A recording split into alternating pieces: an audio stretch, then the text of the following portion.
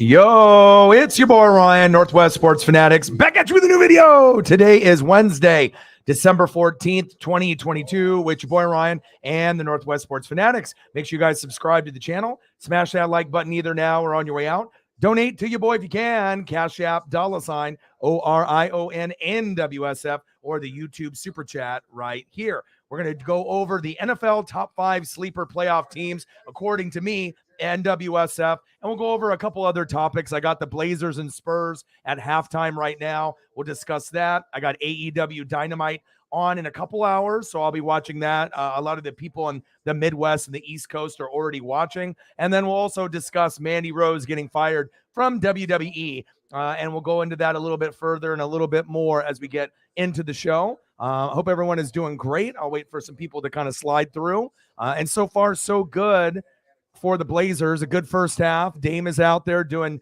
Dame-like things, 73-57 against the Spurs on the road. Let me see what the stat line is right now. Lillard's got 22, 4, and 3. Not bad at halftime. And then Anthony Simons has got 15. Jeremy Grant with 14. So a nice solid start. I mean, anytime you can get over 60 at half, you know, that's money. But 73-57, we got to find a way to get kind of closer towards the top, you know, of the Western Conference. At one point earlier in the year, they were first place. Dame got hurt, and now they're kind of sliding a little bit, but starting to get a little bit healthy. But again, I hope everyone is having a fantastic day on this Wednesday.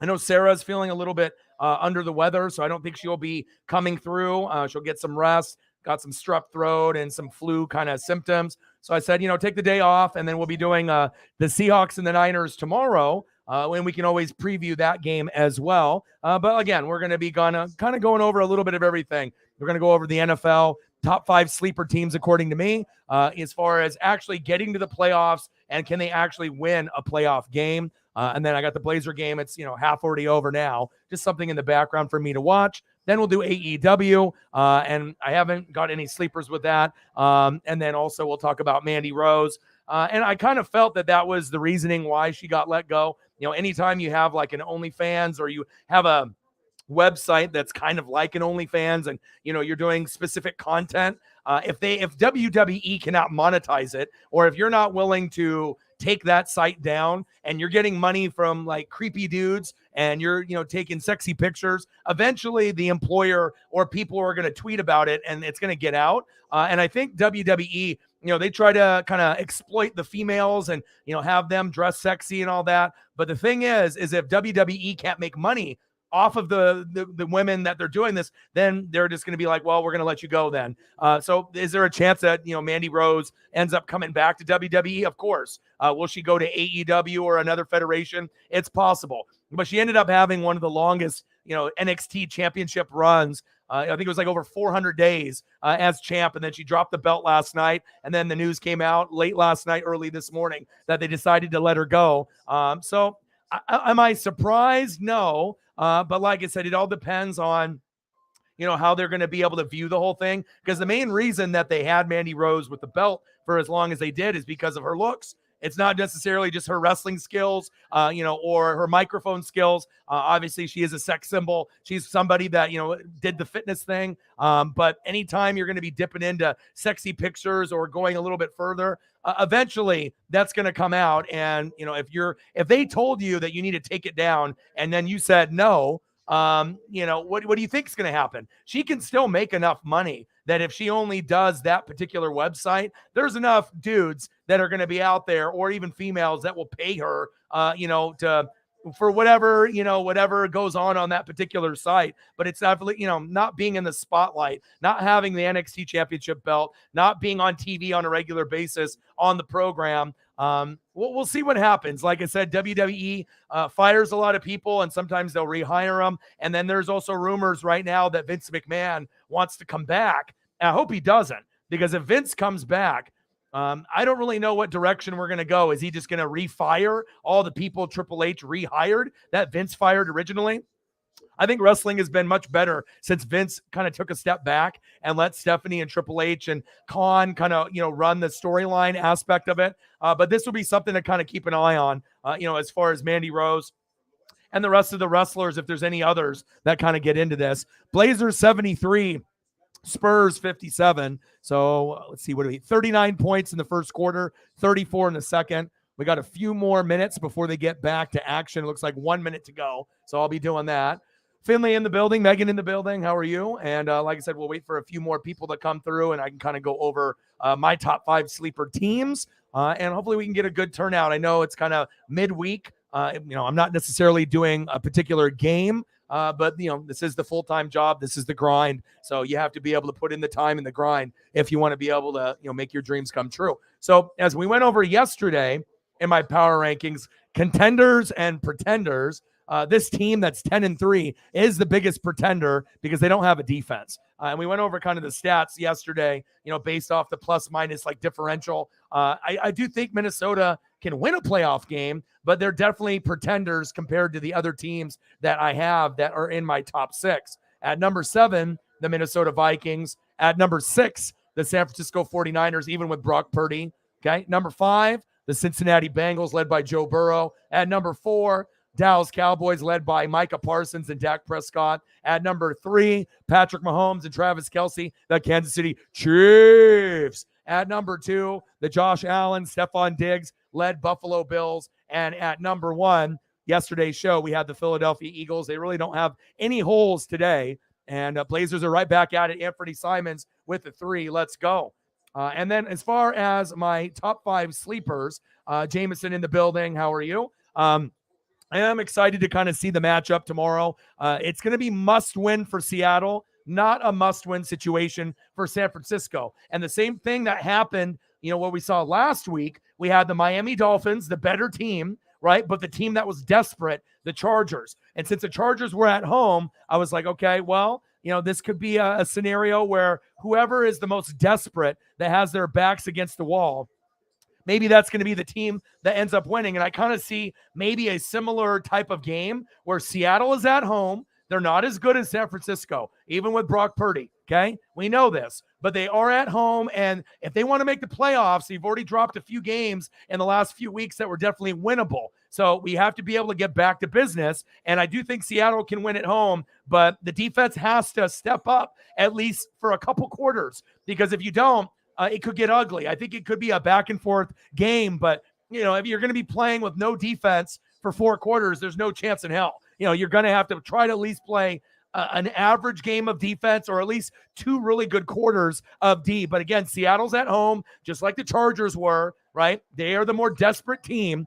The Niners and the Dolphins were on the road. Those were the better teams. So I am ready for a good matchup, but I do think the Niners are better, but I do think Seattle can win tomorrow, but we just kind of have to wait and see. So let's go over my top 5 sleeper teams. And it's not necessarily like we already know if these teams are like fringe, playoff team. Are they a wild card team? Are they a team that can actually win a playoff game? So when I made the video, with the headline, this is the NFL top 5 playoff sleeper that actually can win a game, I feel, or, based off my rankings, the higher the ranking is, the better chance I feel that the team can actually win a playoff game. And it's very possible that every single team that I have in my top 5 doesn't win a game. Maybe they make the playoffs and they lose in that first round, but the higher we go, the more confidence I have in these teams, even though they might not have defense, they might not have certain pieces as a complete team. But I'm excited to kind of go over this list with you guys. So let me get here and all set up with the logos here. I would be. It's desperation. I've been watching sports since 1985 on a very, very thorough, in-depth basis. And even though even if Seattle was on the road, I still think that they could win. You know what I mean? But you were at home, so that helps. Just like in the Chargers game, I did predict the Chargers were going to beat the Dolphins. And like I said, the Dolphins are better record. Niners are better. But who's more desperate? When desperate teams have their backs against the wall, they usually fight a little bit harder, knowing that if the Niners lose and they drop to 9-5, are they still going to make the playoffs? Yeah. Are they going to win the division still? Yeah. Is it going to be detrimental to the team moving forward? No. So with Seattle, this is must win. If you drop the game and you go to 7-7, can you still make the playoffs? Yes, but I mean, gaining confidence, towards this, back end of December, you have to finish strong. 3-1 or 4-0 in these last 4 weeks. If you finish 2-2 or 1-3, you're fucked. You're screwed. It's not going to work. So even though I know a lot of experts, and I think the Niners are the biggest threat to the Green, not the Green Bay Packers, but the Philadelphia Eagles, I do think Seattle has a shot. But obviously the offense has to be flowing, and against a really tough defense, they might put the clamps down on Geno, the running game. We also have to monitor Kenneth Walker, his situation. But this is a great opportunity for a rivalry game. Seattle hates the Niners. The Niners hate Seattle. This would be a big statement win, even against a third-string quarterback on the Niners. You're going to take it. And again, there's been a few games that we've seen Seattle recently that they've lost where I think they should have won. You know what I mean? And the only thing that really has held them back is either maybe poor reads from Geno forcing the football, maybe some unlucky interceptions, or the defense just wasn't there. But for the most part, Geno's been great, but in some of the games, there has been some shaky moments. But realize, when you go against a good defense, no one is going to be 100%. No one is going to be, just perfect all the time. Even Patrick Mahomes makes mistakes, and that is big facts. Caitlin is in the building. Congratulations. Jameson's in the building. Megan's in the building. How are you? And I want to give a special shout out also to our boy. He messaged me today. His dad died last night. Alan. And if you guys know Alan, he's a Cowboy fan. He's been on the channel for, a few years now. I think he had his grandma pass away, his child pass away, and now his dad passed away last night. And he messaged me, and, prayers up for him. And, it's one of those things that, I'm always going to try to make sure I'm there for the people that are there for me. And he said, that's my dad. So we were watching the Cowboys, early 70s. He said this Sunday, the Jags and the Cowboys won't be the same because the funeral is this Saturday, a day before the Cowboys play. And he said, bro, I love the support I get from you. So you lift me up when I'm at my fucking lowest. If there's anything I can do to repay you, don't hesitate to ask. You, love you, O-Dog. That shit means a lot. Who gives a fuck on how many people I have in the room, how many subs I have, 20,000? I could give 2 fucks about that. Those type of messages, really mean a lot, because a lot of streamers don't really give a fuck about the fans. They say they do, but they really don't. They care about views, subs, money. That's what they care about. But, I do get to know a lot of people that are close to me here on the channel. So prayers up, for Alan. And like I said, he hasn't really been mentally okay. And I felt like he was just ready to kind of get back to be maybe a little bit more mentally stable. If you have like your grandma die, you have your child die, you end up having, your dad pass away. And this has all happened to him within the last 5 months. So shout out to Alan. Things have been really rough for me on the channel in the last couple months. If things were a little bit better for me dono wise, I definitely would send him something like a Cowboy jersey if I could afford it. But I just can't. I have to be able to pay my bills. And let's just be honest, this month hasn't been good. This month has been very bad. It's been very rough. But I still got to be positive. I got to keep grinding. And as long as I keep grinding, I feel by the end of the month, hopefully we'll probably be at our lowest dono month of the year, with Christmas also on top of everything that's going on. But I feel if we keep grinding, I should be able to get a good amount where if I can get my rent paid and I can get the bills paid and I can do something special for Alan, I'm going to do it. So make sure you let your loved ones know that you love them. You never know when the last day may be. And like I said, I'm going to try to do what I can for Alan. I'm not able to do it today. So definitely been in a rough position. And I just want to say I love you. I appreciate you. And just those little kind words, that means everything. Because sometimes I'll be, NWSF, but other times I'll be Dr. O. And I know a lot of people, it's kind of like Dr. Phil, but much cooler. You know what I mean? So you have a problem, I'll listen. I'll give you kind of my 2 cents. But like I said, you guys already know that I'm not like every other YouTuber that's out there. I'm a little bit different. I do have a little more empathy and sympathy and compassion. So just wanted to throw that out there before I got into the show, because he does mean something to me. I feel really bad with all the loss that he's had. I don't want him to hurt himself. I don't want him to put himself in a position to not be here anymore. And as we know, suicide and hurting yourself, a lot of these things are really important things. Like I saw the story this morning about Ellen's dancer, Twitch, who would do all the dancing on her show. He killed himself last night. He was only 40 years old. I think he had 3 kids and a wife. So even though you look happy, when you're on Instagram, Twitter, TikTok, Facebook, that doesn't mean that you're okay. He's dancing, he's smiling. He had a little post that he did to his mom like the day before, and boom, poof, now he's gone. So that's another reason why I kind of wanted to bring it up. A lot of us do go through those mental health challenges, but if you are ever low or you ever need someone, you can always hit me up on Instagram or Twitter at any point of the day. And as long as I'm not sleeping, I'm probably going to be able to respond. And if I can walk you through a tough situation, because I've been there too. I've been in bed for 3 weeks, where I didn't leave the house, got fired from a job, just mentally was fucked and I wasn't in a good spot. But you got to remember, you got to be able to put yourself in a position to win. You got to be able to eat better. You got to get sunlight. You got to be able to spend time with pets. You got to listen to music, spend time with friends. And if you're alienating yourself, it's just going to make shit worse. And I know that from firsthand experience. So didn't really want to go down like a sad path, but I feel that, this is something that needs to be discussed. It's very important to me. And like I said, I want to let people know in the room, it doesn't matter if you're Alan, if you're Caitlin, if you're Megan, if you're Finley or anyone else. I am very genuinely serious. If anyone needs, just that someone to listen to or vent to, obviously there's going to be other people, your other friends, brothers, sisters, other people maybe on social media that you're close to, but you always got me as a resource if you need it. Not saying you have to, but if you do need it. Now let's shift over here. We got Blazers 85, Spurs 69. Love you, Alan. I'm thinking about you, and I don't know when he'll be in the room again, but at least he was able to send me that message. And he actually, when he sent me a screenshot of his dad in like the obituary.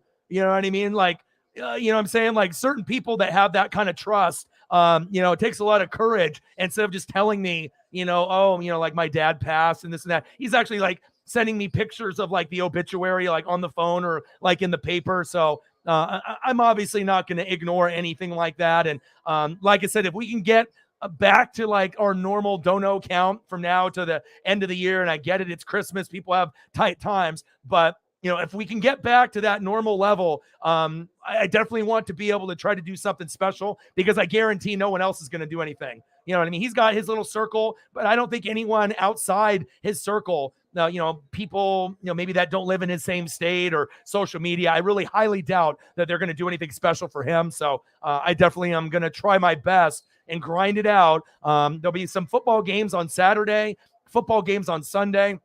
So I'll be doing at least one on Saturday, one on Sunday. Maybe I'll do 2 and 2. I don't know. My buddy's birthday is today. I know he's going to be celebrating on Saturday. But again, if I hang out with this crowd, I don't want to get too tore up where I might not be able to record, on that Sunday, even if it's Sunday night football. So, but yeah, so like I said, just something to keep an eye on. And like I said, if you are friends with him on Twitter, maybe, shoot him a little words of encouragement and a little empathy and sympathy. If you're not, if you do see him come in the room, obviously be careful with the words that you say, but make sure you show him some love. Like I said, love can always cure a lot of things. And like I said, I spend all my time with Paisley. I don't even really interact with a lot of my friends here in Oregon that much anymore. And sometimes just having that interaction can definitely go a long way. So again, we went over my top 7 contenders and pretenders. If you're just hopping in, obviously the 10-3 record.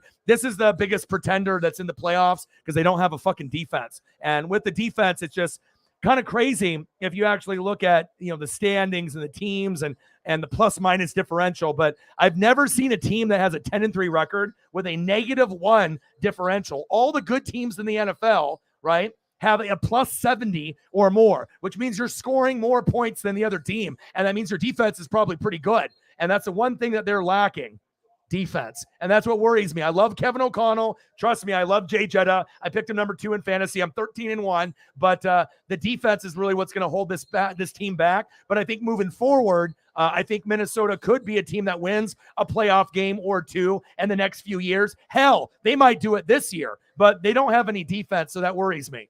Okay, that's number 7. At number 6, the San Francisco 49ers. At number 5, the Cincinnati Bengals. At number 4, Allen's team, the Dallas Cowboys. We damn boys. At number 3, the Kansas City Chiefs. At number 2, the Buffalo Bills. And at number 1, the Philadelphia Eagles. So let's go over my top 5 sleeper teams. At number 5.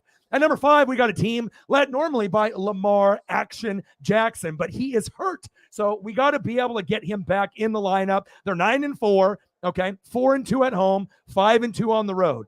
3-0 in the division, 6-3 in the conference. So very, very good. They have a plus 51 differential. But what worries me is if Lamar cannot get healthy in time, this team is going to start sliding, and they're going to possibly miss the wild card, because I'm not really sure if you're going to end up having 2 teams from that particular division. You know, it's going to be more than likely the Bills and Dolphins, maybe the Patriots, Jets catch up. You got the Ravens and Bengals. They'll be battling it out. The Titans by default, and then the Chiefs and the Chargers. So right now, the one thing I do like about the Baltimore Ravens is their defense. They actually have one. So they're going to have to really rely on that defense to be able to help kind of lead the way. But again, Mark Andrews hasn't really been a very good factor. He kind of got hurt for a couple games. I got him in fantasy, so I should know. The defense isn't the problem. It's the O-line, the running game, and having Lamar hurt. And we need Lamar back out there so I can get some goddamn points with Mark Andrews so I can win this fantasy football championship. But the Baltimore Ravens, they are a team that could get in, or they could barely miss the playoffs and still have a good record. They could end up winning 10, 11 games. So more than likely, they will probably get in. I mean, if we're actually looking at records and how everything is going. But every game that Lamar is out is a bigger chance for them to lose. So it's going to get really dicey as we get further and further along, because once you start doing like rivalry games, you don't want to be the Baltimore Ravens at 9-4 and then go on like a 4 or 5 game losing streak. You're playing the Browns this weekend on the road. So I know that you can win that game, but they're going to have to get some production from the O-line, D-line, defense, and coaching. Can the Ravens make the playoffs? Absolutely. But can they win a game? I'm not too sure. Even if Lamar was healthy, I'm not sure if Baltimore is good enough to win a game. I'm not saying they're a bad team. I'm just saying that out of all the teams that go to the playoffs, kind of like Minnesota, there's talent here and there's talent there, but Baltimore is in a little bit more of a dire situation because of Lamar. They have a better defense than Minnesota, even though their records are pretty similar, but I just don't know if Baltimore can win a playoff game. Lamar has a hard time winning in the playoffs, and if you looked at his playoff record, it's not very good. We need to get him to win a game before we start talking about Lamar being, one of the best in the world. You know what I mean? We got to be able to get that done. At number 5, the Baltimore Ravens. At number 4, I really, really love this team. And every team above the Ravens, these are the 4 that I really love, that I actually think that out of these top 4 sleeper fringe playoff teams, I actually think that these teams can win a playoff game. The only problem right now with the New York Jets is fucking Breece Hall. And I got to pull up a photo, because if they had Breece Hall in the lineup, I think that they could even compete with a team like the Buffalo Bills. I think this is one of these guys that, he's like Kenneth Walker as well, where we kind of like maybe take these guys for granted as rookies. But if you actually watch Breece Hall and Kenneth Walker, you realize how important these guys are to the team. Breece Hall, obviously, toward the ACL, he's out for the year. But if they had him with that amazing defense from Sauce Gardner, and that's someone else I need to pull up here on the photo as well. We want to make sure we're showcasing some of these amazing pieces of talent, and I'll do that for some of the players in the top 4 here. But let me get a nice Sauce here as well. One sec. I want to make sure I find a good one. Where are you, Sauce? There we go. And Sauce and obviously Tariq Woolen are 2 of the best corners this season. But if you got good defense, you're always going to be able to be in the game. But you also have to have some kind of offense. And even though they decided, at this point to bench Zach Wilson, it's the right move. I really like this team. They're right now 7-6. They're in last place. 3-3 at home, 4-3 away, right? They have a plus 21 differential. They're on a 2-game losing streak. Yeah, I know New England is right there with them at 7-6, and New England has a good defense as well. But I feel out of all the teams that are in the AFC, I feel any team in the AFC East can beat anybody in any other division in the North, the South, or the West. So what I mean by that is if the Jets, the Patriots, or the Dolphins get in, I honestly think that those teams could win a playoff game. Maybe New England, not as much as the Jets or Miami. But if they end up playing a team like a Buffalo, a Ravens, a Bengals, a Titans, a Chiefs, a Chargers, they might be able to be, because obviously we saw what Buffalo did to New England last year. So, yeah, you got Belichick, you got this defense, but you still got to be able to put up points to keep up with Buffalo. And I don't think New England's got the offense to do that. But you know who does? Miami Dolphins do, and the Jets do, even with no Breece Hall. So, this might be a fringe playoff team, a team that gets to the playoffs kind of like this, but loses in the first round. Who's better between Minnesota and Baltimore? It's very clear. It's Minnesota, right? But who has a defense? Baltimore. But who's missing their quarterback? Baltimore. So we have to focus on that as well. But with the Jets, I really like the direction of where the team is going. And if you end up watching the matchups with the Jets, like in the division, I mean, they can compete with Buffalo like every time they play these elite teams. And you're like, well, I don't really know if they're going to keep up Zach Wilson, Garrett Wilson. What's going to happen there? Breece Hall not playing. The one thing that's really constant for the Jets and Saleh coming over from the defensive coordinator from the Niners a couple years ago is defense. And I'm a defensive guy. So I honestly think if the Jets played the Bills,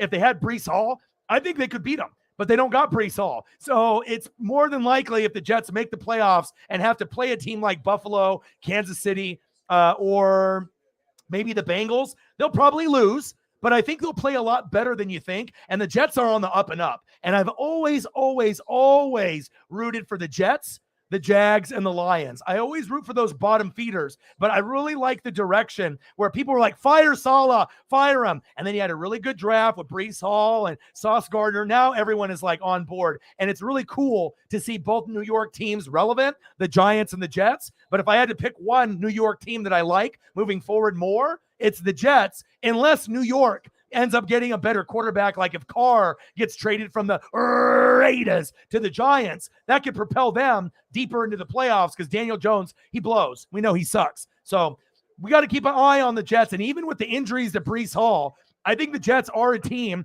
that if they make the playoffs, if they do, they are one of the biggest threats in the AFC, probably top 3 sleeper team that could play someone that takes them for granted, punches them in the mouth, and could end up winning a game. I mean, if you guys have watched the Jets play this year, they played good. They're like Seattle. Yeah, you might not be fucking 9-4 and you lost a couple heartbreakers, but how many people saw Seattle or the Jets at this point at 7-6? Nobody. Let's be honest. Anyone that's saying that they saw it coming a mile away is a fucking liar. And we know that's true. So at number 5, the Baltimore Ravens. The number 4, the New York Jets, Jets. And then before I get into my top 3, I'm going to go through some of the comments here, and then we'll get caught up. Jameson in the building. What to do? 89-83. Blazers are only up by 6. We're blowing the fucking lead. Yes, I know. And that's why I was thinking about you if you were going to show up, because I was like, oh, maybe Finley's watching this. And then I've watched this since the beginning. So, I mean, I'm normally, if I would have started a little earlier, I maybe would have, if I had more money, I would have paid Johnny for a thumbnail with like Dame and one of the Spurs players and did this game as like a live play-by-play. And I will do some Blazer games and some other games of good teams like the Celtics and the Bucks. I will do it at some point, but I kind of wanted to go over some more NFL while I just watched this. And I figured more people would show up if I talk NFL instead of just talking straight NBA. Because like me, I like it sometimes, but sometimes, it's but, if the Blazers are on, I'm going to watch it. But good luck to your team, and you have a big comeback. 92-85 Blazers. Let's go, baby. Jameson's in the building. What to do? Let's see here. Let's keep scrolling down. But also, too, you have to remember, who are you going to play your best football against? Rivals. Because you fucking hate them, right? So like when the Bucks play anybody in the division, when the Niners, everyone is trying to compete, not only for supremacy, in the division, in the NFC West for you, but if you win that game, how good it's going to feel. And, for them, they don't need the win. For you guys, you need it. So if you guys go into that mentality, knowing that their defense is better than yours, they have a D, you don't. But what happens if you can get just some lucky plays? You are going against a third-string quarterback. So if you can find a way for Tariq Woolen to get a pick, to get a couple sack lunches, just to play inspired football. And check this out. I've been to Seattle before. when they played the Niners, okay? Out of all the games throughout the year, okay, out of all the games, what game do you honestly think that the Seattle 12s get riled up the most, regardless of record, regardless if the Niners are 9-4 or 4-9? What matchup do you think they bring their A+ crowd?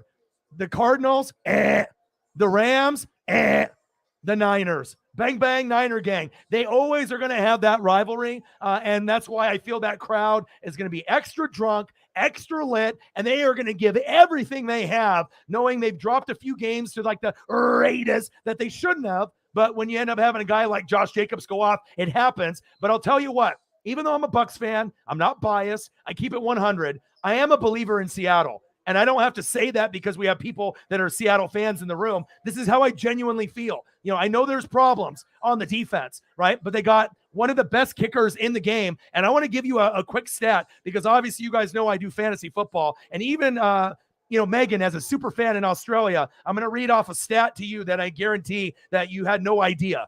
And this is going to make you smarter. You can actually take this stat that I give you, and when you go to your Seahawks room and you end up, talking about the Seahawks, you can bring this up. You can take credit for it. You don't have to credit me. You can take credit for it. But remember when I told you I got a double dip? I went for Geno and Jason Myers when I drafted Butker and he got hurt. I let him go, which I probably should have kept him on my bench, but I had more needs that I needed to have, right? Then I picked up Koo, and then I picked up Myers. When I saw Myers at the beginning of the year, he had a couple games of 10. And I was thinking to myself, who's going to have a really good offense that's going to get to the red zone 5, 6, 7 times a game, maybe score 1 or 2 touchdowns, but have a couple field goal opportunities every game? And I started to think, okay, maybe Koo with the Falcons, right? But then Mariota started stumbling a little bit. Kyle Pitts got hurt. I dumped him. Then I was like, ooh, Seattle. Geno Smith has been playing good. Offensive line, Kenneth Walker, Tariq Woolen. And I was like, they're getting the ball downfield. They're playing good football. They're scoring more than 20 points, which means I'm going to have at least 2 field goal opportunities. If you kick a 30-yard field goal, 3 points. 40-yard field goal, 4 points. 50-yard field goal, 5 points. So even if I only get 2 field goals, but one's a 50 and one's a 35, that's 8 points, couple extra points, boom, I'm at 10. And that's what you shoot for. So with Jason Myers, and we'll get into the rest of the teams here, his numbers in fantasy this season: 6, 1, 11, 13, 10, 13, 16, 11, 8, 6, 10, 10, 6. Right? So even at week 3, I had a projection in my brain that he was going to be one of the best kickers in the NFL. I believed in him. Has he ever been this good prior to this year? No, because obviously him and Geno are kind of a combined thing with that offensive line, right? I'm going to read this to you, and it's going to blow your mind. Myers connected on a 27-yard field goal on all 3 extra points tries and Sunday's 30-24 loss to the Panthers, another game that you guys should have won. But Myers was perfect from short range to retain his spot as, check this out, the league's most accurate kicker this year. You would have not believed that unless I told you that. Okay, he's hit 24 out of 25 field goal tries. Let me say that again. The number 1 kicker in the NFL is Jason Myers, and I picked him up early because I projected that he was going to do this well, and he did. The most accurate kicker in the league, 24 out of 25 field goal tries, including all 9 boots over 40 yards. He's averaging just 2 field goals per game. So he is going to be a solid piece, but I guarantee more than likely you didn't know that stat, and you can also press that forward. But I do think there is a chance to keep the game closer. We know the Niners are the better team, but at home, desperation, desperate team, rowdy drunk fans, you have a chance. And like I said, I'm going to be rooting for you guys, even though I grew up a Niner kid, right? And I grew up a Niner, rooting for the Niners, Jerry Rice, Joe Montana. I actually am going to be rooting for Seattle in the matchup tomorrow because I want Seattle to make the playoffs. I would hate for them to miss the playoffs after all the success. Plus, if they make it, that means that Geno might be able to get his payday unless they decide to do something crazy and draft a quarterback, which I hope they don't do, but you never know. So hopefully they decide that Geno is a long-term answer. So 24 out of 25, the most accurate kicker in the league. Your boy got Geno Smith and Jason Myers, and I'm 13-1. So your boy knows football, and there you go. That'll give you something that you can end up, sharing with some of the other 12s, because I guarantee, some people, they'll have the information of Geno, DK, Lockett. Everyone can have that information. Going a little bit deeper, that's what we get, the NWSF, and that's what you're going to get here. Let me see here. Jameson. Yeah. Well, and like I said, you're injured right now, and you're another, team that, you could get things going, but it just hasn't been very good as of late. But if you get in, you are one of the teams that could do some damage because of what? Your defense. I totally agree. Let me see here. Let's scroll down. Congratulations. Appreciate you. I bet. I did see that, but also, we still have a few days before we get to game day. Things could get aggravated. And also, if you're trying to make a long-term push, if you sit him out for one more game, that might be better for his health, for the rest of the season. But you almost can't win the game without him. So I assume that if he can go, even if they drug him up, he's going to go, because they're going to need him to get in the end zone at least once, maybe twice, to be able to balance out that really, very aggressive, rush-heavy offense and that elite defense that they have as well. So, but I'm rooting for him to get healthy. So that, at least that one thing you got going for you. Breece Hall out for the year. Kenneth Walker, it's minor. So let me keep scrolling down. And we'll get into my top 3 teams as well.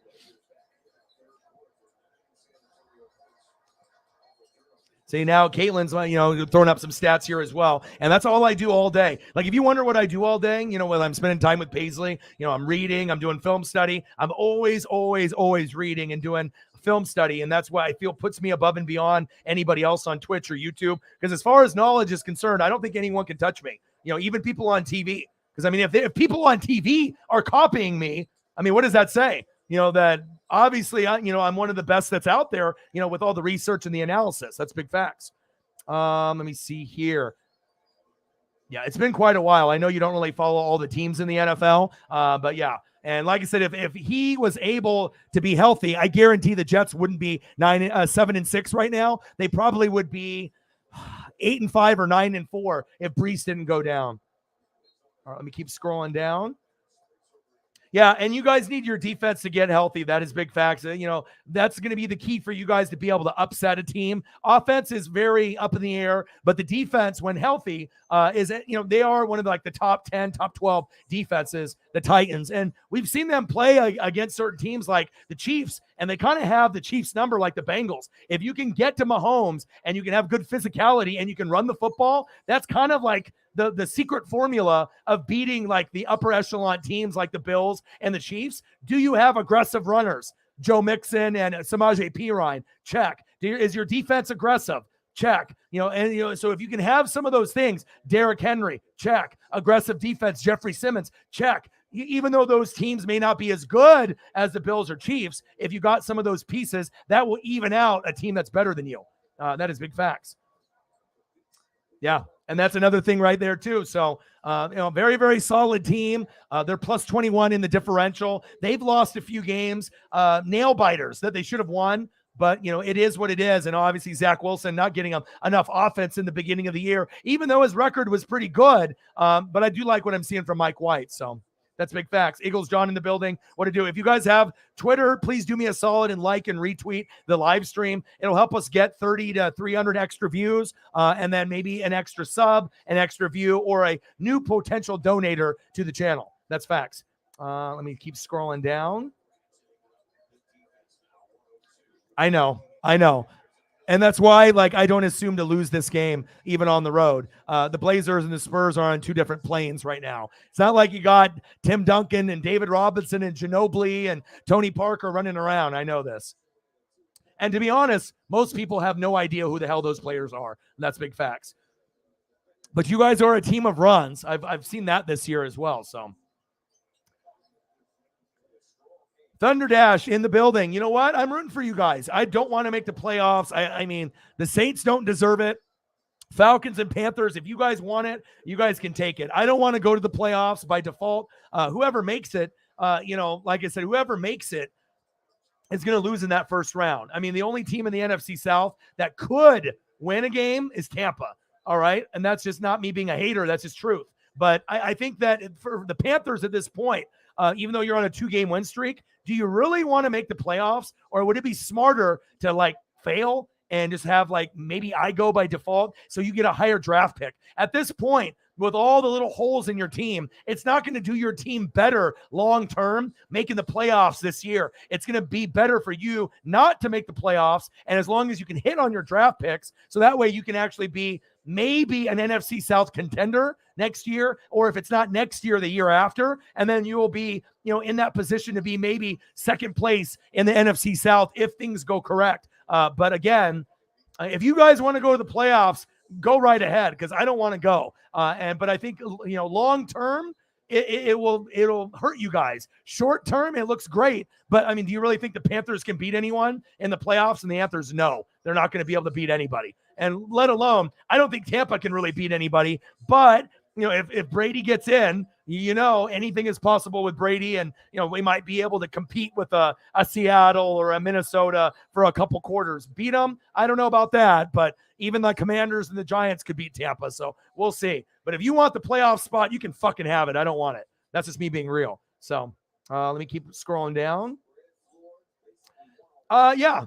Right. But you got to think, are you thinking short term or are you thinking long term? Because obviously if you want to go long term, I mean, because if you make the playoffs, that could be the difference between getting a franchise guy in the draft or not.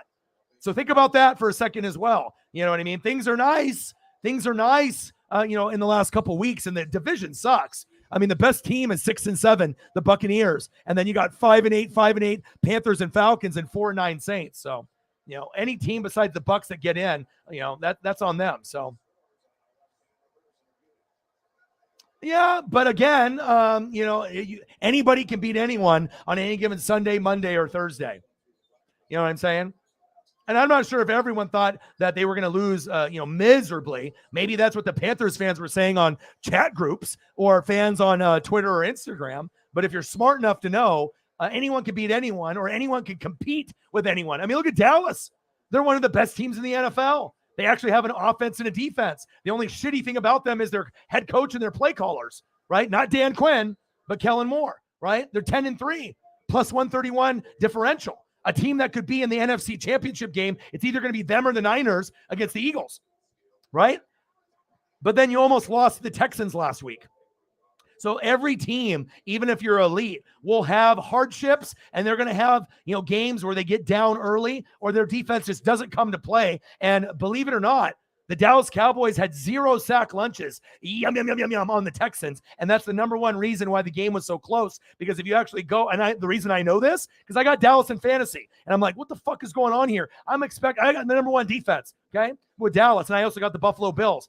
I expect Dallas to get me 10 to 20 points in fantasy. When you get me 3 or 4 points, I'm like, what the fuck happened?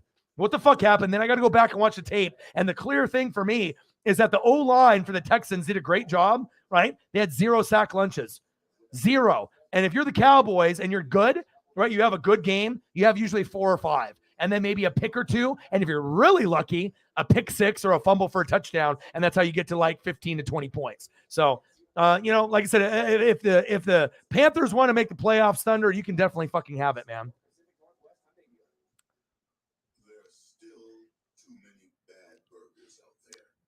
Yeah, but you should be. Why wouldn't you be a fan of Myers? The guy's the best kicker in the NFL this year. He's missed 1 kick. If you didn't have Myers, what do you think your record would be? Like probably 3 wins this year. So he's single-handedly won at least 4 games for you, half of your games, for just being a consistent kicker and going distance. So, I mean, kickers, not everyone's going to be Justin Tucker, okay? You know what I mean? But if anyone should love the kicker, it should be you guys. It's your fucking team. It's your guys' roster. I mean, I shouldn't love him more than you do. I mean, this is your guy. So I'm just trying to show some awareness that let you know that maybe you didn't really recognize the stats. Maybe you didn't recognize that Jason Myers is the number 1 kicker in the NFL. Maybe you didn't realize he's only missed 1 kick, because who actually looks at kicker stats? No one on fucking planet Earth but me. So keep that in mind. And that should be someone that you root for. And if he ends up sticking with the team, maybe buy a jersey. You know what I mean? Just because a guy maybe hasn't been good for his whole career doesn't mean he can't be good moving forward, aka Geno Smith. Okay, there we go. And I'll even throw up a photo of him. We might as well. I mean, the guy's been leading me to a fantasy championship. Calm down, honey. Calm down.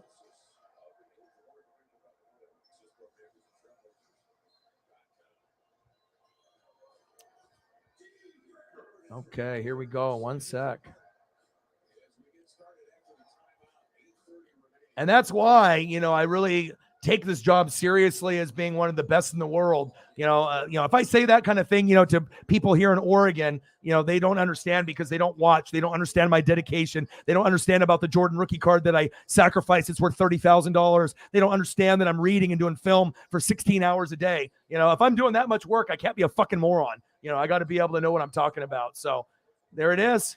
There it is. And like I said, if you guys end up making the playoffs, he's going to be a big factor of it. So, you're always going to learn something new on the stream, every single stream. And you can be the most hardcore Seahawk fan, but chances are I might know something that you might not know. So that's something that you can pass on to your other 12s in your Seahawk chat, because I guarantee there's only probably a handful that know that stat or that are even willing to look at that stat, even if you're the biggest 12 fan on planet Earth. That's facts. And yes, a happy birthday to DK as well. Let me throw a DK up here. Let's do that. Definitely love me some DK. DK's great. And I'm always going to look at the most underappreciated players. Everyone is going to show love. Geno, Pete, DK, Kenneth Walker, Lockett, but what about the offensive line? What about the defense? The small bright spots there. What about the punter? What about the kicker? These things fucking matter. This is a team game. You're not going to be able to win it with one guy dominating like in basketball, with like Kobe and Jordan single-handedly taking over a game and winning it by themselves. Even the best quarterback, Mahomes, can't win it by himself. That is big facts. Team atmosphere, team game. And obviously if I have guys rostered on my fantasy, I'm not going to roster anyone that's shitty. I'm rostering guys that I truly believe in that are the best in the world. That's facts.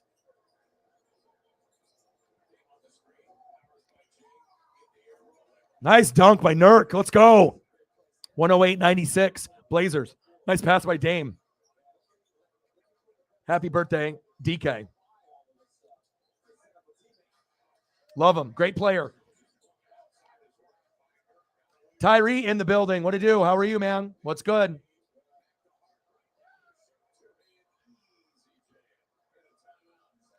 Tyler's in the building. What to do? Well, like I said, there's many teams, based on how they've been playing, that are kind of fringe. So if you're looking at the fringe teams that are starting to get hot at the right time, Carolina Panthers, the Detroit Lions, the Green Bay Packers, and then obviously we have Washington and New York that no one believes in, right? But if Saquon is healthy, they can, start winning some more games. And I have him in fantasy, so I should know. And if the numbers have been down, that's why the record is 7-5. And obviously, if you're starting to look at the streak that the Commandos have had, they have started to get on an upward tick as well with their record. So the Commandos, if they get in, they could actually win a playoff game. But we definitely have to keep an eye on the Panthers, the Lions, the Commandos, and the Giants. And then I would say, as far as AFC, the Jaguars, I would be keeping a little eye on them. And then obviously the Patriots as maybe the other one at, as far as the teams that I don't have on my list, that if they get hot and win a couple more games, if you're sitting at like 7-6 or 5, 6, 7 wins and you can win out and get to 9 or 10 wins, you fucking might get in.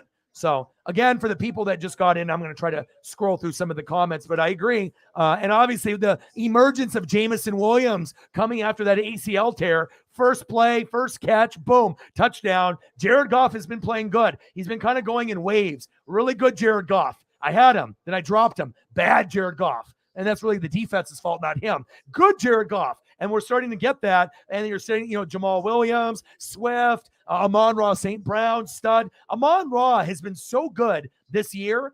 When we go to the fantasy football drafts next year, Amon-Ra is going to be drafted higher than guys like Mike Evans, Keenan Allen, and maybe even higher than guys like Diggs. It's going to be like, Jay Jetta, Devontae Adams, Tyreek. But right after like those first four guys, Justin Jefferson, Jamar Chase, Tyreek, and Devontae Adams, right?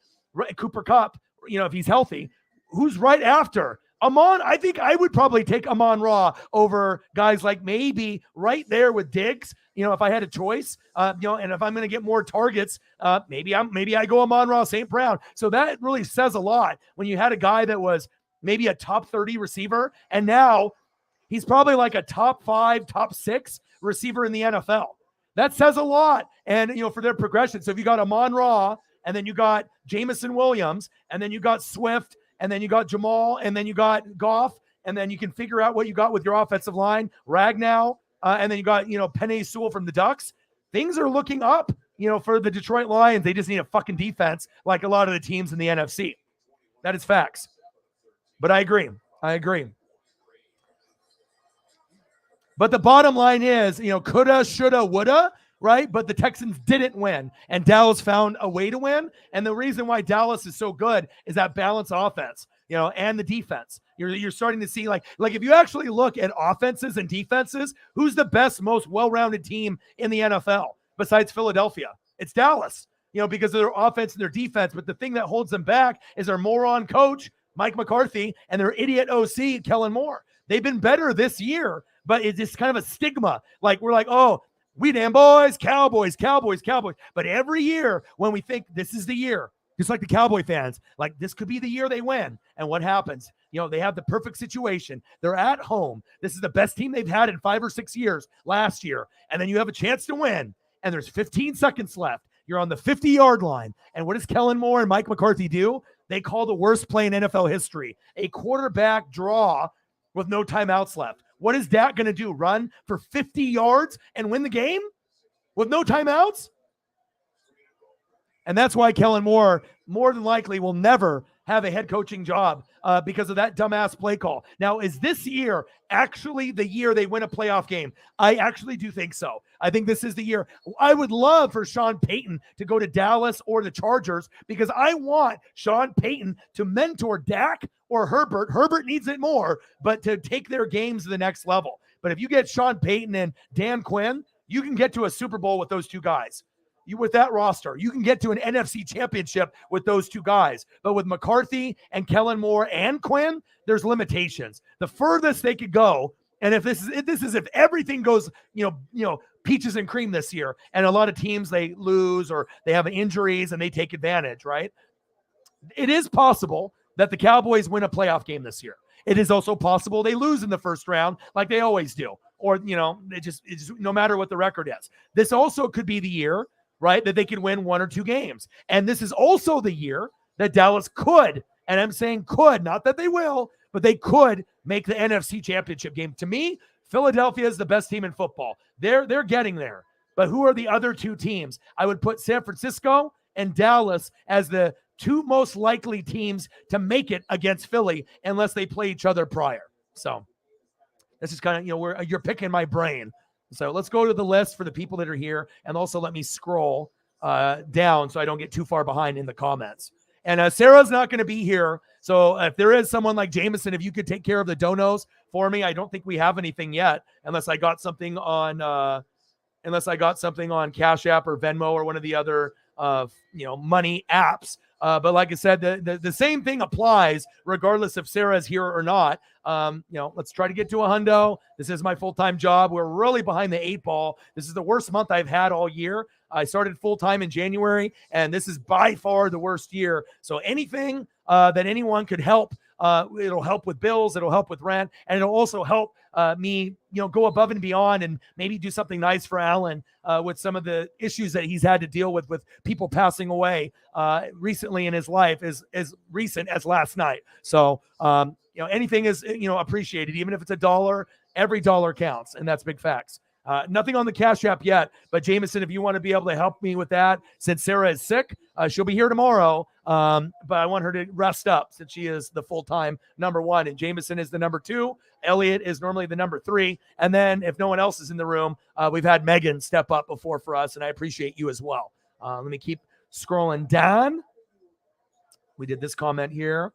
It is possible. And it's funny too, because me and Holly had this conversation like, God, when did we have it? Maybe 6 weeks ago. That what are the teams that maybe could make a run, but it's not likely, but it would be cool to see them, get in. And we were like Jags and Lions. But back then it's like, I don't know, but now, the way Trevor Lawrence is playing, the way that team is motivated, the way the Jags are playing and the way the Lions are playing, if anybody slips up in the division that they're in, it's possible. It's possible that those teams could maybe get in, but they're going to need help. But, you never know in football. That's why we love it, right? So I need Jameson's help. He's like, see you later. I'm going to go to my friend's Twitch stream. No problem. I'll have someone else help me out. So it's no worries. Go there and do your business, brother. Yeah.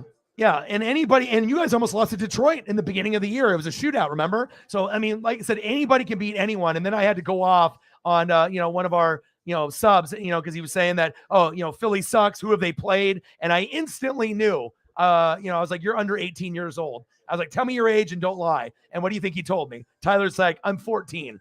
And I was like, I knew it. And I was like, I bet you're a Cowboys fan. And I got that right as well. So, anyone that ends up saying certain comments or the way that they type, I can usually tell if you're young, middle-aged, or an OG. I can usually tell, not necessarily intelligence-wise, because just words, on your screen name, but there's times on what is said, how it's said, and the way it's spelled. I can kind of tell most of the time, how young or, what we're looking at, So, and like I had to put him straight, it's like you can hate all you want. And, but if you're going to just be talking shit, like just every other Cowboy fan without giving where credit's due, both teams are great. But to say, Philly hasn't played anyone, they are the only team this year that is all in. And last time we had a team that was all in, right? What happened? They won the Super Bowl, and they were named the Los Angeles Rams because they picked up Von Miller and OBJ. And also remember a team in 2017 that went all in and got Jay Ajayi. What happened? They won the Super Bowl. So when you're picking up guys and trying to go all in at the very end, even guys like Ndamukong Suh, those will be guys, even if they're role players, that will make a difference, based off depth, because you got to have depth in the NFL. And you're 100% correct. So, and that's crazy that I had Butker, and normally I never drop a kicker I draft, especially when I draft a top 3 kicker. I tried getting Justin Tucker. I couldn't get him. Carlson, Sarah got him, for the Raiders. So, and then you got guys like Butker and then Evan McPherson, Holly got. So I was like, okay, I got Butker, and then he got hurt. I should have probably hung on to him, but I just had this weird gut feeling after I picked up Koo and he started to struggle that there was someone that I was going to find that no one is thinking that's going to be a good kicker. And lo and behold, I'm 13-1. And, if you look at my roster, I mean, I got all red. But it's looking pretty good, even though I got all red in the matchups, and we'll get into that here in a second. Pretty amazing, right? And even though he's not a big name, the reason why I'm so good at fantasy and, borderline great is because I don't care about the name. I care about stats. So if Geno Smith and Jason Myers are doing good and everyone on planet Earth is a fucking moron and they can't see it, you know what I mean? I'm going to let people know. And I'm going to try to let them know early before everyone else. I don't need to see, fucking half a season to be able to know where the trajectory is going to go. So, absolutely. And he's a big part of why I'm at where I'm at. That's facts. And that's why I pride myself. You could be a fan of your team, but that doesn't mean that I don't know just as much as you, even though I'm not a Packer or Seahawk or Chief or Raiders fan. But you best believe I'm on that same level as any hardcore fan, sometimes more. Just because of the amount of reading that I put in. He's amazing. I mean, you know him only from USC, but what he did at USC compared to what he's doing in the NFL is night and day. So imagine what you remember seeing, little bits and pieces of him doing good in college. What he's doing in the NFL, he has a chance to be one of the best in the NFL. Like he has a chance to be, before his career is up, to be labeled the number 1 receiver in the NFL. He's that good. Like to say that, like he could be number 1, number 2, like right there with Jamar Chase or Jay Jetta or Devontae Adams or Tyreek or Cooper Kupp. I wouldn't say that unless I really believed it. And I've watched him throughout the year. He gets a lot of opportunities, but not only does he get opportunities, he's just a great player. He's got great route running. He got great hands. He's a touchdown machine. And he is a franchise wide receiver. And when they drafted him, they didn't know he was going to be this good. They took him thinking that he could be a wide receiver 2, but he blossomed into a wide receiver 1. And now he's a top 10 wide receiver. And most people think he's top 6, like myself. And I know there's other guys that, Stephon Diggs and Jay Jetta and Devontae and Tyreek and Cooper Kupp, even though he got hurt. So if he's in that same category, what does that say about him? It says he's pretty fucking good. I would take him in a heartbeat. And so that, maybe it'll give you a reason to watch Lions games, to follow some of your USC players once they go from college to the pros. I mean, I do that with my Duck players, so that's why I'm, always watching Justin Herbert and some of the others as well. 62-yarder. Absolutely. Caitlin's busting out the facts today. I love it. There we go. On cue. 62-yarder. And there's guys that can kick more than that, like Tucker. Said Texans lost because you remember the other. Yeah. But honestly, at this point, they already know they're bad. So when you know you're bad and you give your 100% effort and you still lose, I mean, it's like you don't have to be like tank and give out like 50% effort and miss tackles on purpose. Like, guess what, Houston, you suck. Like, you're going to get Bryce Young next year, and hopefully that changes the franchise. But even with Bryce Young, you still got like fucking 13 holes to fill out of 22 starters. It's not looking pretty. So.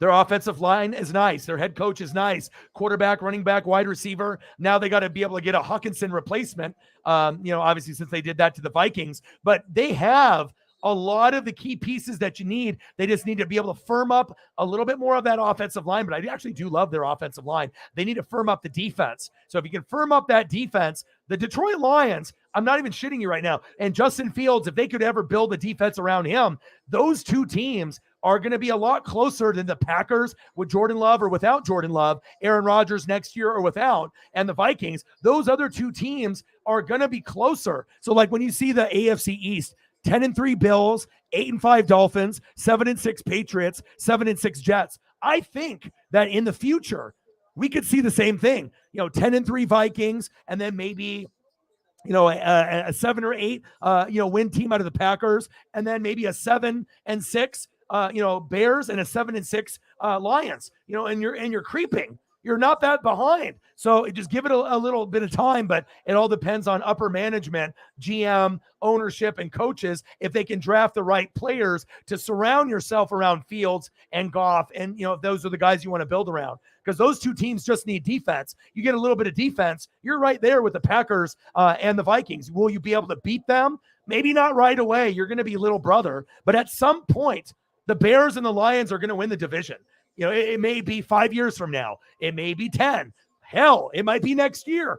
Someone gets really good like Detroit. All of a sudden, Green Bay has some injuries, Minnesota, and maybe Detroit gets 10 wins next year and wins the division. I mean, is that too crazy to think? They get a couple free agents on defense. They draft some guys on defense. They end up having not a piece of shit defense. Their defense just sucks. It's not crappy. And maybe you improve a little bit. And there's always going to be teams that are a year early. Remember, it's like you always have teams, you're like, damn, these guys are kind of good, but they're like a year early. Perfect example, the Minnesota Vikings. I thought within the first 3 years, they're going to win the division. But if you remember and you check the receipts, I said that they were going to win 10 to 13 wins this year. What are they at right now? 10. And I said that they could win the division this year. Most people were like, no, Orion, maybe 2-3 years, 4 years. Come on, Green Bay, other teams. But lo and behold, Minnesota Vikings don't even have a fucking defense. Ding dong, bing bong, 10-3. So, I mean, I don't think we're going to get a 14-3 Minnesota Viking team, but it is pretty crazy to think that Jay Jetta, is the best receiver in the game. I had a feeling, I picked him number 2 in fantasy, but overall, if you want to be able to win the division with no defense, you can do that. But if you actually want to win a playoff game, Minnesota got to have defense. And it's not like they don't have names. Patrick Peterson, Harrison Smith. You got guys that are out there, but you just don't have enough depth and you might have to get a better defensive coordinator and get a better player for that as well. So, see, and I know you read, you know what I mean? I know you do. And like I said, and I feel that like if you compare me to anybody that's got more subs than me or people that got less subs, like only true sports fans, right, with the heavy research. And you got to understand, I could have just done this for Tampa Bay only. And I'd still get people here, but the simple fact that I got enough dedication to do it for all 32 teams, acting like every team is my own. Name one other YouTuber that's doing that right now. Name anybody on TV that's doing that or podcasting. There's nobody that's doing that. So that's one thing that I feel that's why we're the most slept on. Yeah, there's people that got great thumbnails. Guess what? I got the best in the business. I got Johnny Thumbnail. If I can afford it, I'm going to have it, right? So just because other people aren't woke yet to the fact that we are the smartest channel on YouTube for research and obviously stats and analysis and breakdowns, there's going to be a lot of people out there that got good collabs. They got more subs, more views. They got other things going on. But one thing that they don't got compared to this channel is the people in the room that have the intelligence, and some of you guys go to these other channels as well, but no one is going to be able to outwork me here. I take a lot of pride in that. Some people like my voice. Some people like the fact that I do many things, but no one will outwork me on the NFL side because I literally am taking every team as my own. And if you ever see a fan come in, a Jet fan, a Lion fan, do you ever see me stumble? Do you ever see me like, oh, fuck, let me get back to you. Let me answer that question tomorrow, like some of these other streamers. It's like, you got to be able to know that info. And that is 100% true.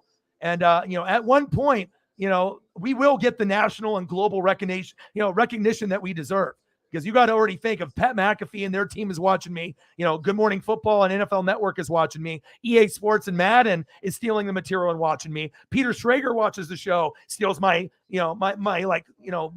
kind of like my original content, with the Sack Lunch and the Uncle Mo. So if those people are watching, obviously they respect you and they want to be able to steal your material because it's unique and they know I put in the work. The only thing that's missing is a big sponsor, or something that happened, we go viral or something of that nature. But this is 100% true. And that's why I'm proud to have people like you in the room, because I know you pride yourself on the heavy research as well. You know what I mean? Because there's a lot of people that think they're sport experts, but well, and I know goddamn well, there's a lot of posers out there that think they know, but they don't know. You know what I mean? And like I said, it's not to be like, well, I'm so much better than everyone else. It's just to create an environment to let people know, hey, it's okay not to be biased. It's okay not to be an asshole to the rivals all the time. And the main reason why I do it is karma. Because if you're just going to be an asshole towards the other fan base, right? Imagine being the Washington Redskins. Fuck Donovan McNabb. That guy's a piece of shit, right? He's fucking sucks. Fast forward like 5 to 8 years later, and the Washington Redskins' new quarterback, Donovan McNabb. What do you think those people did that were talking shit about Donovan? They bought the jersey. They represented, so you can always talk shit, right? But you never know who might end up there. Oh, Carson Wentz, that piece of shit. Yeah, he sucks. Yeah, they couldn't even win it without him. Yeah, he's garbage. He's trash, right? Fast forward a few years later, the Washington Commandos, new quarterback, Carson Wentz. So you got to make sure, if you cannot be biased, you can still have passion and love, but you can appreciate greatness. And that's what I try to teach. You can appreciate greatness even if it's on the rival. Do you really think I want to fucking watch Saints games from beginning to end, or Panthers or Falcons if I'm a Tampa Bay hardcore fan? Most people would be like, hell no. But I like seeing greatness where I can think, okay, if Demario Davis is like available, would I want him on my team? Would I want Cameron Jordan? Yeah, I know Lattimore is kind of a piece of shit and he loves to argue with Mike Evans, right? But even with the jibber jabber back and forth, is Lattimore a good player? Yes, he is. Am I going to discredit his talent because he's on the other team? No, I'm not. Would I take Lattimore on Tampa Bay? Yes, I would. So I look at it like that. So just because there's guys, on the opposite team and you can be rivals and hate them, right? But you can still admire some of the players. And, sometimes, if the sports gods love you enough, sometimes that elite player from that other rival team, eventually they'll join your team. And hopefully when they do, they're not washed up and you can get a little bit of production out of that. So that's big facts. That is big facts. Absolutely. I'm excited. And I was, Jameson Williams is so good that I don't know if you guys, some of you guys watch college football like me heavy. I know Sarah watches college football heavy, but Jameson Williams was so good in college that if he didn't get hurt in that championship game against Georgia when they lost, he would have been the first receiver taken off the board. No doubt. 100%. So I don't think he would have even ended up on Detroit. So Detroit actually got a steal as long as there's no reoccurring effects from ACL, MCL, PCL, surgery. This guy has a chance to be very, very special, especially with Amon-Ra and him. Regardless if it's Goff or a new quarterback, this could end up being one of the biggest duos moving forward. This is like the breaking out party. Like, you don't really know it unless you can like foreshadow and see the future. But based on what we've seen, Amon-Ra looks like he's a top 6 wide receiver. Jamison Williams is a top 30. But if he continues the upward trend, he could maybe be top 20. And then you'll have like a number 6 and a number 20. The number 20 guy gets a little bit better, maybe gets all the way up to like 16. And then you can have a really like nice 1-2 combo like a Mike Evans, Chris Godwin, or a DK Metcalf, Tyler Lockett. It's kind of exciting. I mean, and I haven't even talked about him, Aiden Hutchinson. You already got the franchise sack lunch, yum guy already there. I mean, being a Detroit fan, normally it's like, oh, Barry Sanders, Megatron. Now you're looking at Detroit. Detroit is starting to shape up kind of like the Miami Dolphins. If you've noticed, Tua is a social media hero, right? He's like the number 1 vote getter in the Pro Bowl, and he's not even the best quarterback in the league. So there's certain things where if you can show out and be on the national stage and you got kind of a cool swag, you can make teams like the Miami Dolphins relevant again and the Detroit Lions. So it kind of gives me that Miami Dolphin vibe where I could see the Lions not being the best, but being like, at this point, like maybe an 8-5 team in a year or two. But they got to get defensive players. That's facts. And you know it. You know me. You know me.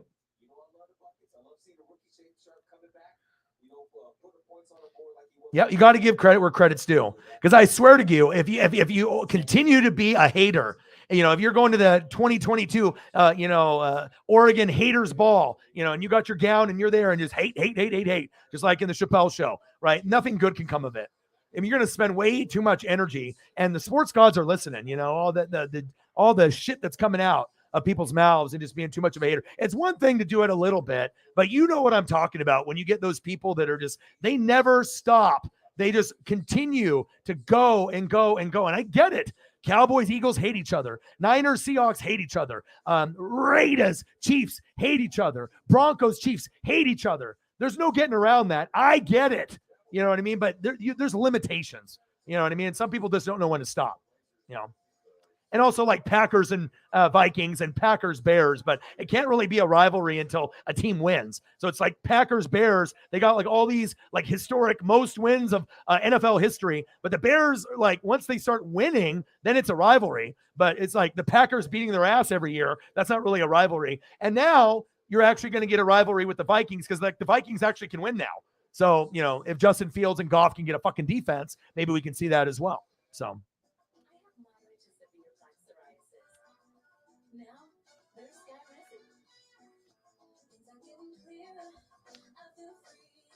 Yes, I am happy. And again, your team is not the same without him. When you had Zach Ertz, you needed him. You need that check down guy, that touchdown machine, that top 5 tight end.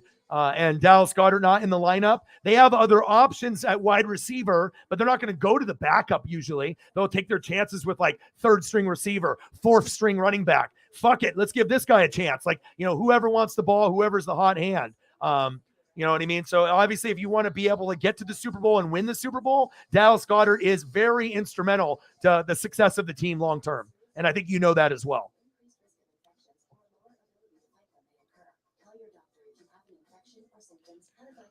Right. Right. And the thing is you had to replace one piece with Zimmer. And now it's time that you not only have to get better players on defense. Patrick Peterson, Harrison Smith are old as shit. You need to replace those guys. You know what I mean? If those guys leave, Harrison Smith is a Viking all-time great, a potential borderline Hall of Fame kind of guy, right? But you have to get to a point where you get a brand new pass rush, better linebackers, better secondary, not going for aging vets, even though Patrick Peterson has made some plays this year, but that you guys can't stop a nosebleed. And I have to keep it real. Like just because we have fans in the room, I can't be like, oh, I have to make sure I say something nice because they're in the room. And, no, I have to keep it honest. If I was just going to play favoritism, people would call me out and I'd be a fucking moron like a lot of these motherfuckers that are on Twitch and YouTube that think they're good and they're fucking not. They think they're so fucking goddamn smart. Repeating what is said on Monday Night Football does not make you smart. But apparently it does for some people that do YouTube and Twitch. They're brilliant. Copying what they say right after they say it. That does not make you an intelligent live play-by-play and reaction streamer. Come on now.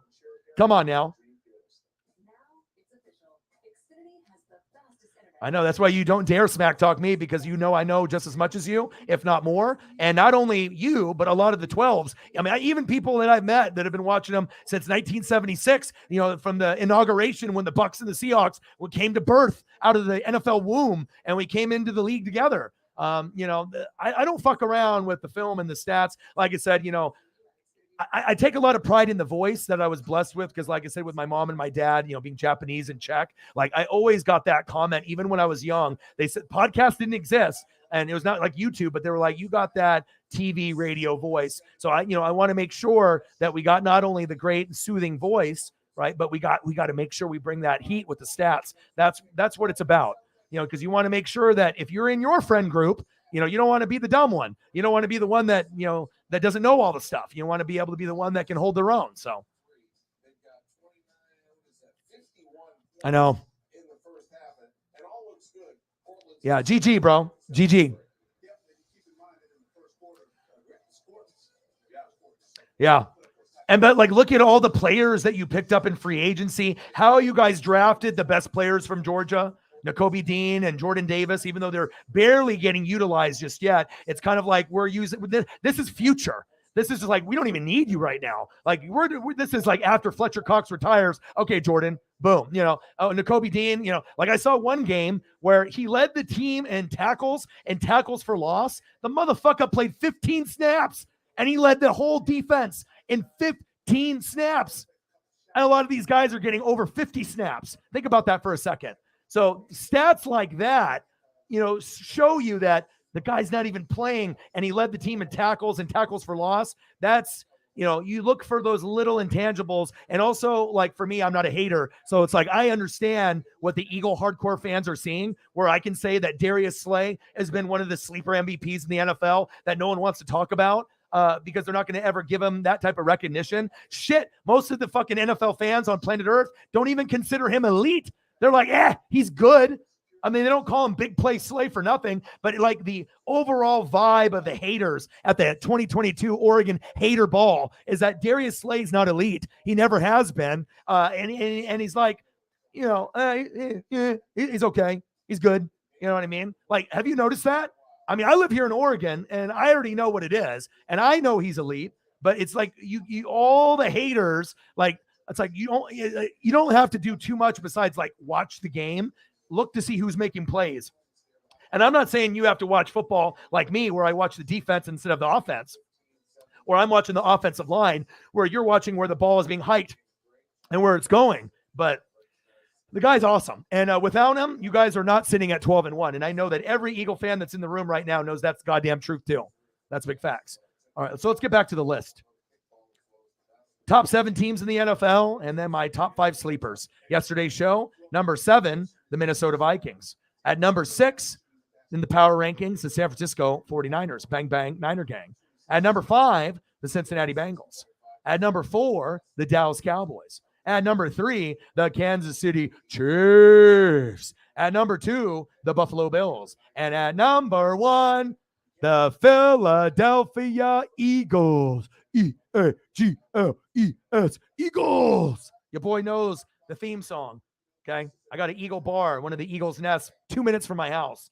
I've even sang the song with them, and to be a good sport, even when I used to go back to that bar back in the day, I even let them put an Eagle hat on my head, and I would sing the song with them, even if they beat me, just to be a good sport about it. Would I do that with anybody? Hell no. But they were a very cool group, and they know that I'm going to be there. I was the only person that in this Eagle bar that would be able to get their game on a Sunday at this spot. And I was the only one that was able to get volume. If you ever go to a bar or like a Buffalo Wild Wings, the thing that irritates me more than anything, I would rather watch the game on a screen this big with audio than watch it on a 100-inch screen, 4K with no audio. If I can't hear what the hits sound like or the commentators, why am I watching? And I know I'm not the only one in the room that's like that as well. That's why I don't go to Buffalo Wild Wings or the bars that often, because unless I get sound, I'm not having a good time. I got to be able to hear what's going on. That's big facts. And I agree with you.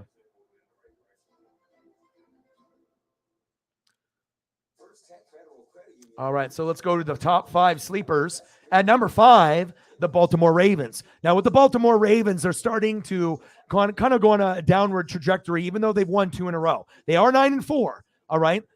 But the thing is like, out of the top 5, I think the Ravens can get to the playoffs, but I just don't have a whole lot of confidence in the Baltimore Ravens winning a playoff game. Lamar needs to show me that he can do it, and in all the previous years, with teams that are better, they haven't been able to do it, and they don't have the one piece that's holding the Ravens back. Marshall Yanda. Anyone that watches football and watches the Ravens, or any Ravens super fan that comes in here, they'll be like, dude, this guy's fucking right. They've never had that stability of that Hall of Fame offensive lineman. The last time they were good, they had Marshall Yanda. He fucking retired. They haven't been the fucking same since. All their running backs get hurt every fucking year. Now Lamar's getting hurt. Now fucking Andrews is getting hurt. The defense is solid, and that's like kind of the bright spot. But other than that, and Justin Tucker is a god. We know that, but it's like, I just don't know. I think they can get there, but I just don't think they're going to be able to win a playoff game unless Lamar is healthy. At number 5, the Baltimore Ravens. At number 4, my sleeper team that can go to the playoffs and actually win a game, and the New York Jets, Jets. Breece Hall's out for the year. He's just like Kenneth Walker III. Fucking beast. Both guys are going to be top 10 running backs moving forward more than likely. They got this guy named Sauce Gardner. He's kind of like Darrelle Revis. You might have heard of him. Deion Sanders, like the best lockdown corner that's playing right now that's not named Tariq Woolen. And Tariq Woolen's stats are better, but Sauce Gardner is more popular, and his first name is Sauce. So who do you think the fucking award's going to go to? It's going to go to that guy, okay? You just know how the politics work. But we already know Tariq Woolen is great, all right? That's why I have to make sure I mention that stats and that kind of shit on the show, because I know how things work in politics and in the NFL world on how they decide things. But having one guy there and one guy not, this team is the real deal. And it doesn't matter if they have Mike White or Zach Wilson. Normally they can run the ball. They're pretty effective with it. They got good wide receivers. Garrett Wilson looks like he's a top 15 wide receiver in the NFL. He's going to get better and better and better. Olave, another one on the Saints. Like, these Ohio State receivers are fucking really good. So if you get them the fucking football, the better that they're going to get.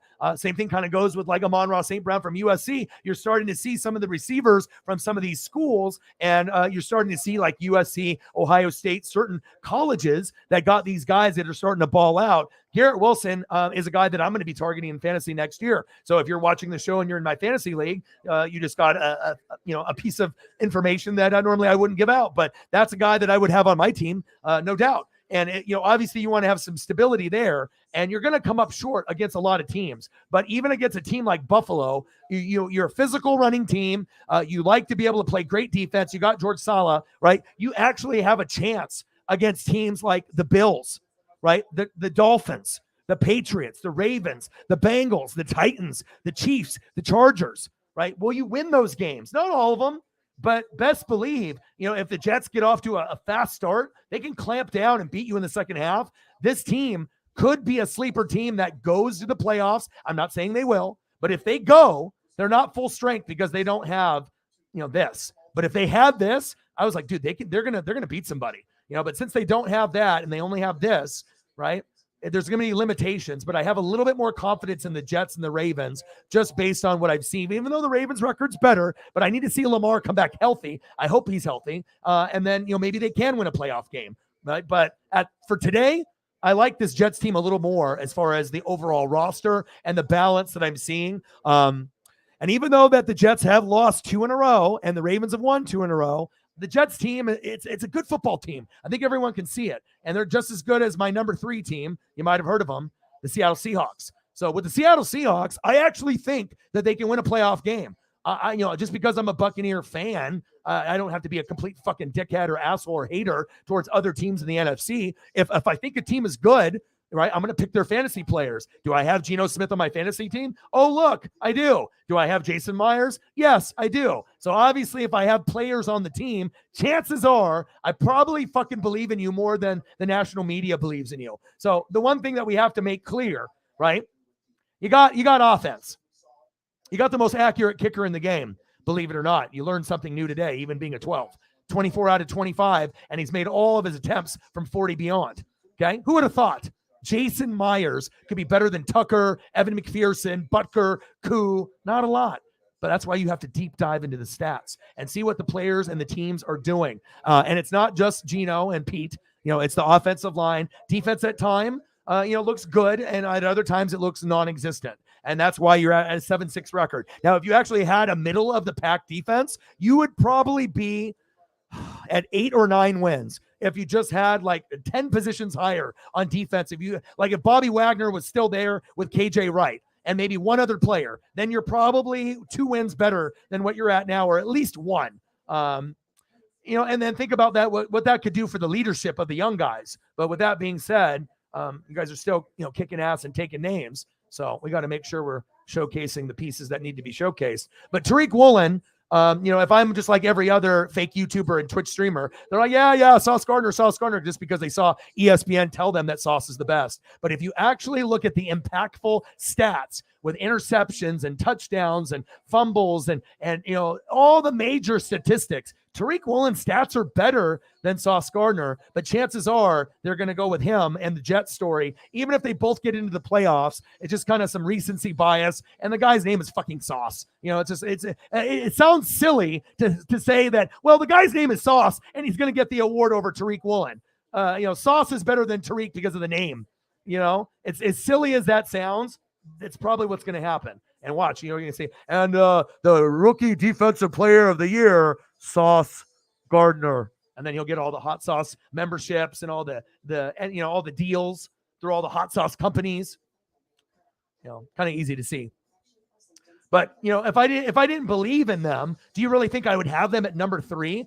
I don't really think you can win a playoff game. I do think you can win a playoff game. Yes, I do think you can win a playoff game. So even if you have doubts, and you don't want to, you can always be braggy. Seattle Seahawks fans have a right to be braggy, right? But also, too, you don't want to be too braggy, petty, because once you start getting braggy and petty, then you start falling into the lines of those people that you don't like, and you start to turn into one of them. You don't even realize you're doing it. You're just like, I'm rooting on my team. And then all of a sudden you realize that you're kind of being that asshole that you say that you swore that you weren't going to be. And, but it gets exciting sometimes when the team is written off and then you do much better than anyone thinks. But you just got to take it with a slice of humble pie. So that's why I have to keep it real at all times. I do like the team. I like Pete. I like Gino. I like the offensive line. Abraham Lucas, Charles Cross, drafted guard, obviously in the draft, a center in the draft, D end in the draft, a D tackle in the draft, outside linebacker in the draft. Okay. But the team is good enough, even with a lack of defense, right? The team is good enough that, if a team starts off slow, like Tampa, Minnesota, some of those teams, Washington, New York, Detroit, Carolina, maybe even San Francisco, you can beat them. You know what I mean? Like you said, there's other teams that are better than you, but if you're like the 4th best team in the NFC or 5th or 6th, all you got to do is get into the dance and anybody can beat anyone, and even if you're on the road. Sometimes teams are more focused on the road. It's easier to win at home because the crowd's cheering for you. But the really great teams, which right now to me are the Philadelphia Eagles, that's the team that can win on the road because they believe in themselves. They believe in themselves. I feel almost more on the road because they play that like underdog mentality. Everyone's against us, Rocky. And they did that in 2017. And the crazy thing is they're undefeated on the road. Their one loss is at home. So that's the type of shit that I look at when I go deeper, when I come up with these predictions and I win people money, I get credibility. It makes me look smart, not like a fucking moron or an idiot. People are like, oh, this guy's fucking good. Like I can bet on what he says and I can win some money. And people do, fantasy football and bets in general. I mean, it's kind of scary. I won't lie. I have people that bet like $1,000 a bet based off what I say. That's kind of, that's why maybe I don't bet, because it's like, I don't want to give misinformation, and it's always possible I'm wrong. That the other teams do something I wasn't aware of, like a guy tears his ACL in the second quarter. Sorry, bud. You bet $1,000, but I didn't know that was going to happen. But most of the time, I can help people win some money. But that's crazy to me. Like, I mean, even if I'm rich, maybe $20, $50, maybe $100, but I don't think I would ever get to a point where I'm betting 1,000, even if I was a millionaire. I can just think of too many good things I could do with $1,000, like give it back to you guys and buy. Like I tried winning money from Pat McAfee today for you guys.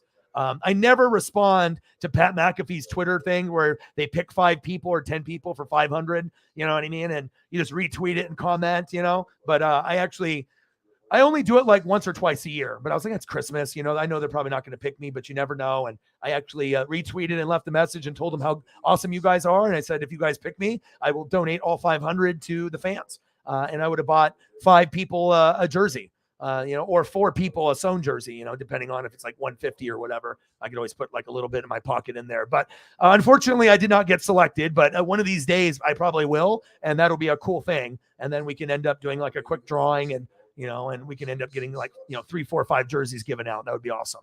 Because like I said, of course I can buy shit for myself, but I would rather try to get you guys suited and booted to look better. So, but you know what? The crazy thing is that we're all guilty of it. You're guilty of it. I'm guilty of it. You know what I mean? And you sometimes, when you're doing it, you know what I mean? You know it, right? You're pushing the buttons a little bit because it feels good to be right. Right. But also sometimes you don't realize you're doing it. Like you just it depends on who you're hanging around. Like in the rooms with people, if everyone's negative or if everyone's kind of acting a certain way, then it's almost like you don't even mean to kind of jump in on the shit talking that's unnecessary, but then you get in on it too, because it looks like normal behavior because everyone in the room is doing it, or everyone in front of you is doing it. So, but I think it's always better not to be like braggy petty. The sports gods, they you can celebrate, but it's always good to be like, always be like this. You can't be like too high. Don't get too low, but try to act like you've been there before. But show emotion, But, sometimes act like you've been there before. But sometimes it's hard for people, especially when,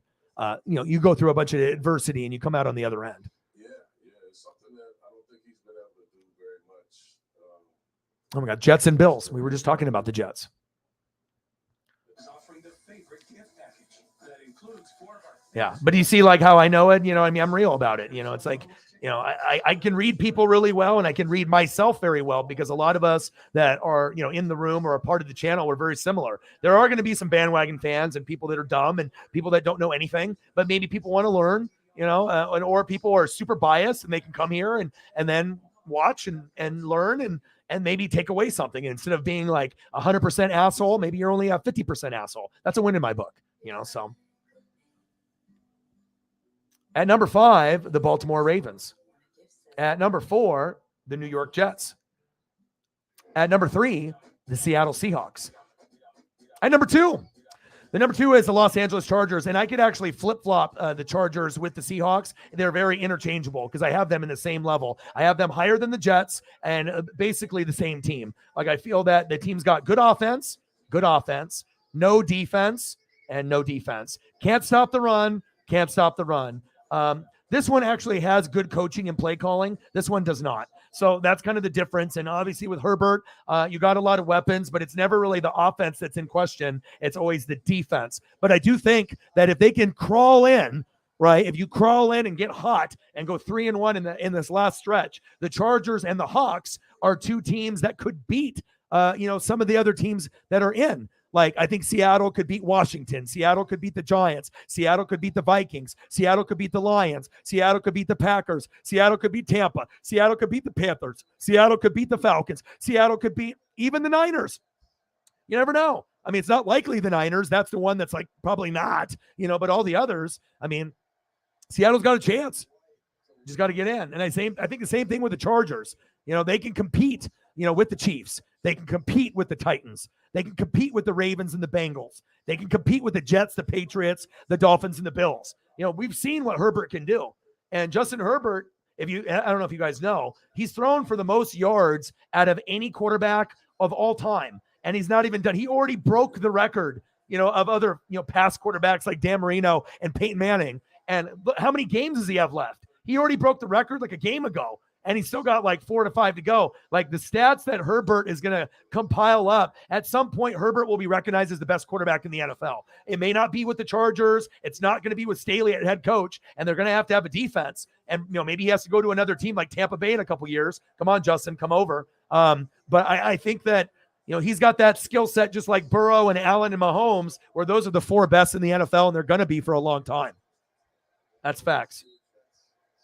But I do feel that the Chargers right now, with how they're sitting 7-6, They just won that last game. They are not very good at home. They're better on the road. The plus differential is a -31. So you got to be able to have some kind of fucking defense. Just wake up, for this last fucking month. Hello, wake up. And as long as these two teams wake up, don't be surprised if the Seahawks or the Chargers beat a team in the playoffs, because I think it's going to be very possible. You know what I mean? Think about it. If they go, everyone's going to know the defense is bootios, but if Herbert can get them in the red zone in enough times, they have a shot. You know what I mean? If Herbert's got enough opportunities, they're going to have a shot, even if it's him with the ball with 30 seconds and he's got to go 70. They might still lose, but I feel that people need to recognize, like, this could be something, but we don't know yet. This could be something. And this is the mirrored team, right here. And then also the number one spot is just like the Chargers and the Seahawks, but they're slightly better.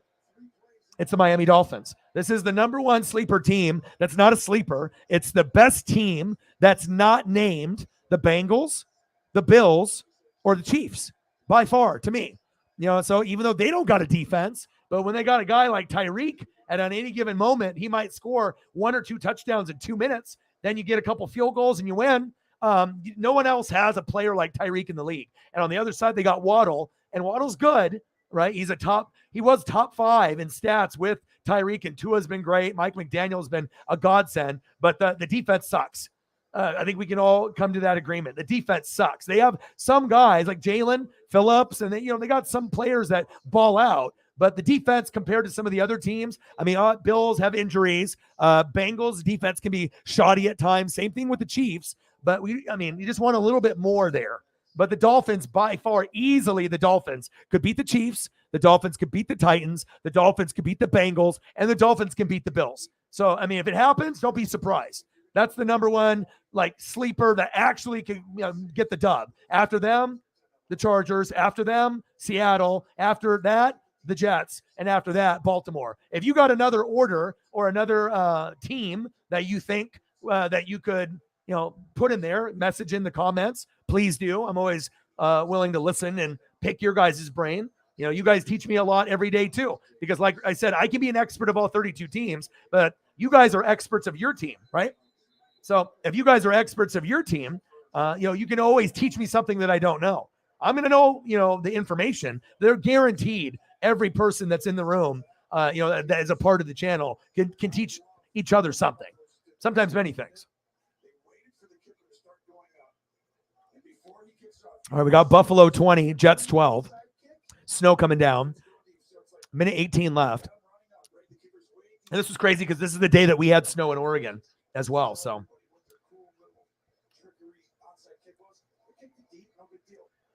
yes, can't wait for that. CJ Gardner-Johnson, another guy.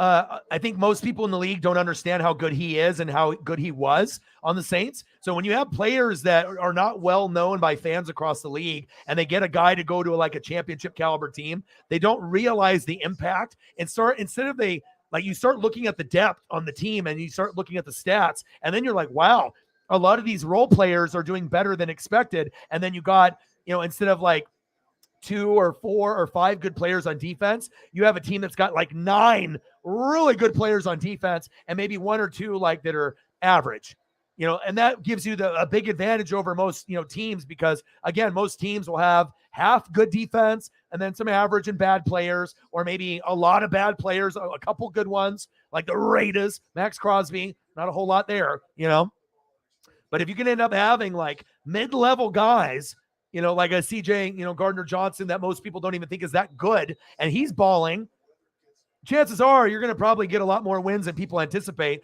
And big play Slay, guys like that, people are like, yeah, he's okay. No, he's very, very, very elite. And yeah, but I guess, they'll learn. You'll learn today, at some point.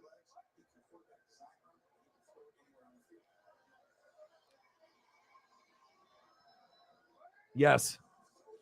So the secondary has never been the same. You know what I mean? And also, too, because I know football and this is how I get respect, right? You guys haven't been the same since Jim Johnson passed away. And the reason that I know that is because I fucking study way more than anybody else. And back in the day when the Eagles were great, right, with Donovan, the 3 best D coordinators in the game were who? right? Who are the guys that were the best? Jim Johnson was one of them. Dick LeBeau was another, right? There was 3 of them. Monty Kiffin was a third, right? So when you know football and you know those pieces, you need that.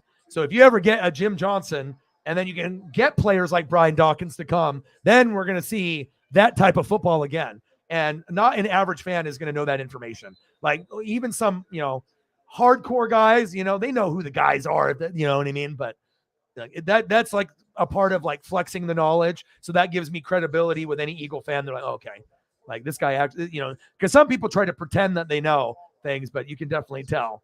And Jim Johnson was a fucking legend, man. Him, Dick LeBeau on the Steelers, and obviously Monty Kiffin with the Tampa 2.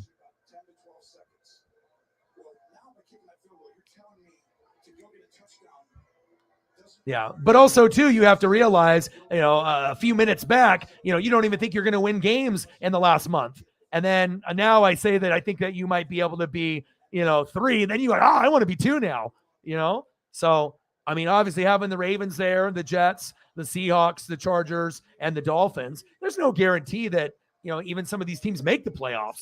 But it's just to bring awareness that these teams are very similar to each other.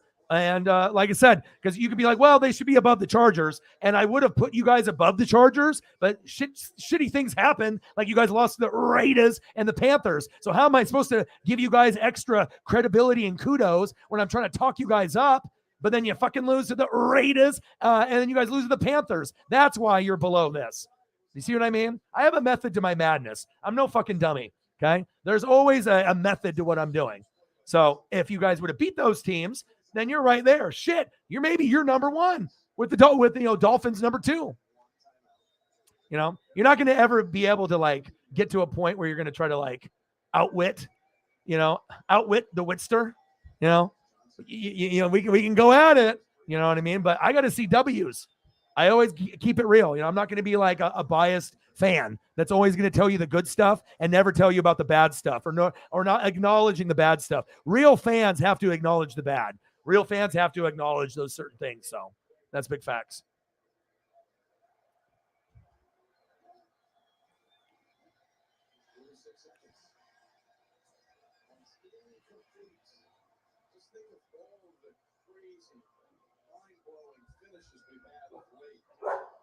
Calm down, Paisley.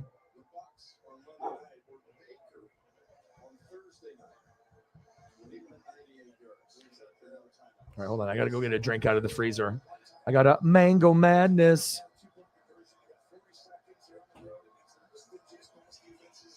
What's up? You get something? What's up?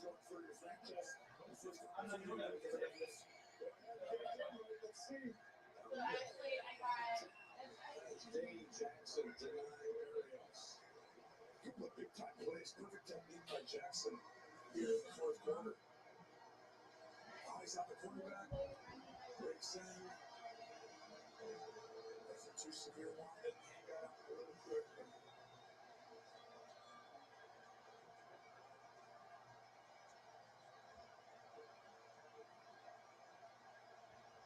Obviously, 4-down territory.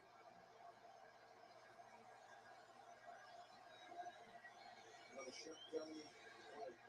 Steps up, launches. No one there. Fourth down. Ball had to come out a little early. Great rush from the inside of the line by the Bills defense.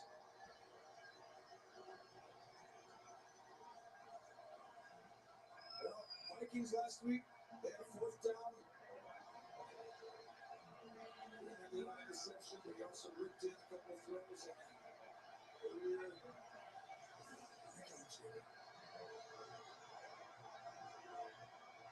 Needs 10 to keep it alive. Ball to keep it alive. The Bills are going to take it. Vanessa got a hand on it. And Buffalo is going to have its 10th win of the year. Jets beat Buffalo in week 9, coming back. Milano comes back. Huge game. Vanessa, huge block right there. That would have been a first down. We had a guy open and it was going right to him. It was a good decision, but to be today, Mike White. You toughed it out, played through it. The Bills are All right, I'm back. I am back. That's going to be a fourth consecutive 10-win season.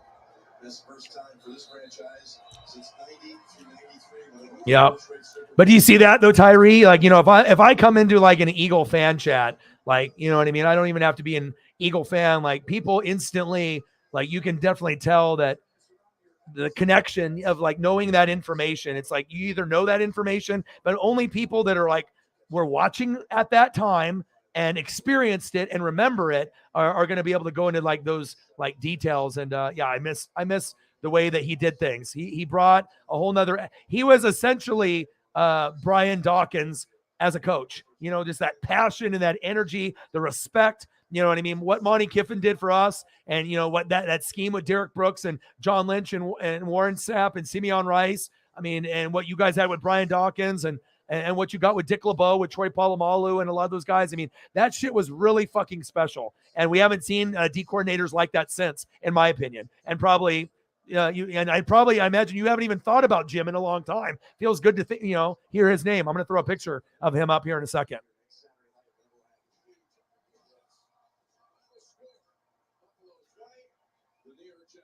My Mango Madness was frozen. Oh, it's the best ever. It's like almost slushy. Put it in the freezer for like an hour, 30 minutes to an hour. Oh, goddamn. Goddamn, that's good. Snapple, Mango Madness.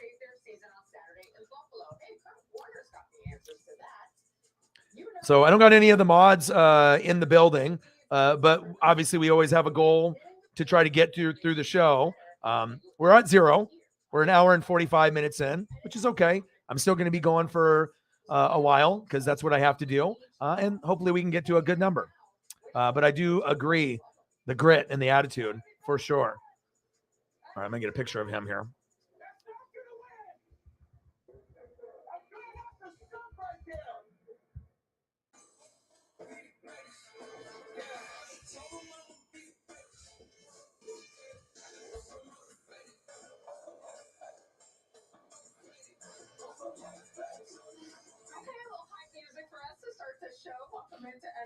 Yeah, especially if you have a good defensive coordinator, like it makes a huge difference with the team, especially if you have that elite defense, because then you know you can beat anybody in the NFL. You're not afraid of anyone. And I know that's how Philly got. I know that's how the Steelers got with Dick LeBeau, how you guys got with Jim Johnson, and how we were obviously with Monty Kiffin. Like when I had Sapp and Brooks and John Lynch and Simeon Rice, do you think we fucking feared anybody? Like, we're going to fuck you up. Like, you guys probably, if you played Madden back in the day, you probably played with my Buccaneers using Mike Allstott at one point and, you know, playing with that defense. Same thing with some of these teams with like the Eagles and the Steelers. It's just, you know, it's special time. Philly was, that was a special time for them. And then eventually they ended up getting, you know, the chip, but it took them a little time. But I imagine most Eagle fans have not thought about Jim, but it's always good to be able to bring things like that up.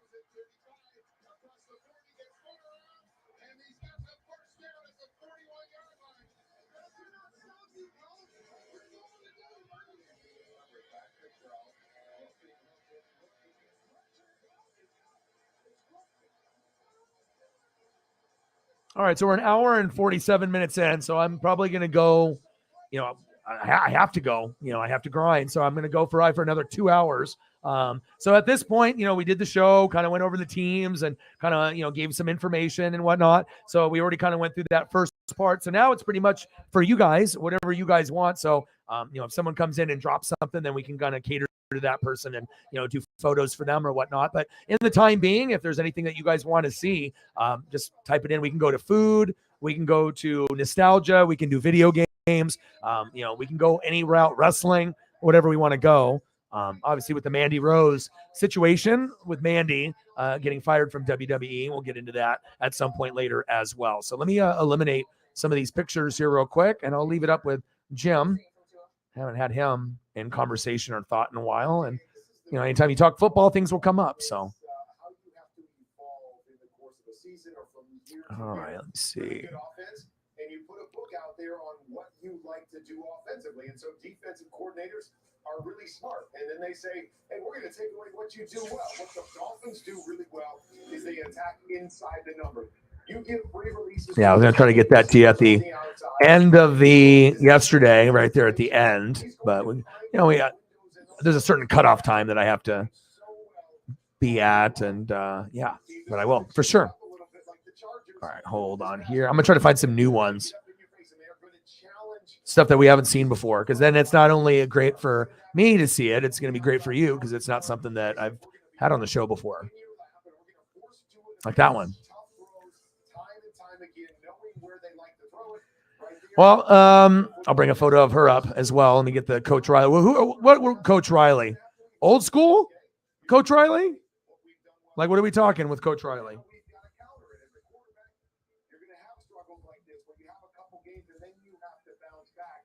Exactly what we've seen from the guy on the other side this year. Had a lot of questions a few weeks ago about Josh Allen. And I got to find a new one. I can't give you the same one. All right, here we go. Oh, Riley. Some of those issues is what Tua's going to have to do. And this offense seems to be back on track. Yeah, and Caleb has the potential to be like a Justin Fields, be like an impact player on a team. So it'll be interesting to see where he goes. There you go. You haven't seen that one. Oh, Kurt, the last time these two faced off, it was in Miami in week 3, where it was nearly 100 degrees warmer on the field than it will be on Orchard Park on Saturday. That is not an exaggeration. All right, Kurt, we'll see you a little later in the show. For you at home, make a note. Go check out Kurt's QB Insider on NFL Fun. Let's talk offensive pieces here. Tyreek Hill and Stephon Diggs are at the top of the class. Literally, they're both top 5 in the league in receptions, receiving yards per game, with Hill edging out Diggs in those two metrics, but Diggs has more receiving touchdowns on the year with 10 to Hill's 6. All right, guys, illustrate what makes these two so dangerous. All right, MJ, we'll see. Let's start with the Dolphins first. Got to talk a little bit about what you've seen. Yeah, but I watched NXT last night, and then Shep was on here, and he's like, Mandy Rose dropped the belt. So I was like, oh, okay. And she's had it for like over 400 days. So if you drop the belt, I was already at that point where I was like, that's kind of weird. And then obviously it was, based on having like a site similar to kind of like an OnlyFans and doing that. And obviously if they can't monetize and they can't profit off of it, they're just going to fire that person if they're not willing to stop or take it down. And if they have a side hustle and they're making money that way based off pictures or more than that, then, you have to either, decide what's more important to you, your wrestling career or that. And obviously she has enough money where she could do the wrestling. If that's a passion, she has enough money coming in where she wanted to do just that. And even if she never wrestles again, she's not going to be poor, but it wouldn't surprise me if they bring her back also. I mean, people get fired all the time and then they get rehired. So especially if Vince ends up coming back, I could see that. Maybe goes to AEW. Maybe goes somewhere else. It doesn't sound like Sasha Banks is coming back to WWE. So she signed a big deal where she's getting over 100,000 on a match to do like NJPW or like Japanese wrestling match. But yeah, I watched it and surprised, that the belt was dropped, but you knew she was going to drop the belt at some point. But I mean, we'll have to wait for some more information to kind of come through with her situation, but it definitely put the NXT belt, gave it some like prestige, for the length of time of having the championship. And then also the Toxic Attraction, obviously the stable. Now you got the main member in the stable that is gone. So now you had like a team of 3. Now the other 2 can, tag or, they can keep it going. But it's like when you lose your leader, maybe they'll have to get someone else, recruit someone else to be the leader, kind of like with Judgment Day, where they had Edge and then Finn Balor came and kicked him out. And now it's, you got, Eddie Guerrero, that vibe of the Judgment Day, kind of like Rey Mysterio's son with Dominic and then Ripley, Damian Priest. That's kind of how it goes. So we'll see. We'll see on how it goes, but I don't know if there's any new information that's going to come out. But I assume they found out about it. They said, take it down or stop doing that. And then, if, nope, then all right, you're fired, so.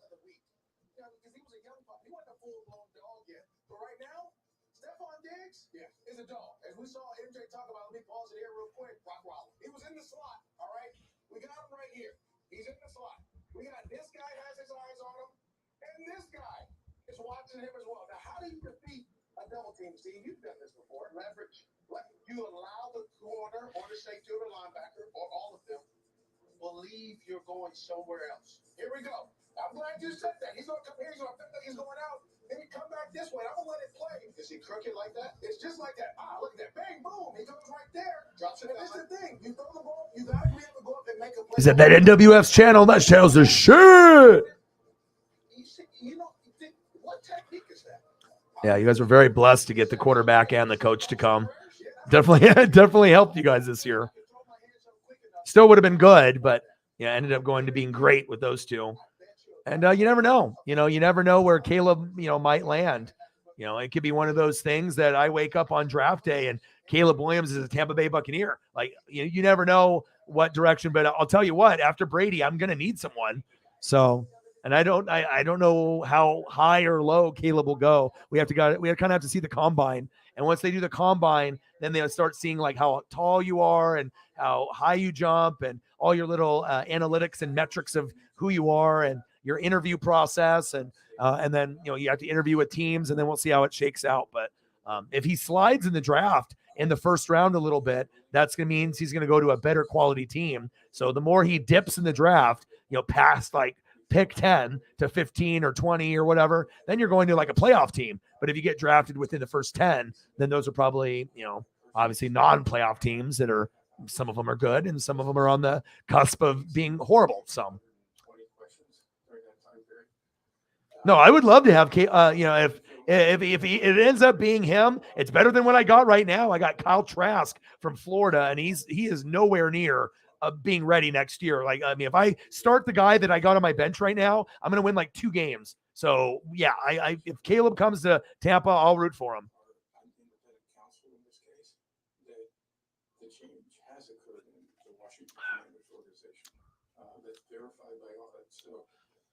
I don't know what this NFL Total Access. I need to try to find something here. Hi, honey.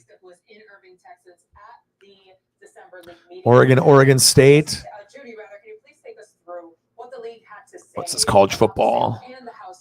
Oh, it's basketball. Timberwolves and Clippers. I guess I'm watching Timberwolves and Clippers.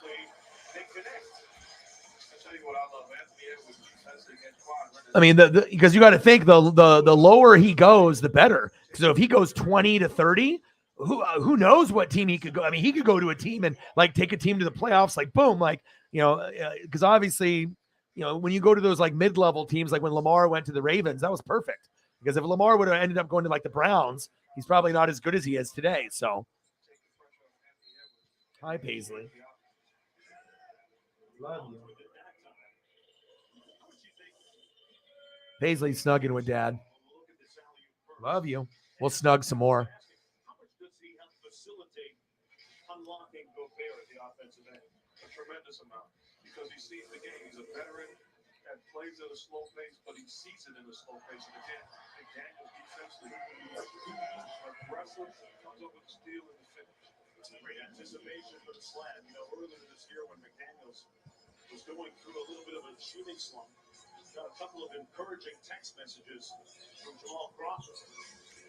39-33 Timberwolves. Paisley laying on my legs, spending time with Dad as usual. Couldn't ask for a person or an animal that I would want to spend more time with. The number 1 draft pick, Paisley, the Paisley pup. Our bond is it's so special, man. It's like I even just like appreciate and like just even the little snugs, like the little naps together is nice. Watching TV together is fun. And she'll watch Simpsons with me and watch like Alaska programs, and they show like the dogs like running in the snow in Alaska. She'll look, but she won't bark at them or anything. I mean, I just know how sports gods work. You know what I mean? So, I can be an Oregon fan, and you could be a USC fan, but I'll tell you what, if Caleb comes to Tampa, I'm going to be excited, because like I said, we need to be able to get talent. And, at some point, You can have rivalries, but if a player is great, you can't hate on greatness. It's just silly. So, but I definitely need to get a free agent or a rookie quarterback bad, because if we go with the guy we have next year, it could be fucking really, really long year for me. Timberwolves versus Clippers. And I saw the Timberwolves just last Saturday when they came to town. They've actually played pretty good.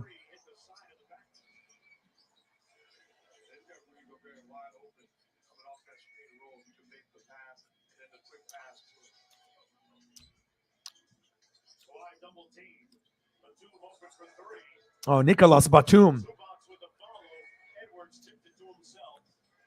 Todd Bowles, he's a defensive coordinator. He needs to get fired. He's just not a head coach. He's just a defensive coordinator. That's just what happens sometimes. It's like Hackett. Hackett's more of an offensive coordinator, not a head coach. Some guys can do it. Some guys can't. And also we've added just a horrible amount of injuries, especially on the offensive line. And if you lose offensive linemen, you're never going to be able to be competitive. I mean, the best you can hope for is 500 and just not being an embarrassment to yourself or the league. But we used to have Bruce Arians, who's like that grandpa, that fiery, swearing grandpa that everyone loves, right? And not having that fiery old grandpa screaming all the time. The lack of discipline and focus is not there anymore. And it's not anything to do with like white or black or anything like that. I love all the diversity that we get with coaches in the NFL. We actually should have more fucking black, Asian, Mexican, and other, types of people getting more opportunities in the NFL, which is kind of sad because they say the Rooney Rule is in effect, but it's not. People don't even do the process where they have to interview people of color before they make the decision on a white, black, Asian, Mexican candidate. But we all know that doesn't happen all the time. But yeah, he can't do it. Yeah, they got to let him go, but we'll see what happens. Arians was a bad grandpa. Yes, he was. Which is a crazy movie. I'm actually going to put that up on the screen. Should we look at some Star Wars stuff? Like, should we look at some Star Wars figures or Star Wars pictures or something? I kind of want to look at some like toys or seeing like what's available, like the new stuff.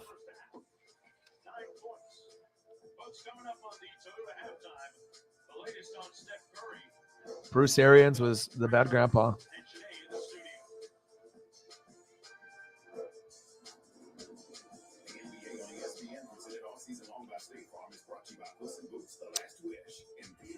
I mean, sometimes when you have that hard ass coach, it doesn't work unless you're winning, because then you're just like, fuck this guy. All he does is fucking scream at us. But if the guy's a screamer, or he swears a lot, but then like he's smart, you know what I mean? And he actually motivates, and it's not like detrimental to your mental health. Like he's actually rooting for you just to fucking focus more and put in more work. Like, and that's what Bruce did. And we haven't been the same without him. And we got our Super Bowl with him. And if we didn't have him, we wouldn't have won the Super Bowl. So yeah, we had Tom Brady, but this was a big part of it too. I'm not a fucking idiot. Even I know that. Yeah. I mean, like I said, sometimes I don't have a whole lot of free time to do like what I really want. And sometimes what I really want is just to look at like old wrestling toys or Star Wars or Ninja Turtles or Transformers or G.I. Joe. And just like, if I can find stuff like old school toy, or if I can find like, old school, stuff from the movies, little, picture stills of, the past stuff, like, or Star Wars Lego. I don't know. I like that kind of stuff. I'm a nerd. I'm a nerd dog.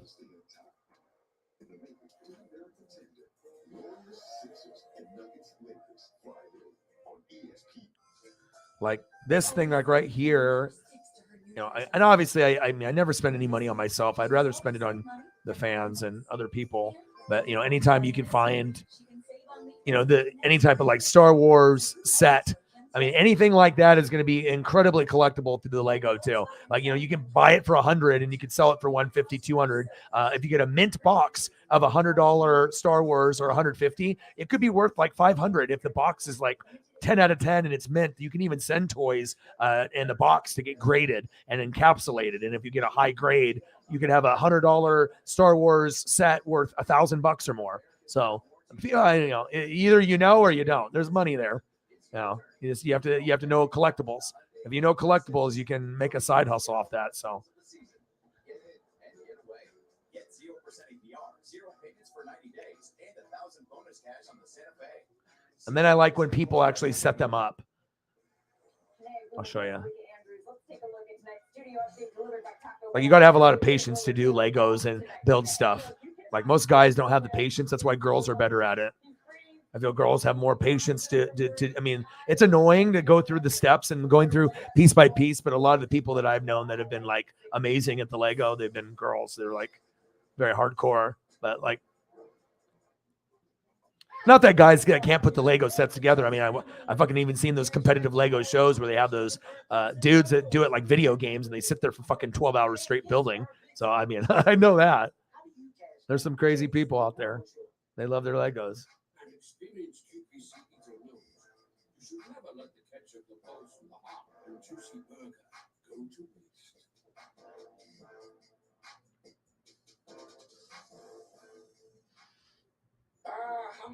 My signal is totally. Sometimes I just like to have stuff like on my desk, like while I'm working, just something that I can put my hands on, like when you can have it like out of the box and whatnot. But, just sometimes just subtle little things like this can bring someone a lot of joy. You can spend $30-$40 on this, but it's not about the money. It's just, if you have a connection to a brand, and it's either you are Star Wars or you're not. And, it's you either are or you're not. And I am, if we're talking about if I'm like in the deep end, like I am, like I collect this is one of the top things that I do collect besides wrestling. So I do like wrestling figures. It's probably my favorite. Sports figures as well and stuff, but I definitely put that up there with a lot of the other stuff that I have too. So yeah, and that's tough because you got to make sure you're not, you have to, when you build, you have to do the final location at the build. You can't move, because anytime you try to move it, there's always a chance it falls apart or you drop it and then you have to start over. So plain wrong, huh?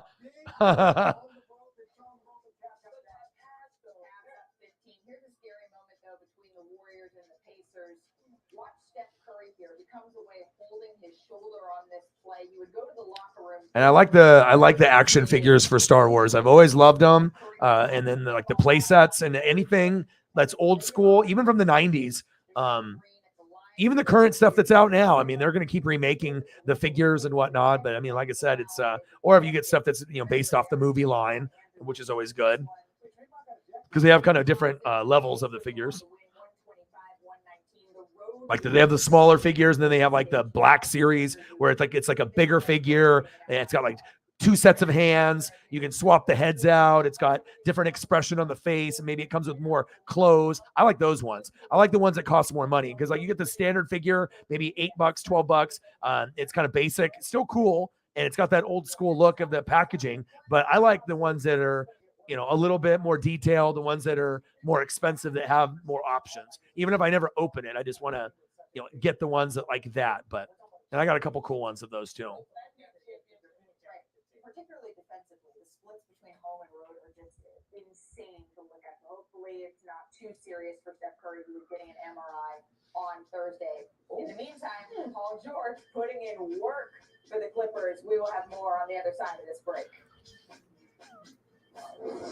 And the one thing I like about it too is it appeals to any generation. You could have been born in the 50s, 60s, 70s, 80s, 90s, 2000, or 2010, and you can all be like different age, different race, all over the globe, but you can all have that one thing in common. It's just you either gravitate towards it and appreciate for what it is, or you don't. It's a world of endless possibilities. Yeah, and me obviously being a collector, that's money for me. So Toyota, let's go places.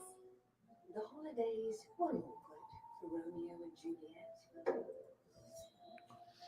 Thankfully, Amazon had just the gift to bring the families together. Jiggle, jiggle, it folds. Shop legendary deals. That's definitely him. Dude, that's Jessica taking a little break with a Peppy and Frosty. I gotta ask. Hello? Nice. That's a good Funko collection. When it's Frosty time, And choose wisely. Choose Wendy's new peppermint frosty. Are you tired of putting clothes that just don't smell clean? What if your clothes could stay fresh for weeks? Now that Downy Unstoppables in-wash scent boosters keep your laundry smelling fresh way longer than detergent alone. Pour a cap of Downy Unstoppables into your washing machine before each load and enjoy fresher smelling laundry. Yeah, and I like Darth Maul. Like, there's just certain characters like Boba Fett and Darth Maul. Darth Vader. I'm always gravitated more towards the evil characters. I mean, there's nothing to, everyone's gonna have their favorites. Everyone's gonna be iconic, but these are awesome. Love the collages of the Star Wars.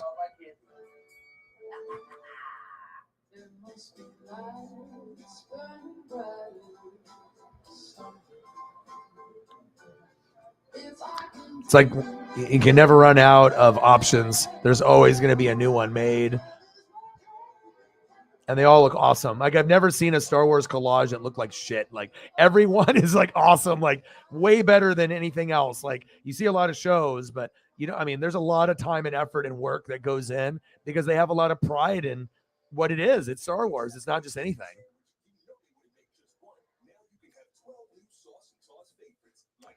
I've watched every movie, probably like you. I mean, I can't even tell you how many times. I probably have seen every movie 50 to 100 times probably, because like anytime it comes on as a marathon, once a month I watch. Like, I mean, even though I've seen every movie, every part, but it's like once the marathon comes on, like on TNT or TBS, I'm really like, it's once a month usually, or once every 2 months. And when it comes on all day, I'll sit there. Sometimes I'll watch like 3 movies in a row.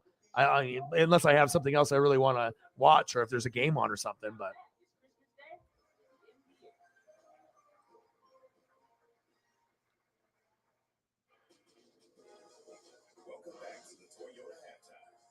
Oh yeah, it's awesome.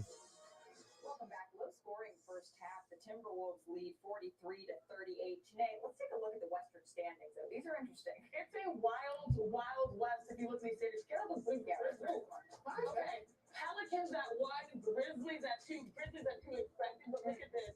I mean, the Warriors at 10, the Clippers at 7. You would have never guessed this. What are the Lakers? They did they make the bracket? Really up big enough TV? Hey, troll. Oh my goodness. We're going to get ready for the second half of this game. We're talking about the Clippers here. Oh, Rudy Gobert. I would take this in a heartbeat. Like, if someone's like, hey, I got some fucking some Star Wars Legos. Do you want them? Yeah. That's a lot of money right there. Look at the Chewbacca right there. Oh man. People don't realize, like, that's junk. That's nothing. There is so much money right there. People will pay for like individual, characters, and obviously with the accessories and shit too. Just like in wrestling figures, every piece matters.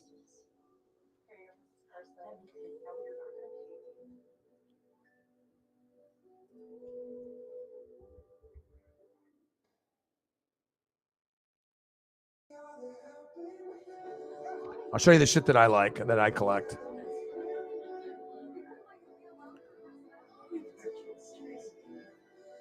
I like stuff like this. I like the old stuff, but I like Star Wars Black Series. Look how detailed those are. I have that Darth Maul too. It's like when you have these characters, the figures are bigger, bigger arms, bigger legs. I mean, every one is extra detailed. That's why you have to pay like $20-$30. You know what I mean? But if you buy a $20 or $30 figure and it's mint, you could get $100 for it. You just have to look. And I mean, look at those. If I could have these on my desk right now, I would lose my mind. I mean, 20, 40, 60, 80, 100, 120, 140, 160, 180. I mean, there's probably 300 right there, 200 to 300, right there. But I mean, gosh, those are incredible. The Darth Maul with the stance, with the double, man. I mean, just the whole collection is just fire. Yes, exactly. The unusual and weird, right? And that would be one that I would buy too, because I was like, if anyone can get a figure, right? But what about that? Like, how many people are going to have that one? So, yeah, I try to, let people kind of dive into my head a little bit and kind of where I'm at. Boba Fett one looks amazing too. Stormtrooper, I mean, Everything, like every character is just so detailed. And the cool thing with a lot of these is like they do have detachable, sometimes heads and hands. So they have like different poses with different weapons that they could be holding. They can have a closed fist or open to put the weapon in, and they're very articulate. These are like, as far as the newer figures, not the stuff from like the 70s and 80s that's worth a shitload of money, or the 90s, the smaller figures. I love those. Those will always be like the first love, right? But as far as like what's out now within the last 10 years, like what are the top of the line or the better ones look like? And there's ones that are more expensive than this, but this is just the Black Series. And if you don't have any of these, I would definitely look into it. If you like this type of stuff. Like my first one would be Darth Maul. I already have that one. Then I'd probably do Boba Fett. That would be my second one. And then probably the Carbonite would probably be my third one, but I would eventually get them all. So like if you're going to invest money, even out of the package, still worth money. $200, no problem.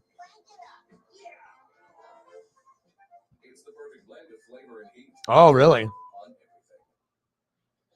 Yeah, I got all kinds of cool Star Wars stuff that I'm showing. The Black Series, articulate figures, showing just kind of like collages of Star Wars.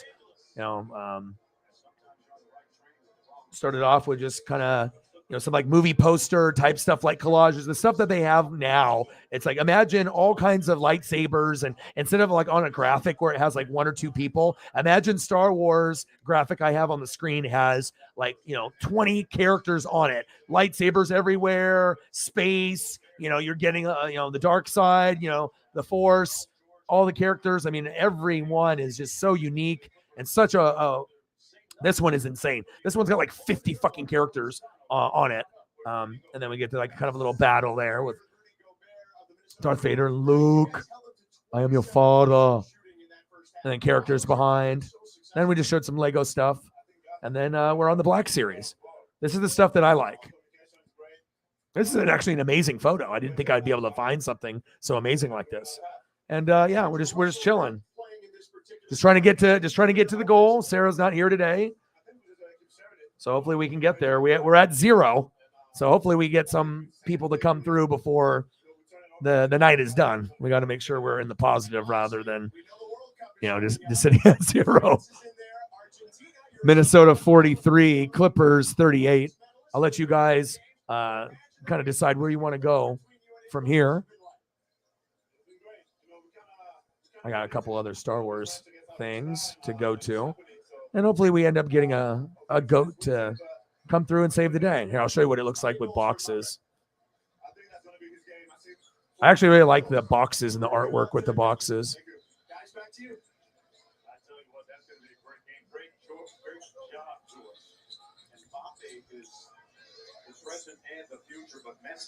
But this is what they look like with boxes, and the artwork on the boxes is very cool.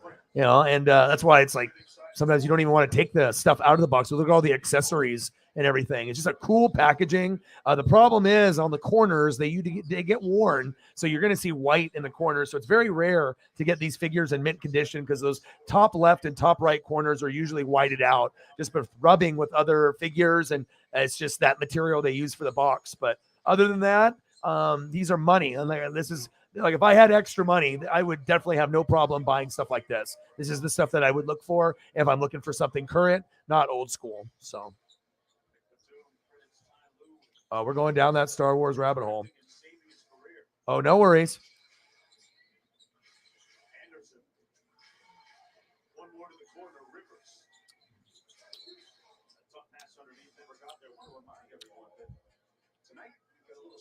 I'll be rooting for you.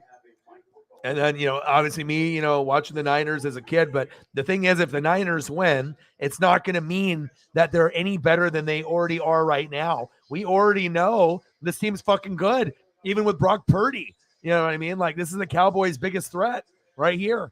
The Eagles' biggest threat right here. So, but that doesn't mean that you can't play good football at home with a bunch of drunk 12s screaming their heads off, and then you find a way to win by like 3 points, 23-20, something like that. It's like, yeah, you could definitely get your ass kicked like I did, and lose like 35-7, but I think you'll play better because your team is better than Tampa's. You guys can do it. And you guys are, your backs are against the wall, and a lot of pressure. This is must win for you guys since you lost to the Raiders and then you lost to the Panthers. Okay. Got to make up for that.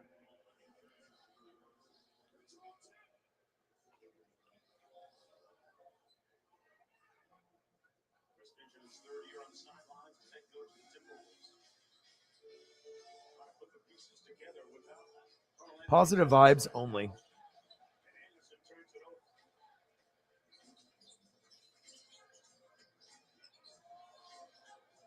of the better jobs in the NBA last year, coaching his team to the playoffs. Remember, they beat Los Angeles, the Clippers right here, play-in tournament game. Jackson cross court, Kawhi fires with 2 on the clock. Yeah, sometimes it's good to, have a few things, to be able to remember what it's like. If you could be a hardcore collector, I am. I would say 98% of my collection's still in the box, right? But every once in a while, like just the simple fact that my dad got this to me, and this was Ken Griffey Jr. figure out of the box, something from eBay, 1999, right? But the simple fact that I can push the button, like you can't put a price on that. I can't do that if it's in the package. You know what I mean? I can watch a Mariner game and do this. And I mean, I know it's silly, but it's like, it's really cool if you're a toy person, to be able to get your hands and feel like, how is the material made? Is it like a hard plastic? And it's the articulation. And, this one's cool because it's got the switch to make the bat move. Like, I like shit like this. This is not a regular figure. You know what I mean? But I get more joy out of something like this than rather in the package. And my dad knew that. And so even though it's a used figure from a guy in a toy collection, it's not like I'm going to sell it ever. It's just kind of a knickknack to have and to make me smile, and a knickknack to have on my desk. But I mean, I look for that unique, weird stuff. And sometimes you can find a regular figure, right? Maybe it's like 10 or 20 bucks. But if you find something like that, I mean, sometimes people will pay a little bit more. Very unique. No other figure is going to do that. Right? It's awesome. Don't mind me. It's Ken Griffey Jr. hitting bombs. Ken Griffey Jr. hitting dingers. That's my life. That's what I do. I do stats, and then I got the bobbleheads and stuff, and then I got this. All right. You can't do that with every coach. That's not the way that every coach would ask. It's not always that cordial. So we got the Randy Johnson and the Dan Wilson. So, I'm smacking the shit out of that, And then I went into one of my boxes, and I ended up finding my Felix Hernandez. I found my King Felix. So fucking very cool. It's got kind of a teal jersey on this, so it's a little distorted, but I was like, oh, baby. It's fucking cool, man. I've been looking for this one. So now I got the 3 of them there. I got Felix, and then I got the double one from the stadium, Randy Johnson's only figure through, that whole run that he was with the team. And it's got him and Dan Wilson. It's from 2012 from the stadium. So, and then I got the statue figures here too. I have to surround myself around like my collectibles. And then obviously we know this. 76%, it was about 78 last year. Minnesota up by 6. And then this was at the game where the day before I got the Julio, but we got the statue Edgar Martinez, and this is like an actual statue they have in front of the stadium, like bronzed out. So this is a replica, and that was the day that I got like super drunk, and I, got a box that had a little ding in it, and I returned it back to the usher to get a mint one. But by the time the night was over, the box is in the closet here. It's exploded. It's like 3 sides of it is exploded. I dropped it like 8 times, but luckily the figure didn't get damaged because the packaging was really thick. And then I didn't get drunk in the next game, and then I got a Julio Rodriguez ball in the 9th inning. But yeah, so we got this one. This is a cool one. And the bat is detachable, which is cool.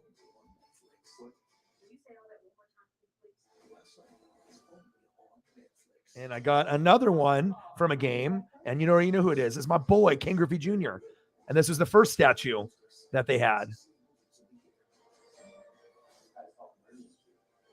It's got like that bronze look to it. Bat is detachable as well.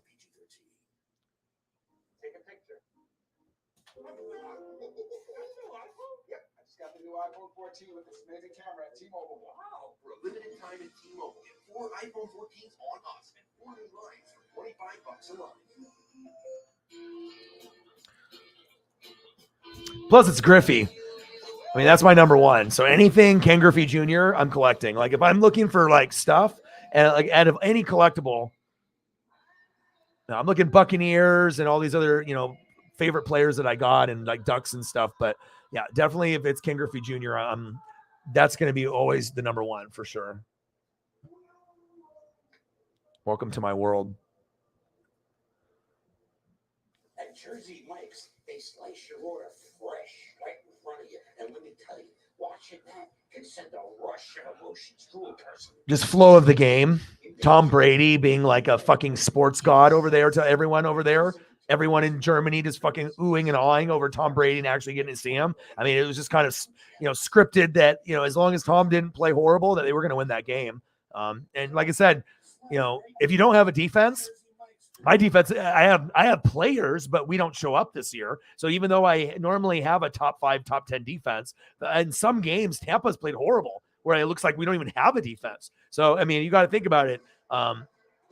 The flow of the game wasn't really in your favor. The time of possession was in Tampa's favor. Some mistakes happened, started kind of slow, a lot of 3 and outs. And then at the end of the game, we just made a couple more plays, but it's not like we beat you guys by 40 points or anything like that. And if you ask anybody in the room, right, honestly, unless they're like a Tom Brady homer or people outside that are a part of this channel, if you ask them genuinely who they think, regardless if they love Tampa, hate Tampa, love Seattle, hate Seattle, if you ask anybody that has a brain, right, who's better between those two teams, everyone should say Seattle. You know what I mean? Like Tampa could win a playoff game, but the Seattle Seahawks should win one, based off their team, even with no defense. You're playing better football than Tampa. Even when you're losing, you're playing so good that it's like, you're not losing by much. Like you're in almost every game.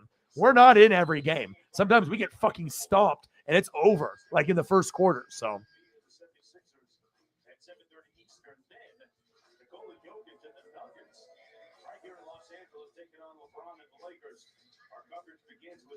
Yeah, MLB Shop or Mitchell and Ness. Mitchell and Ness, MLB Shop. Nowhere else. Unless you have somewhere that's an authentic retailer in Australia, of course.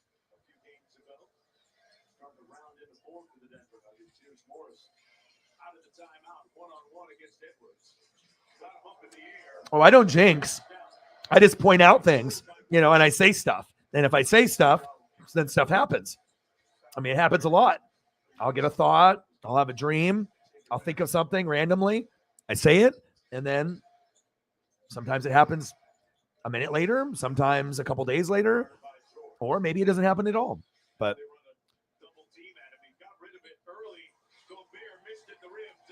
the sports gods love me, though. That's what I can say. Because like I said, I've made a lot of people money. I think my predictions, I'm not going to be 100%, but I feel I can compete with anyone on planet Earth with predictions just because of the amount of reading in the film. And that's kind of the goal. I'm trying to be one of the best, not just on YouTube, but, I'm trying to represent, the NFL to the highest standard and level. So too many people that are biased that, that don't know enough or don't even want to know enough, I mean, it just takes so much energy to be a hater 24/7. If you can kind of get someone to stop being a hater 24/7, it's going to be good for their mental health. Still can be a hardcore fan without being a hater.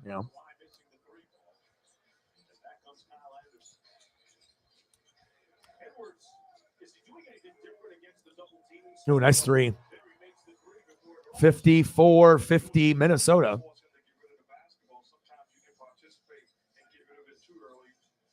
All right, let me know where you guys want to go. Like I said, I'm still going to grind it out.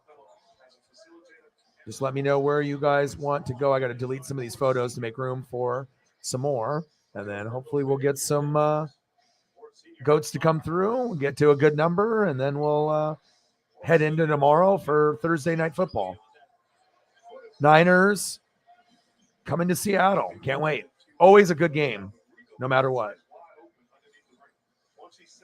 Like records go out the window when the teams play. That's fun stuff. One of the best rivalries in the NFL, too. I mean, I should know. I live here on the West Coast, so I know. Yo, boy knows. Seahawks. Niners. Tomorrow. Cyberpunk, my boy. How are you, dude? You're a blessing. We're almost 2 hours and 30 minutes in, and I think we're at 0. Sarah is sick, and yeah, just went over, went over a couple things. Talked about Mandy Rose a little bit. Watched the little Blazers. Now I'm watching the Timberwolves and the Clippers. Then talked about good teams, sleeper teams, things like that. And now a goat comes through, and we probably will not be where we were before. So, how are you, brother? What's good? What is good in your life?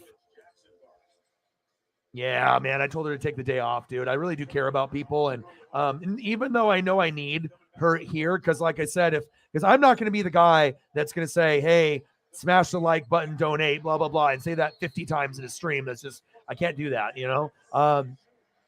But I want to make sure that, we're trying to think like long term and feeling good instead of just like feeling like shit and just like, if you got like the chills or if you're coughing and you still might be on the computer and you don't need to talk to me, but it's like, I get it. Sometimes you just don't want to, type. You just want to like watch and like relax. And so I hope she gets better. And as long as she's a trooper though, she usually knows how much I need her here. And I always make sure I take care of her and get her the proper compensation for all the hard work every month and everything. But health is much more important. So, if there's a couple streams where, she's not here, then, I'm going to keep grinding and keep going and we'll go from there. So.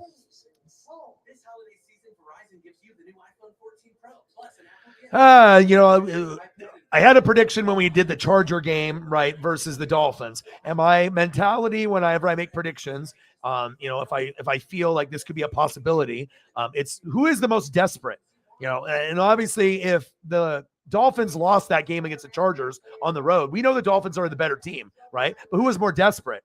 The Chargers. So if they could just find a way to win that barely, that's going to be more for them being a fringe playoff team and give them that confidence to keep going. If Miami loses, it doesn't matter. They're still a good team. They're 8-5. They're the biggest sleeper team to Buffalo, Kansas City, and Cincinnati, right? So we already know that they have the ability to beat you, but their defense is kind of booty. Like they don't really got a great defense. Bills defense kind of banged up.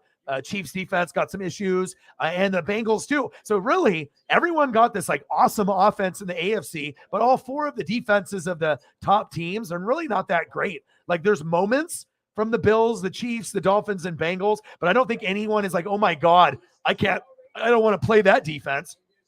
And if they do say that, they probably say it towards like the Bills just because of the 10-3 record, I guess. But but I don't know if those fans really understand that half the defense is injured.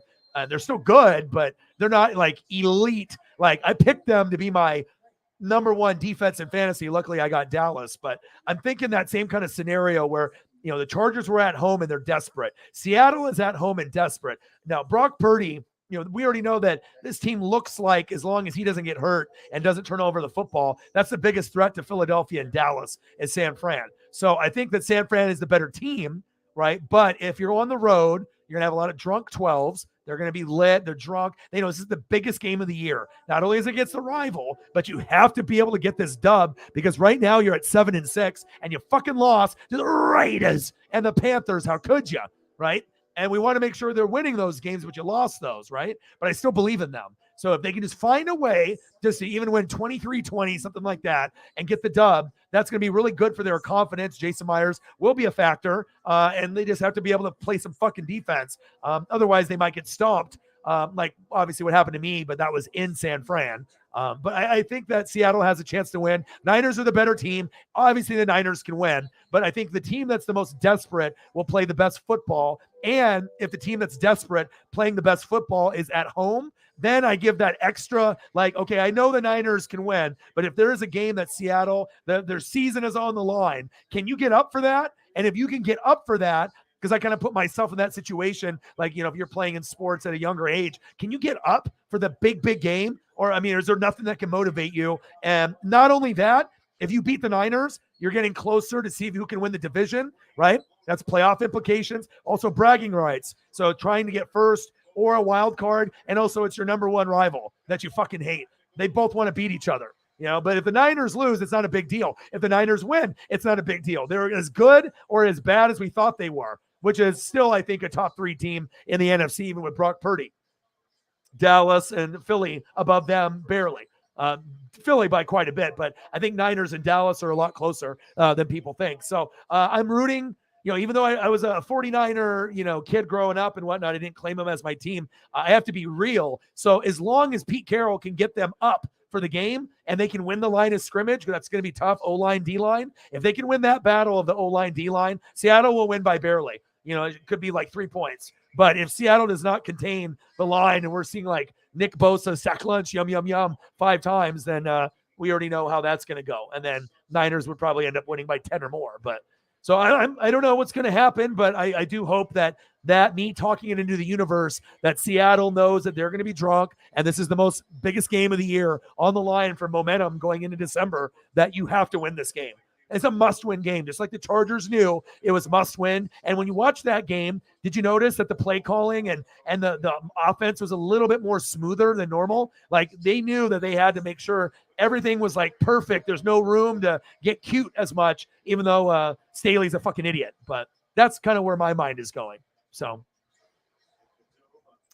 oh, no problem. But that's the type of shit that I talk into the universe usually. So, and thank you, Cyberpunk. You're the man. We went from 0 to 50. You know how great a feeling that is to go from that to that. Thank you so much, man. Especially when we're already at that 2 hour and 35-minute mark. I mean, usually we don't go that long, but I remember there was a time in the summer where, maybe we started off around like 15 or 20 people and it withered down. But I remember we went like 4 plus hours. And I think after that 4+ hours, we were like, it was nothing. And I was like, I think Sarah wanted to leave after like 2. And I was just like, nope, I'm going to keep grinding. And then I think I ended up doing like 7. And by the time the stream ended, I think we ended at like 350 after being at 0 after like 4 hours. So it really shows you persistence and consistency is everything. Everyone's got a different schedule. And we definitely have people that are the true GOATs that can save your boy. So I don't have to get a second or third bullshit job. So yes, the one true GOAT. He is. He really, really is. Thank you, Mine. I appreciate you. What do you want to see, Cyber?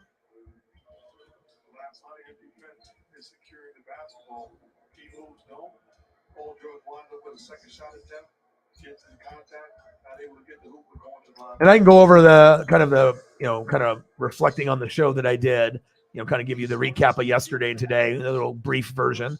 Bang, bang, $50 holla, Cyberpunk, 50 Thrizzle, 50. My boy, appreciate you. All right, let's go. Let's get some photos. There's me and Cyber living our best life. Appreciate you. All right, so pretty much when I went over kind of like contenders and pretenders, my top 7. At number 7 is the Minnesota Vikings. They are 10-3, but their plus-minus differential is -1. Every other team in the top 6 has a plus 70 or more in differential. So that tells me one thing specifically that worries me about Minnesota, about winning a playoff game. They don't have a defense. They haven't even scored more than the other teams they've played. They have scored 312 and given up 313. How the hell are they 10-3? And I'll tell you, they've been winning a lot of games by 1, 2, 3, 4. It's been by 1 touchdown or less. That's crazy. I don't know if I've ever seen a team like that. Minnesota Vikings at number 7. At number 6, the San Francisco 49ers. At number 5, the Cincinnati Bengals. At number 4, the Dallas Cowboys. At number 3, the Kansas City Chiefs. At number 2, the Buffalo Bills. And at number 1, your very own Philadelphia Eagles. And then today's show, a little prediction, jump off. And then I just said, okay, who are my top 5 sleeper teams that if they get to the playoffs, that can they actually win a game? And at number 5, the Baltimore Ravens. Since you are 9-4 at this point, you're on a 2-game win streak, but we need Lamar healthy. Mark Andrews has not played very good, and it's hurting my fantasy team. Please step it up, okay? And I'm not really a believer of Ravens winning a game, but these other teams in the playoffs, if they get there, I think they can. No disrespect to the Ravens. It's just I don't know if they have a complete enough team and a healthy enough team to compete and win a game. It's because their teams are worse when Lamar had like way better teams, and he still couldn't even win back then. But you never know. If Lamar gets healthy, maybe they win a game. And number 4, the New York Jets, Jets. No Brees Hall, no problem. No Zach Wilson, fuck it, right? You know, you can find a way to get it done, and they're finding ways to get it done with Mike White. So I really like this team. They got good defense. They got Sauce Gardner. If they had Brees Hall, I definitely think they could compete with a team like Buffalo and upset them. The Jets, you know, aren't the best team in the NFL. They're 7-6, but I feel they're a better 7-6 than New England. And I don't think they're that far behind Miami personally. Miami's got Tua, you know, and they got Mike McDaniel at head coach and Waddle and Tyreek. But I feel like defense, Miami doesn't got one. The Jets do. But they got a lot of injuries. But I do believe in the New York, Jets, Jets. And number 3, a team that's got no defense, but they got a good coach with Pete Carroll. They got Geno. They got Abraham Lucas. They got Charles Cross. Now, they have to have Kenneth Walker III healthy to make the run, but the defense is non-existent. They should have beat the Raiders. They should have beat the Panthers, okay? But I still believe in this team more than the Jets and the Ravens, that I do think if Seattle gets in, I definitely think that they could beat some teams. They could beat a team like Dallas, Washington, the Giants, the Lions, the Vikings, Tampa, Panthers. I mean, I really do think maybe the only team that you don't match up good against because you'd be on the road would be San Fran or Philadelphia. But besides those two, I kind of like my chances with Seattle with every team besides Dallas, Philly, and the Niners. You know, so if you're the 4th best team or 5th, you know, if you can compete with Washington or the Giants, you know, or these others, Minnesota, maybe you can have a little magic, right? You got a lot on the line right now. And then the same thing goes here. You got a good offense at number 2, right? But the defense stinks. You can't stop the run, right? A lot of similarities, right? Offense is good. No defense.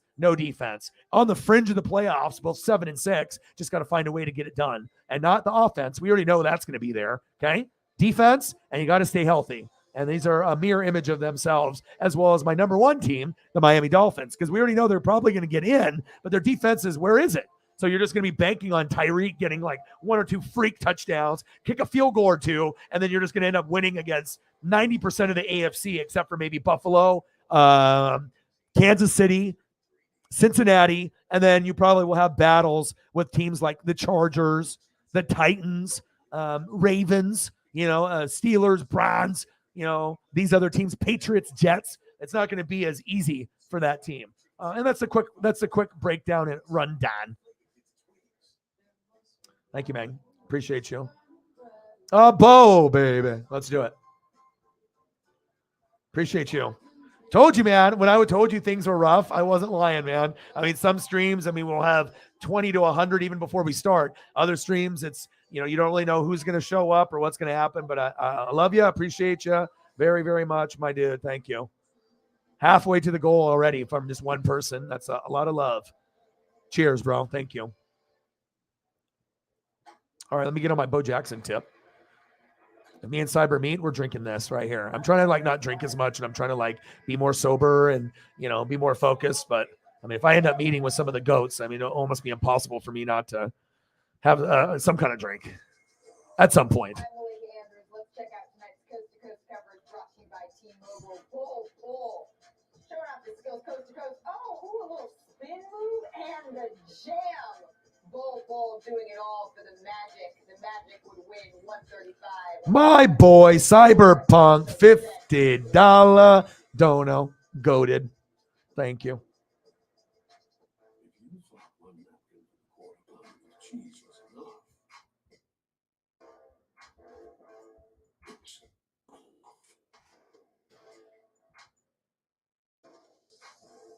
All right, so I'm going to kind of bring you into my world, so that way, if you haven't thought of this idea to have as a collectible, you know, we always look at pictures of Bo, but we're going to go and do like toys and stuff as well. I'm a huge toy collector, and I found a piece that you need to buy, Cyber, because I doubt you have this piece yet. Do you own this? Because if you don't own this, you need to buy this. Find one on eBay and buy it. Cooperstown Collection, Bo Jackson. You can take it out of the package if you like and set it up, but just the packaging itself is super dope, and you can just, have it at your house. Don't put a pin through it, or whatever. But a lot of people will display them, just have them on a shelf. But if you don't have that, Cyber, you gotta buy that, bro.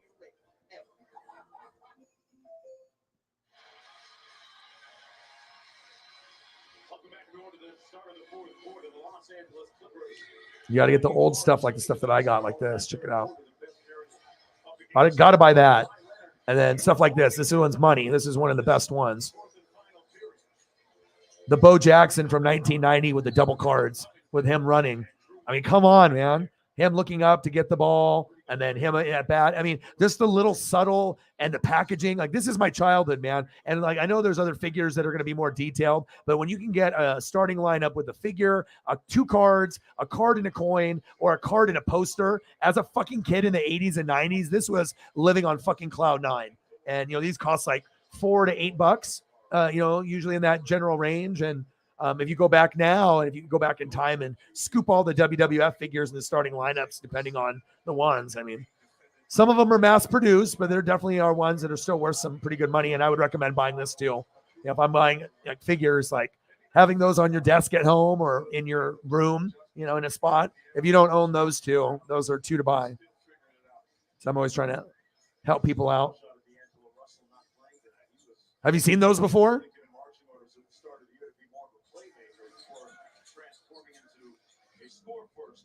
And the year after one with the coin, this one is cool too. And then this one is the one that's got the coin, which is very cool. I mean, if you're just a kid, this is me at 8 years old, 9 years old. And look at it, comes with a cool card, him holding the trophy, right? And then he's got the cool batting pose. And then it's got the collector coin with his face on it. Like, I like shit like this, dude. Like, the nostalgia is like through the roof. And you can spend your money in many different ways, but sometimes it's reconnecting with your childhood. And even if you have to spend like $20 on this, or, or if you're spending 10 or 20 here, or maybe $20 here, $30, you're spending what, $80, 75, it's worth it. You know what I mean? It's being able to bring back memories and have something that's like articulate, that's newer. And then the old school shit that we grew up in, back in 1990 and 91 when I was 8, 9 years old. That's what it's about right there. Once Cat went down, he went from 14.4 points per game to nearly 25 points per game and shooting 54% from the field. And then you got to have the Bo Jackson handheld. You know what I mean? If you're going to start having this like a Bo Jackson like theme. I haven't met too many people that love Bo as much as Cyber. Because that's a big part of my life. Like after Griffey, Bo is up there for me. Bo Jackson baseball, Bo Jackson football. My God, dude. Look at the Larry Johnson front row card. My God. This is memories right here. Yeah, I'm always going to try to plant some ideas because, I know that you love stuff that I do. And sometimes I might have a history or I own some of these or I've seen them. Now I got to show you what the bow looks like out of the package because now you're going to want to buy 2 bows, keep 1 bow in the package, this one, right? And then you're going to want to take it out, and I'll show you why. Put it on your desk, on your computer room. Because you go from this with the amazing packaging, right? But one package you have to ruin, and then it looks like this. And then it's so worth it because then it actually is set up with the dirt and the base. And then you look at this, it looks awesome. But it doesn't, you don't realize that it turns into that. And when you know it turns into that, that's when it ends up being out of the package. And you buy one to keep, you buy another one to open it, and you put that bitch right on the computer desk, and you stare at that fucker for hours on end. Because I know if I buy this, that's what I'm going to be doing. Killer, right? Cyberpunk's like, this motherfucker. This motherfucker.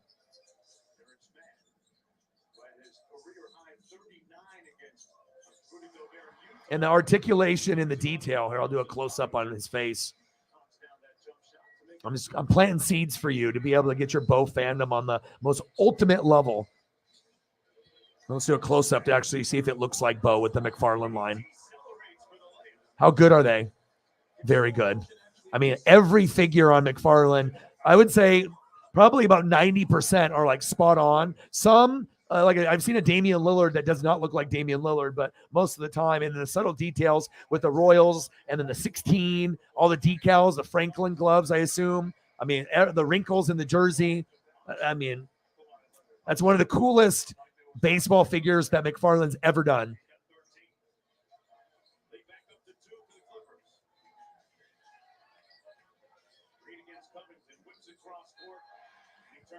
And then I'm going to show you a rare figure. If you get your hands on this one's the rare one. So I showed you a couple of these. This is my life too. Like I have a lot. Like I got like a lot of originals like Jordan and Bird and a lot of the GOATs, Montana. But then you have to look for the rare, which is like this. And if you can get the extended series in the 91, the one that came with the coin, but then it's the alternate pose, the rare one, and that ends up being this one. So you get them like sliding, right? And then you get the coin in like a different card. That extended series. I mean, sometimes, you got to pay a little bit more, but the poses is what made it so cool with everything that came with it. That's why most people opened them, and you don't have a lot of them that are, some people have a lot of like commons that because like no one gives a shit about some like Joe Blow on the Astros from back in 1990 unless it's like a rare figure. But I mean, this is pure bliss for me, man. Figured I'd try to show you something you haven't seen before. Or I mean, I can do Bo Jackson pictures, but why not Bo Jackson memorabilia? Very cool. I don't even own these. I mean, I should. All these things I should own. Fucking clean, man. At State Farm, we're there for you, Williams. Get a quote today. Like a good neighbor, State Farm is there. The NBA is back, and with FanDuel, this season's looking better than ever. And here's one I've never seen before. I don't know what the hell this is. This is like, I think a 1992. This is supposed to be a 92.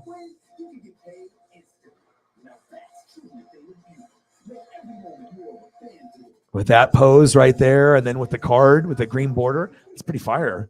I've never seen this one. This must be like, I don't know if this is that might be a 92. They started in 1988, so it's funny how something just like an action figure can bring so much joy.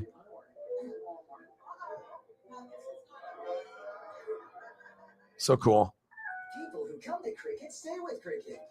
Cricket is easy, it's affordable, customer service is top-notch. That's why I've been with them for so long. With all that, I'd stay a while too. Smile, you're on cricket. For the last week, cryptocurrencies have. And then obviously he got hurt, so you're not going to get too many. And then obviously I'll show you like the Raiders ones. Obviously you're more for the Royals, but I mean we can appreciate Bo for who he is. And look how clean this Raiders starting lineup is. You ready? 3, 2, 1.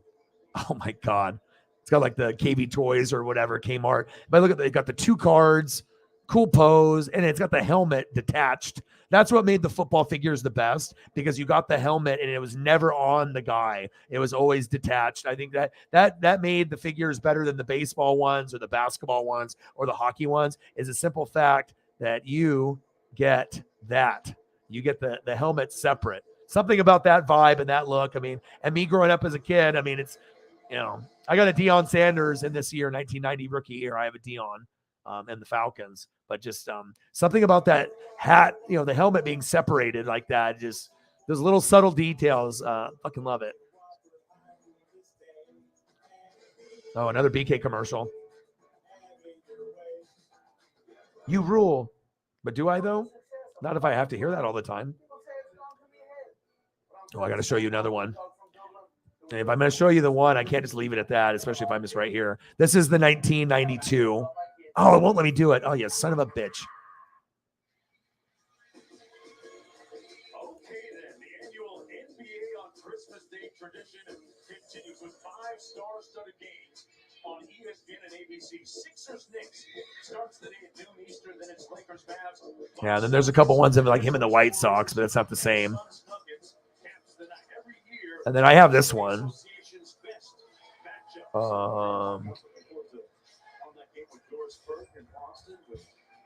coming to town. They're going to be for that Golden State Memphis game. Okay, great. Oh, gosh, a lot of fun. Listening to my Alexander O'Neal Christmas carols before the game. Covington from Dean, is that your go-to? That is Luther Vandross. Okay. Whistling a foul underneath. What are your favorites? The Jackson. Oh, okay. Yeah. You got that one too. So I showed you what the Bo Jackson looks like with the McFarlane out of the package, right? So that's the baseball version, and then here's the football. Oh my God!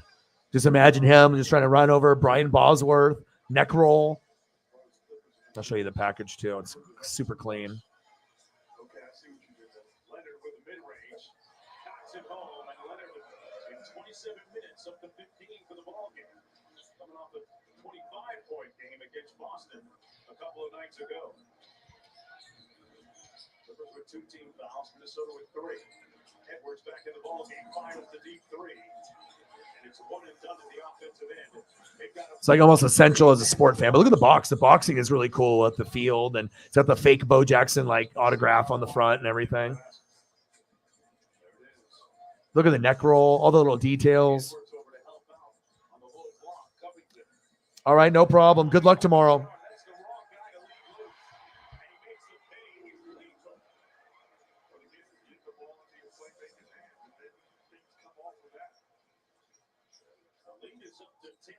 Thank you so much, Cyberpunk. I appreciate you. All right, I'm going to try to get some more Bo Jackson.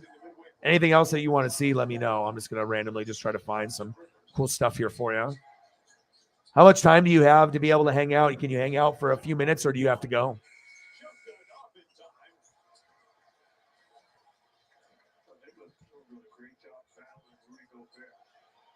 81-71 Clippers.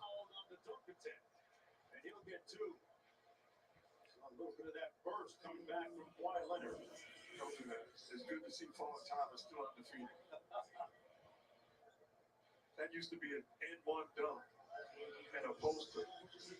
You'd have to edit that. Still coming back. 20 minutes. Okay, perfect.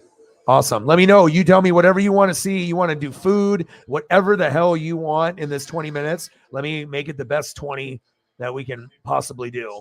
And then, like I said, I'll probably end up going for the 4-hour mark. So you'll go for 20, and then I'll probably go into the 4-hour mark just because I don't know. Someone might show up, and maybe we'll get to the goal, and I just have to put that grind. So try to show you some of these bows. But hopefully that gave you some inspiration, bro. So that way that we can own these things one day, just kind of put it in the forefront. Like, wow, these are very cool. You just can't overpay, and it's all about condition, so you got to look like on eBay and whatnot and not pay too much. But I mean, I'm intrigued, man. I need to own some more of this Bo memorabilia. But I do own this. This is the one piece I do own. And mine isn't still in the package as well. All right, let me delete some of these to make some more room. And let me know if there's anything else. But I'm going to continue to go down the Bo train. All you got to do is Bo leave. I don't want to get fired like Mandy Rose.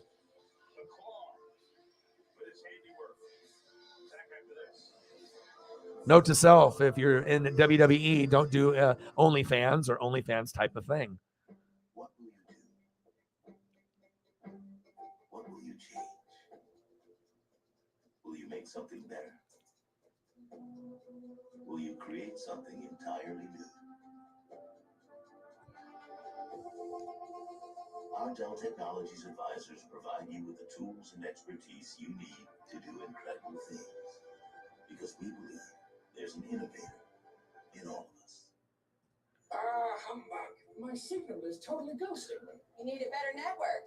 Yeah, no matter what, I always have to grind. Just gotta. I was thinking that one might get close to formatting, but it's too short. It is too short. Sometimes you gotta keep looking. It's our best deal of the year. Get the network you deserve and the savings you want. Only on Verizon. Try to step up Bo and the Boz.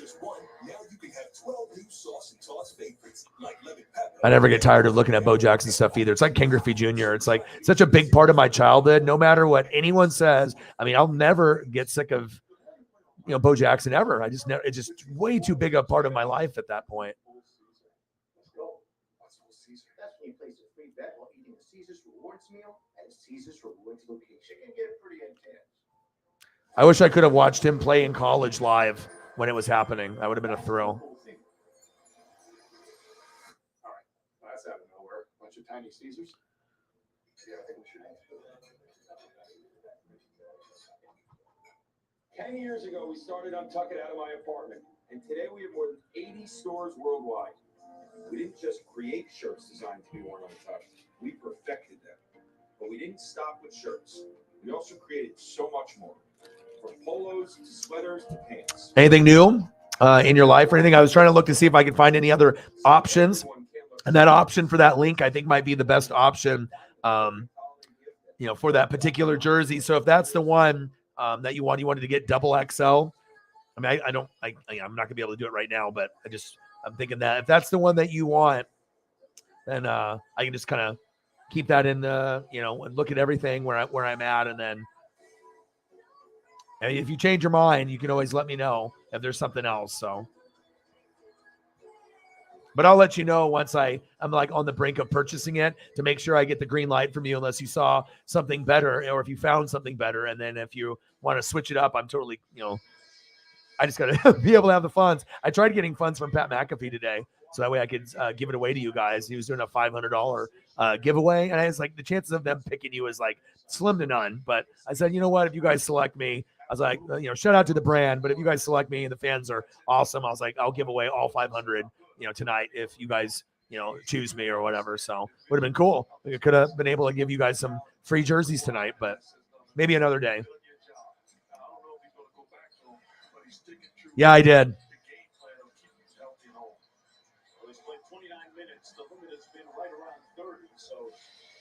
Yeah, I just want to. That's just who I am. But yeah, at the given time. Because like I said, I don't want to be like, okay, here's the jersey, and then I can't afford food for a couple days unless people are like donating or something, I want to make sure it's, we get it at the right time and whatnot. But yeah, he's like kind of like AJ Brown, like petty, and they don't let go. You know what I mean? And it's like, oh, they didn't want me. Listen, you already won a Super Bowl. So in your mind, your legacy is done. Now you want to party and you want to be in Miami with all the women and that vibe, like DJ Khaled and, another one, that's what you want to be around. Don't act like that's not what, if you really wanted legacy, you would have stayed with the best quarterback and the best tight end, but you were selfish and you just wanted the money. You know what I mean? Like, we already know Miami could end up being pretty good, but you had something like really special. And then I think that, maybe you didn't get what you thought you were worth. I mean, of course, you just can't give one person the bag because they already did that with Mahomes, but of course, if they had extra, I think that they would have. But it's not like they were like, oh, we're disrespecting you. You want 50 million. We can only afford 42. Oh, fuck you then. Well, Jesus Christ. It's like you only have so much money. It's like, oh, sorry, I couldn't give you 8 fucking more million. Like, I get it. You are worth it. But I mean, this is a team type of concept. And now the Chiefs are proving that they can win it their way. But if they did have Tyreek, imagine what things would be like now. But I think they can win a Super Bowl without him. And if I, didn't believe that, I wouldn't say it. So yeah, I did. Oh, never ending chatter.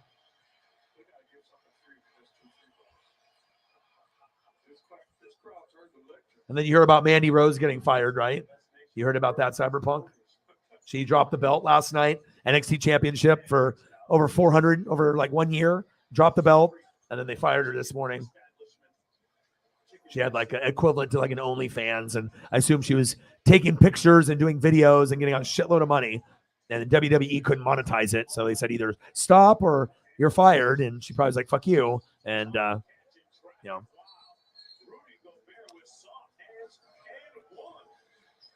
Rudy Gobert, Mandy Rose. I mean, obviously they used her look and to exploit everything because obviously she's good looking and everything. But I mean, is it that important to like have that?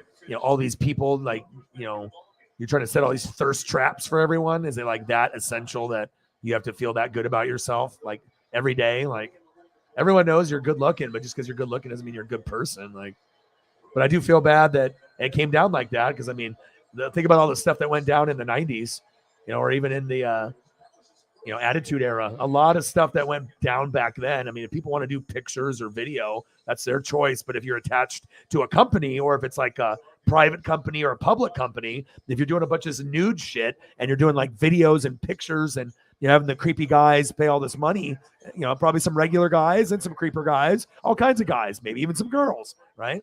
A lot of people know that she's hot and everything. So, but yeah, I mean, that's tough. I guess OnlyFans equivalent website is more important than wrestling, I guess, for the time being. Would you believe that? Stopping the penetration and then active with his hands coming up with the strip and the contact. Oh, yeah. Well, I just think Mahomes and Kelsey are not selfish people. They just want to be able to win and do what's best for the team. You can tell, and that's why they are the best at their position. And you got these two guys. I mean, with Tyreek, he wasn't really a fit. He was like, he was on your team, but he was more of a me guy.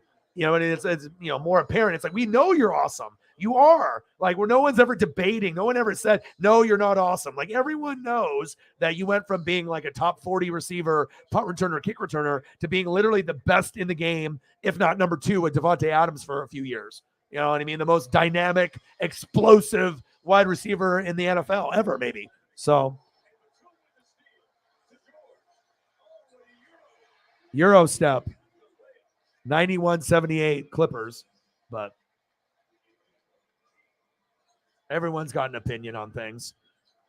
But I think that, winning would be kind of a nice little, that doesn't have to be an FU towards him, but like, you're great, but I mean, if you're going to talk bad about the whole, just move on, man. Just move forward. AJ Brown, move forward. Tyreek, move forward. But the problem is if they're on social media like Twitter a lot and you're a big part of the Twitter community, I'm on it all the time, but there is some toxic, people that are out there that are keyboard warriors that definitely like to poke the bear and, kind of stir the pot, but you just can't let those kind of people get to you because there's going to be all kinds of trolls and assholes on social media. Yeah, but I did see that. And then I saw Skip and Shannon going crazy against each other. And I mean, I don't watch a lot of shows. I watched a little bit of Colin today, a little bit of McAfee, but not a lot. And I was spending time with Paisley and just, grinding it out, trying to do a lot of the film and then contemplate like why we're so shitty. Oh, because we don't have this anymore. That's right. Offensive line would have helped too. So. But I did get a chance to go to the dispensary today, which was nice. They got a brand new one. Grand Pearls Blackberry Lemonade Indica 111 CBD, CBN, THC, the good shit. The shit that costs like $20 or more, usually 20, 21. You get 10 pieces, but yeah, it's the good. It's could be kind of for the sleepy, but if you're like have a good tolerance, you can just kind of vibe and just relax. And then I got the black cherry, like my normal stuff too. And that's the social hybrid. That's like 10 milligrams per one. So yeah, I'll be good there. Yeah. It's very, very interesting to see how this plays out. Yeah, I'm very, very curious to see how it goes. There's going to be a lot of heartache and heartbreak. This is going to happen. Okay. But what's happening? I mean, and then if there's a surprise team and they're in the mix or something like this, getting hot at the right time, you never know. You know what I mean? I doubt it because their defense isn't there and their defense isn't there. But if there's two teams that could upset, and I'm not saying it's going to happen, but there is a chance if you get your best ball, there's a chance that they could play a little better than maybe people think. But essentially, it should be Bills or Chiefs. Bengals are included, but since they went last year, statistically speaking, they shouldn't be able to make it again. But the Bengals are definitely capable. I mean, it's Bengals, Chiefs, Bills, and then on the other side, Eagles. And I don't really think there's anyone else I can put in that category. So, at least for now. Dame time.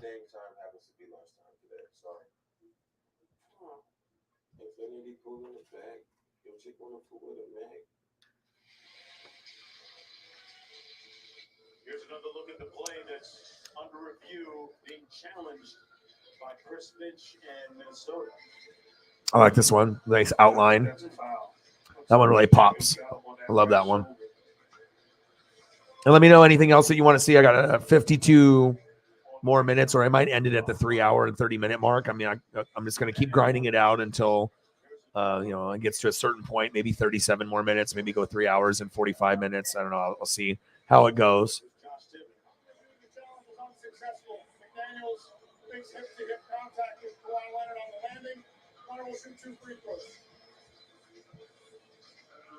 I know, man. It's funny. I have to call them out whenever they come in because they don't come in anymore. And I'm always going to make sure I keep the receipts, with all the people at the beginning of the year, that kept telling me that, the Buccaneers suck. We're going to go back to back. And I kept telling you, no, you're not. You're going to have injuries. You don't have OBJ and Von Miller. They told me Bobby Wagner doesn't matter. Cooper Kupp is going to be the best in the NFL. We're going to win it again. And then we haven't seen any of those people since like week 2.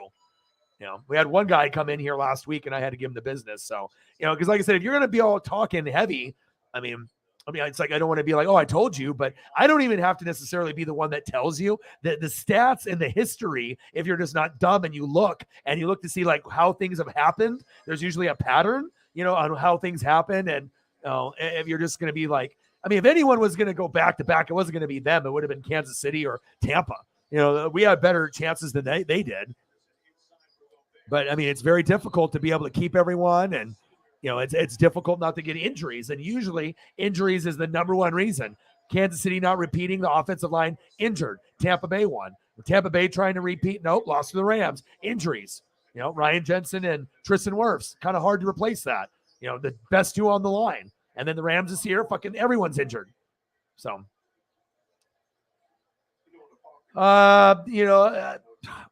his rehab and his age, it's going to be up to his commitment level. If he's willing to commit and be like, I am going to be like Edge on a comeback, or, Brian Danielson, where I am coming back, then I think that he's got a little bit left. But if he's just going to be like, well, I'm kind of old, I won a Super Bowl, maybe, I'll play a couple more years and it's for the money, but I'm not really invested anymore. You know what I mean? Like, I'm just going to be out there, going through the motions. There's probably more of a possibility of that. But if I'm a Rams fan, I'm moving on.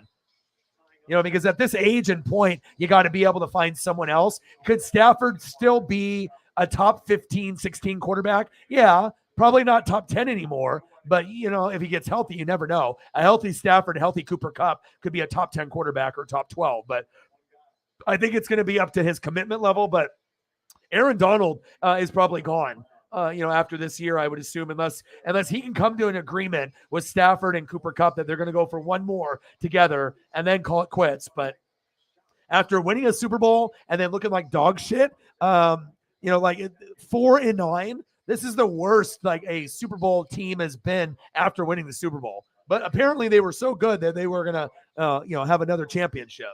But, it's like, it's not even trying to be right or wrong, but just like, what makes you think that you're as good as the 03-04 Pats? You know what I mean? Just because you won and you're ignorant, like, and you're just so excited that you won that you think you're going to win the next 3 in a row, like not even giving a shit about like what has happened in history. Nah, fuck history. We're going to make our own. It doesn't work like that, young man.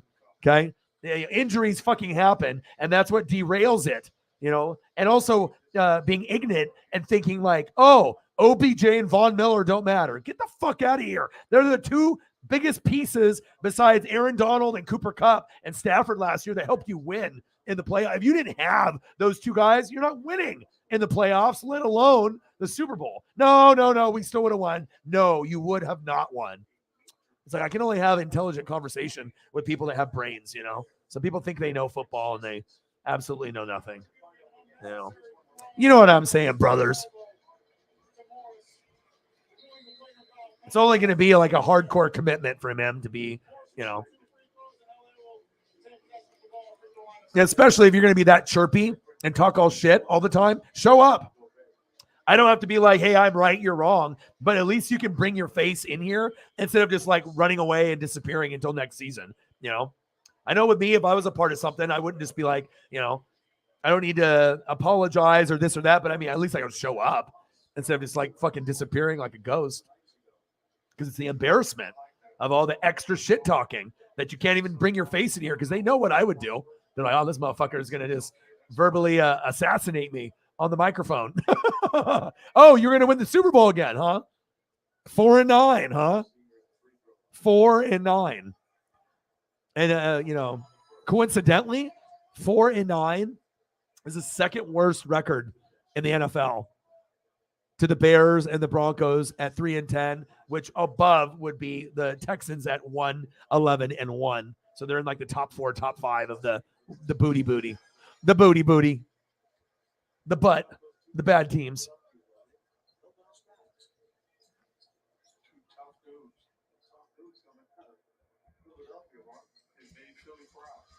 Yeah, but I think the Rams run is over. I mean, it was just kind of like that rental. I don't think you're going to see what we saw ever again with them. That was their one, opportunity. And then once Aaron Donald leaves, there's no chance for them ever into the, hell burns over. It's like this was their opportunity and they got it. So.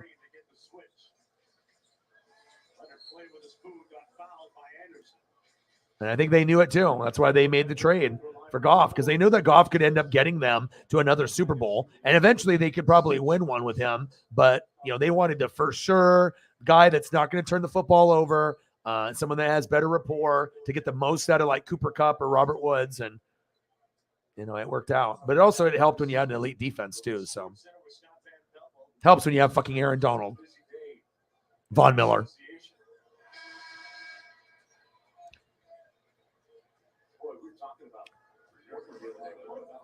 Yeah, it's funny that people are afraid. Like Saints fans are afraid now. Like they don't show up. Rams fans, they don't show up. They're just sitting there with a pen and pencil, just wondering what can I say? Well, if I come back, I have to make sure I'm prepared.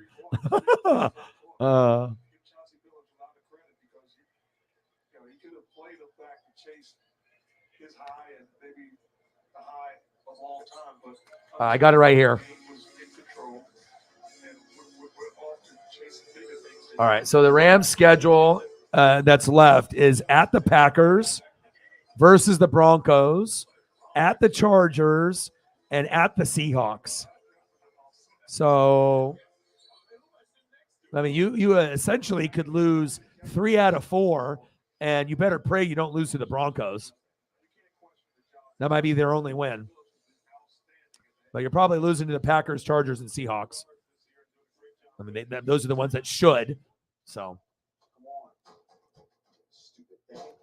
yeah. I mean, I don't mind. I mean, you have passion for your team, and you're gonna, try to like outschool me or try to like teach me something. You know what I mean? Like thinking that I don't know. You know what I mean? But it's like if you're gonna come at me like that, you better be fucking correct. And I think a lot of times they know that like, oh man, what did I get myself into? But you can still show up. Thanks, babe.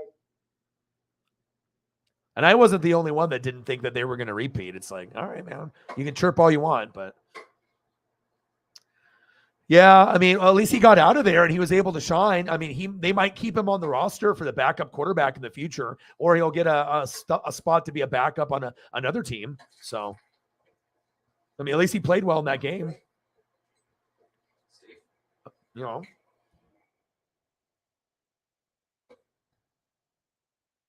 He brought a little bit of hope to that franchise. It also shows you how horrible that the Raiders are.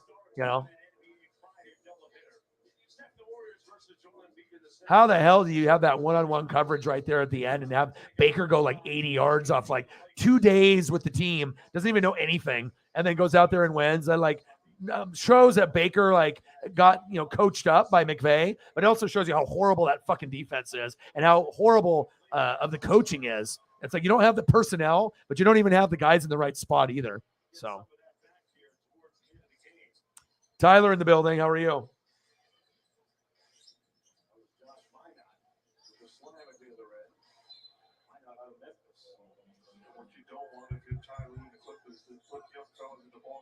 But I was impressed, and I mean, when we watched that game, I was like, "Oh man!" I was like, "This was a little unexpected." But then I did call it though before it happened. I was like, "This is going to be Tom Brady 17-16." I don't know why I felt that way, but it just felt like maybe there's another collapse for the Raiders. And I know it's like, I don't really feel like giving confidence to someone that just got on the team, and doesn't have any really good weapons out there. But we got, sometimes you get magic. So, but it's like the Seahawks losing to the Raiders and the Panthers. How the hell does that happen? I mean, this team is still one of the better teams in the NFL, but that's how you're 7-6 instead of 9-4. You drop games that you're playing down to the competition because you don't have a defense. So once they get the defense, then they can win those games and then be better. But anything else that you want to see picture wise? Let me know what you want to see. If there's anything else, Cyber, I know you got to get going here in a few minutes. Yeah, I know. That's what made it so awesome. I'm still watching the game. Clippers 99, T-Wolves 83.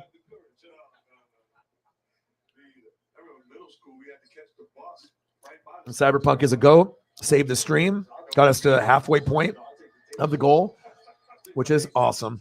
You know what's not awesome? Getting fired. Getting fired sucks. But she'll be completely fine. This is never going to be a problem for this right here. That right there will never be a problem here.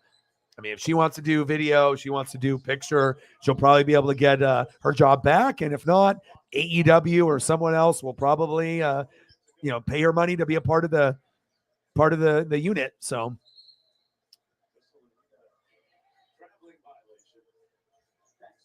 you're good. All right.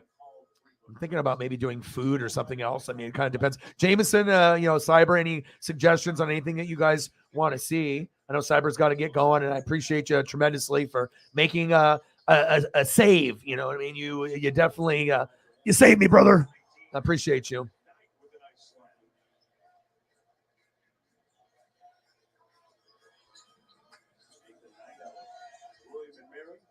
And we'll go probably for maybe 40 more minutes. Try to make it to the 4-hour mark, unless we get a big wave of people or some kind of dono train. Then I'll stay longer if I need to. But Cyberpunk always being Cyberpunk. Appreciate you, man. And I can't wait to be able to have enough funds to get everything kind of situated and then take care of a few people. So you're obviously at the top of the list. And then double XL for that jersey, right? The black one, the double XL.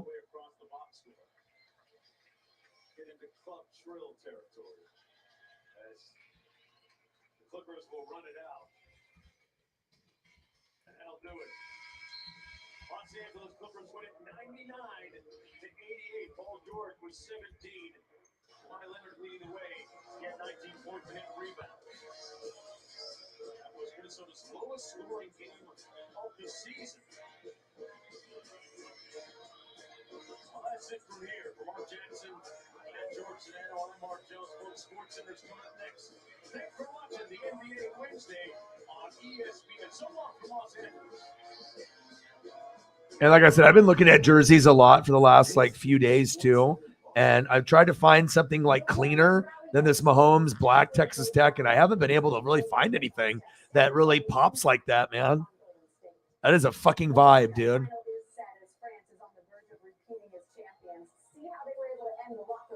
Cool.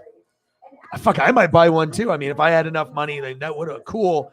Even if it ends up being kind of a bootleg one. I mean, at least if it's the brand, like the Under Armour, and sometimes you can get the stitching done at another spot, like at a seamstress, for the number or the name on the back, but sometimes they'll have ones that are already made that way. But wow, I remember that game too, and it's just such a fucking clean jersey. We're gonna get that for you, man. I gotta change the channel. I haven't watched SportsCenter in 15 years, and I'm not starting today. Not happening. I will watch it when it was good. It's not good anymore. Not worth my time. All right, what else do we got? We got Blazer replay. We got World Cup replay. France and Morocco. France won. And then we got a football game coming up, and what is it going to be? Eagles Giants. Nice. All right, that gives me something I can watch then. Come out with his lineup. Of course, it is the fantasy playoffs. So let's take a look at this. What a clean jersey, man. What a clean jersey, man. Really good picks here, but he has some questions about what to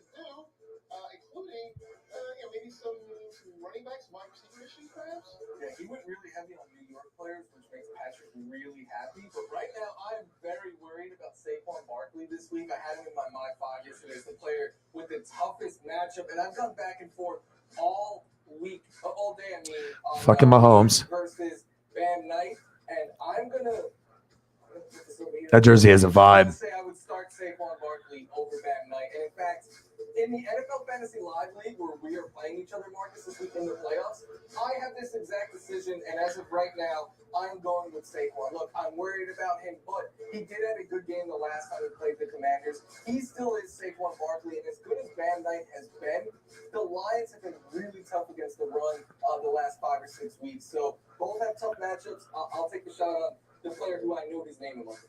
There you go. Wow, they even had a Mahomes with like a white jersey with the gray helmet. They've had like a couple different variations. I was looking especially at these four guys over here where you got Judy, Sherfield, Devonta Smith, and Jalen Waddle. Texas Tech really had a lot of options. Look at this one. This one they didn't wear as often. This was like the least worn one out of like the traditional red and the white and the other photos that we. So normally when we looked at the jersey, it's like you get that kind of option. And that or white, those were like kind of the most common. And then they look at this one with the gray and the gray sleeve. That jersey actually kind of pops and looks good. The white, that's a clean look. I mean, the black one is super fire, but okay.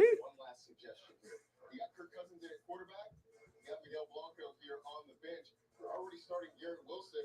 Why not make it back even? Maybe not Bam Knight, but you got Wilson in there. Maybe not the double or the stack here with Garrett Wilson and Mike White at quarterback, just for something to think about. If you are in a position like Khalil, first off, you can always send us your lineups on Twitter. #7. I gotta delete some of these other photos here. Streaming option, in which case. All right, so we probably have like 35 more minutes. I mean, if there's anything else that we want to touch on, you guys let me know. No, Cyberpunk's got to take off here in a second. So unless he already did, just want to go through some of the bow photos here. Appreciate you, man. All your support. Always taking care of me, man. Especially when things are looking fucking really grim.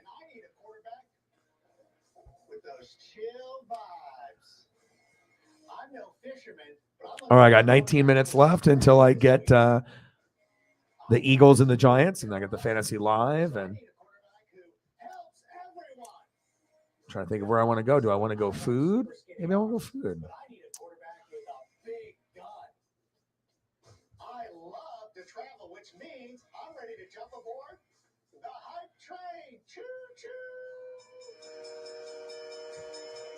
So let's welcome in our contestant, Adam. Welcome into next. You never go wrong with breakfast food. Start off with some pancakes. Here's how it works, everybody. We got quarterback streaming options for week 15. They're going to come off of the bus, and you're going to tell us if you like them. The timer's going to go up every second. It gets closer to being ranked quarterback for week 15, or you can say next streamer, and we're on to the next guy. So you ready for this? Oh, I am so ready for this, Patrick. Get ready to walk off that bus, guys. Our first contestant is Colt McCoy, a journeyman starter now pushed to the remainder of the year, and he says, pick me. His next interception will be pick 3 on the year to only 1 TD. He sometimes escapes from the pocket. I'm going to stop you right there because I saw his post-game press conference, and he started crying. So, yeah, I'm going to say next. I can't have that emotional baggage. All right, our masculinity is a little toxic here on Next Streamer. Let's get to the next quarterback, and his name is Baker Mayfield. Next. All right, we're going to find a match for Adam Rank on Next Streamer. It is not Baker Mayfield, but is it our next contestant, McCorkle? 3 touchdowns, 1 pick in his last 3 games, all while making his play caller feel shame. But it's not all Patricia getting the blame. Matt in the building. How are you? Probably going to go for another 33 minutes unless we get some more people coming through. Just going to do some food to kind of cap it off. Went over kind of the 5 teams, and I can go over that for you if you want. I can kind of do a quick little breakdown for you here at some point once we go through some of these food photos. How's it going, Matt? What's good? Our next contestant is Miguel Blanco.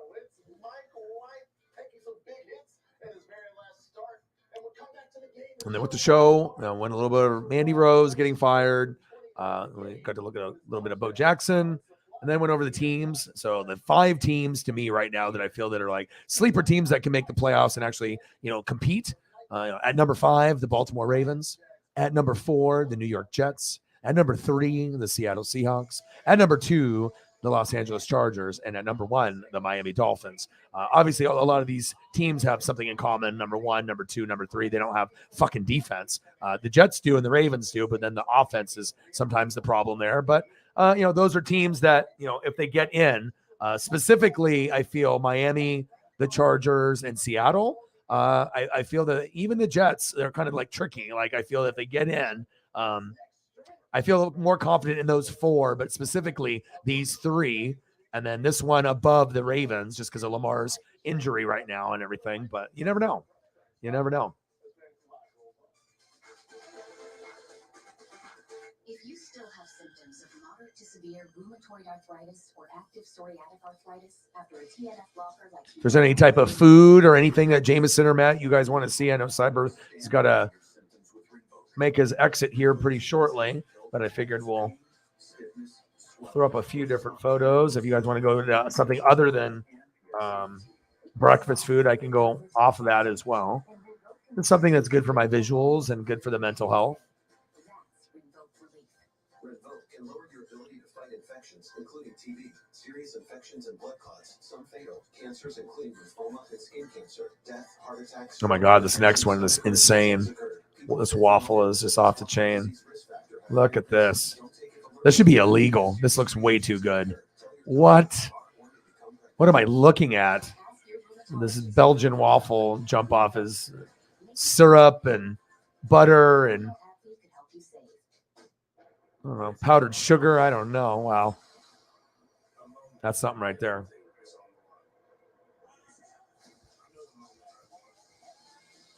It's all about that Belgian waffle, boy.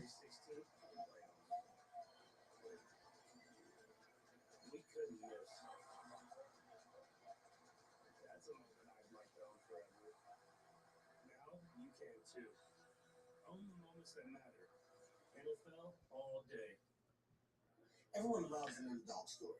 You know why? Because it fills you with hope. Makes you believe it, right? Hold on now. Did you say any team? So now I can bet the underdog odds. Team overdog, where you at? Oh. Download the DraftKings Sportsbook app. That's just $5 to win $150 if your team wins. Action's so good. On that NFL, anywhere else.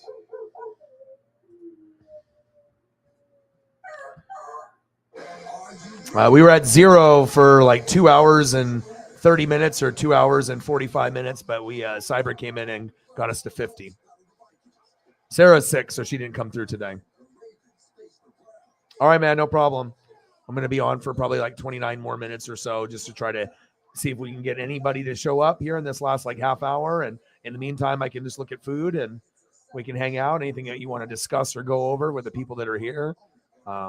We can kind of do, whatever you guys want. I mean, just give me a topic and we'll start looking at some options. Food looks great. I'm definitely going to eat after I'm done streaming, though, for sure.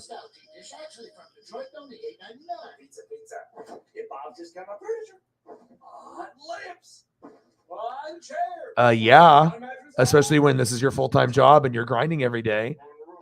Yeah, it means everything. Living with plaque psoriasis, Otezla can help you achieve clear skin. Don't use if you're allergic to Otezla. Otezla can cause. I mean, some days that are going to be like lower than others, but I mean, if you're putting your whole heart and soul into everything, you hopefully can feel a good feeling after a stream is over. Your doctor should monitor your weight and may stop treatment. Upper respiratory tract infection and headache. Shows you all it takes is 1 or 2 people to really make a difference. Ask your doctor about Otezla today. Watch the 2 best teams in the NFC West face off in a divisional battle with huge playoff implications. 49ers. And then I'll be doing the game tomorrow. So we got the Niners and Seahawks. It should be great. It's going to be a good rivalry game. It's in Seattle, everything on the line. So I think that it'll be an awesome game. And like I said, I'm always getting kind of hated on. So I don't think we're going to have this like insane, we'll see what happens. Well, but hopefully we get a decent turnout, and I think we'll have fun. So. Officially start Bam against the Lions. The Jets are in the playoff hunt, which warms your heart. So I got all kinds of French toast and stuffed French toast options. And we'll go for probably another 27 minutes. And if anyone's got Twitter, do me a solid, like and retweet the stream that's on Twitter. It'll help us get more views, more people, and possible more donos. And and just grinding like I do every day. Every game he has played this year, and he is a power runner that is hard to bring down. And I think that will play well this week as the Lions have allowed 3.3 yards after contact per carry. Seems how fun this season. Had a great start to his career. We'll see if he continues that. That's some great starts from Travis Etienne, and a lot of people are in a position where they see this opponent, Mike, and they wonder what to do with Travis, considering the last few weeks. What did he do? It pains my heart to say, but I'm going to sit Travis Etienne this week. I'm not saying sit him for just anyone, but I would play Bam Knight over him. Damn, French toast looks so fucking good. Damn. I have been craving breakfast at night. If you don't have breakfast at night, for a long time, and then you have it after a month or 2 months or 6 months, God, it hits different. It's you can be stoned or you can be sober or whatever. You can be drinking, but man, they should have more places open that do breakfast at night. Oh, this one looks awesome. Banana bread French toast. Get the fuck out of here. This one looks insane. It's got little bananas on it too. Oh my God, this looks good. What is this? 149. This looks good. I'm a big fan of banana bread too, because my mom used to make it way back in the day, and I only eat it I don't know. I think I maybe once every couple of years, unless it just so happens I end up getting some from a friend or something. But it's when you don't have Thanksgiving food for a year, and then all of a sudden you have it. Of course, you're just gonna pig out on it unless you're eating a lot of turkey throughout the year, but most people don't. But that looks amazing. Absolutely, man. Most people don't do it either, so that's why I think it tastes so good, because no one wants to put in the effort that late. They got other shit that they're doing. So. Is Travis Kelce, and plus in his last 4 games against the Ravens, he's averaging 12 points per game. The Ravens have also allowed the second most red zone targets to tight ends. So much weekly volume and production. You gotta must start him. I'm sorry, my apologies for that. It's very bad. The most start. The most start is Cole Kmet a most start against the Eagles. Most weeks he is, but this week against the Eagles, I'm sorry, Rank. I'm saying to sit Cole Kmet. And now again, he's not a must sit because tight end isn't the deepest position, but he has fewer than 7 fantasy points in 2 of his last 3. And the Eagles are in the bottom 10 in fantasy points allowed to tight ends, and they have not allowed a touchdown to one in their last 5 games. Again, not a must sit, but some tight ends I would play over him. In one league, I'm starting Njoku over him. Freiermuth, Schultz, Ingram, Greg Dulcich. Those would be some names I would consider over Coleman. We want to talk about a shift. Last year, we were legitimately wondering if the Eagles could see tight ends, if they were invisible, and now they are very, very good against tight ends. So Mike has Cole Kmet as a sit. Pay attention to all those starts. It's a little controversial here in your playoff season. When we come back here on Fantasy Live, Josh Allen's a surefire block of a fantasy quarterback. Top 3 scorer at home against the bottom 5 defense when it comes to stopping quarterbacks. So what else makes us feel warm and fuzzy when it's cold outside? Join us around the Yule log next on Fantasy Live. Listen up, we got a problem. A lot of you are skipping lunch like it doesn't matter. Well, this year we take a lunch, a hearty lunch, one with chunky soup. Chunky soup? Let's go! Let's go! Woo! Lunchtime is short halftime. Are you surprised? I mean, like I said, if you do the research and you have passion, you know what I mean? Also, you have to have a little bit of insight, you know what I mean? Like the ESP and it's about the specific details. I mean, people can do predictions, but if you get really in depth on why that you're predicting that this is going to happen, it's a lot better than just someone saying Justin Jefferson and then it happens. You want to see where the person is getting that info. But the thing is, he doesn't have as many touchdowns that I was expecting. I was expecting a lot more touchdowns, but just the flow of the offense, they do have a better record. They can't just give it to him 100 times a game, but he should have 5 to 10 touchdowns at this point, like a little bit more than what he's got. But the yards, he's number 1. So, and like I said, I picked him number 2 overall, and I was right about him. I was right about Saquon. I was right about Nick Chubb. I was right about Josh Jacobs. So I mean, there's some of it is like skill, and then also you have to hope that the guys don't get hurt. And I only had Justin Herbert and Mark Andrews get hurt in the fantasy, and it was only for a couple games, and it was minor. And then I was still able to get the 13-1 though. So, I mean, you know what type of research that we do here. This is, I do more, I feel, than anyone else. So it's like, I'm definitely going to bring that effort and that fire, It gives me good credibility, instead of just making a bunch of these predictions like everyone else, and then they're fucking wrong, right? But no one wants to be able to give you credit when you're right. They only want to point out when you're wrong. I could do like 100 things correct and like predict all these things, and the one thing I'm wrong, and then people go crazy. But I feel my percentages are very solid.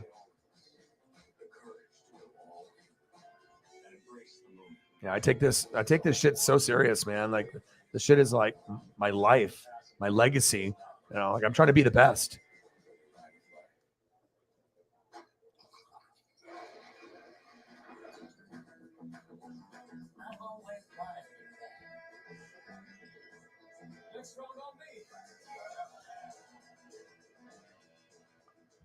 Old Trapper Beefs, last bag. There's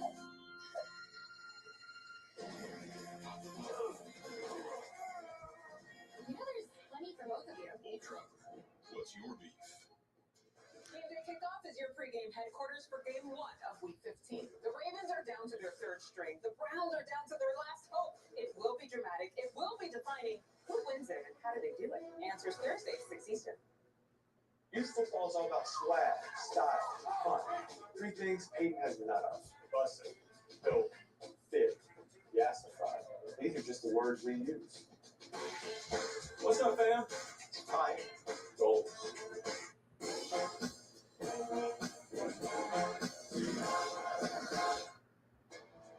The NFL's third annual Fan of the Year contest presented by Captain Morgan celebrates those who spice up the game through exceptional fandom. One day I will actually take advantage of these pictures and actually try to have something like this. But like I said, most places are, if you try to order something like this at like 7, 8, 9, 10 o'clock, I'm not sure how many places are going to be open. So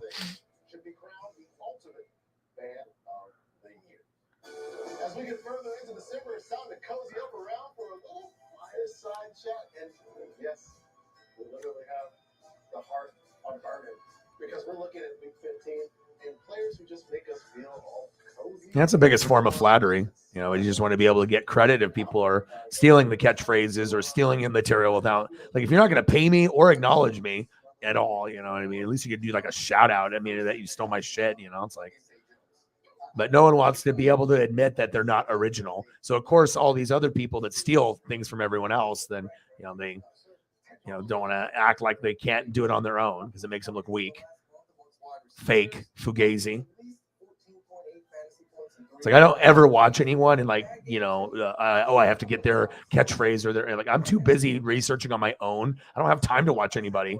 Like, I barely have a time to watch Pat McAfee show or like Colin for like the Herd, or I don't watch Good Morning Football anymore, but I'll watch other programs like the Fantasy Live and stuff with Colleen Wolfe and stuff. But I refuse to watch that program anymore. Not happening. Not happening.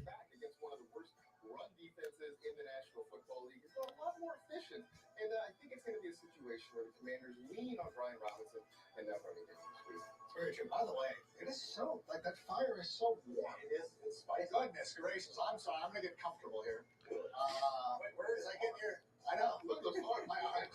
How thin do my arms look? Like, pretty good, right? I wasn't lying before.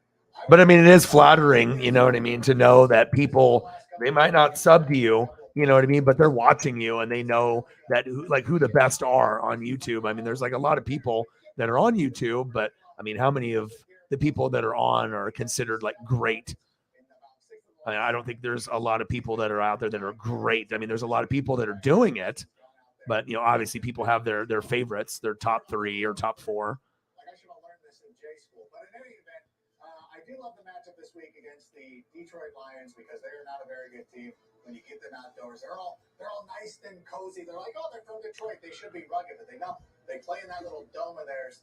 And as we said earlier, the Detroit Lions, especially Jared Goff, are indoor cats. Oh, yes. Man, I can't wait to eat.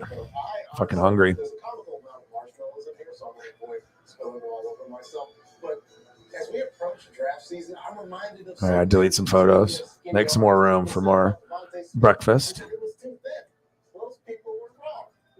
Anything else you want to see before I dip?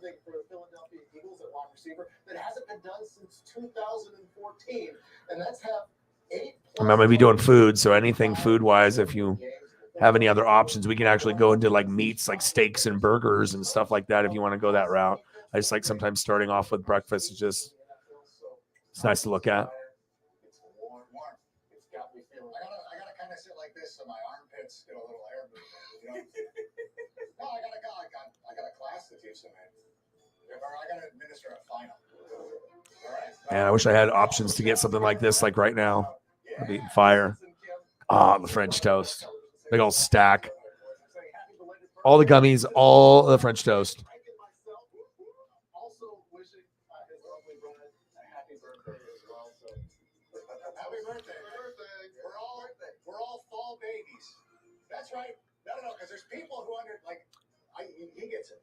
Because there's people like, oh, you're a winter baby. You're like, no, I was born in the fall.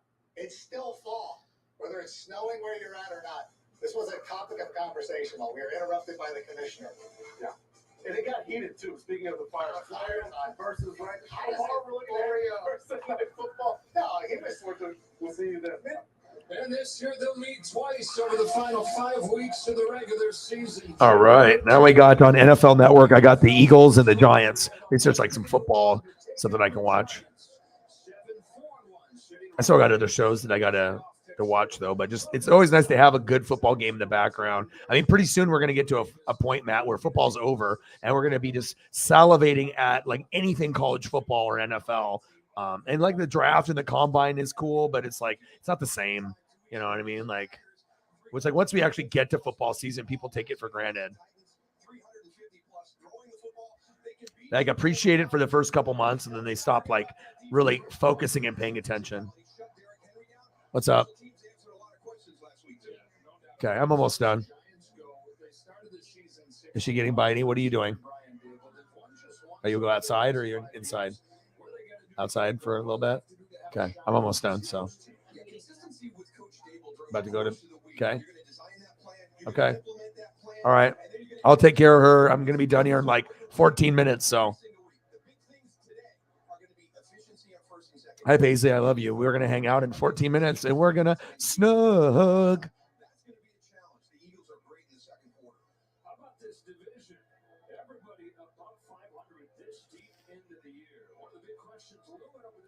Hi, Paisley. I love you.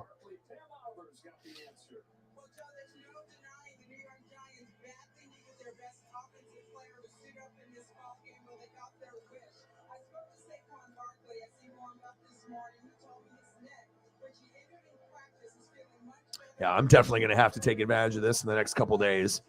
This is going to be a must, but at least by the weekend at some point. Have something kind of breakfast related.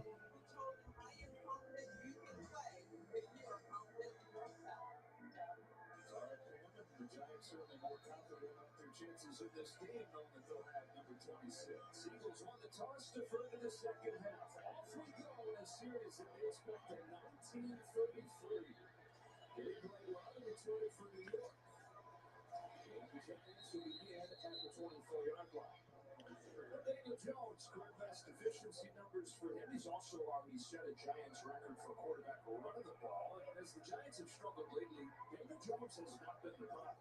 No, he has not. And that rushing record that he's established by that quarterback position here for the Giants is well, good old Bucky's. They can't lean on Saquon Barkley like they had earlier in the season. Daniel Jones is going to have to play a key part in that rush offense. Was really tearing over that 6-1 start. It is Saquon Barkley on the first play. And I give him a couple. Giants have had a revolving door up front this season. 5 consecutive games they've had a different starting 5 on the offensive line. That's been part of the issues too. The injuries there, the injuries at wide receiver. It's been amazing how many injuries they've had, how they've been impacted. And when you impact that starting 5, you disrupt that rotation. They're not allowed to have that consistency. It impacts your run blocking, it impacts your pass protection, just your whole offense gets stressed. Second down and 4. Jones looks to throw. God, I can't wait for the Giants to get rid of Daniel Jones. They deserve better.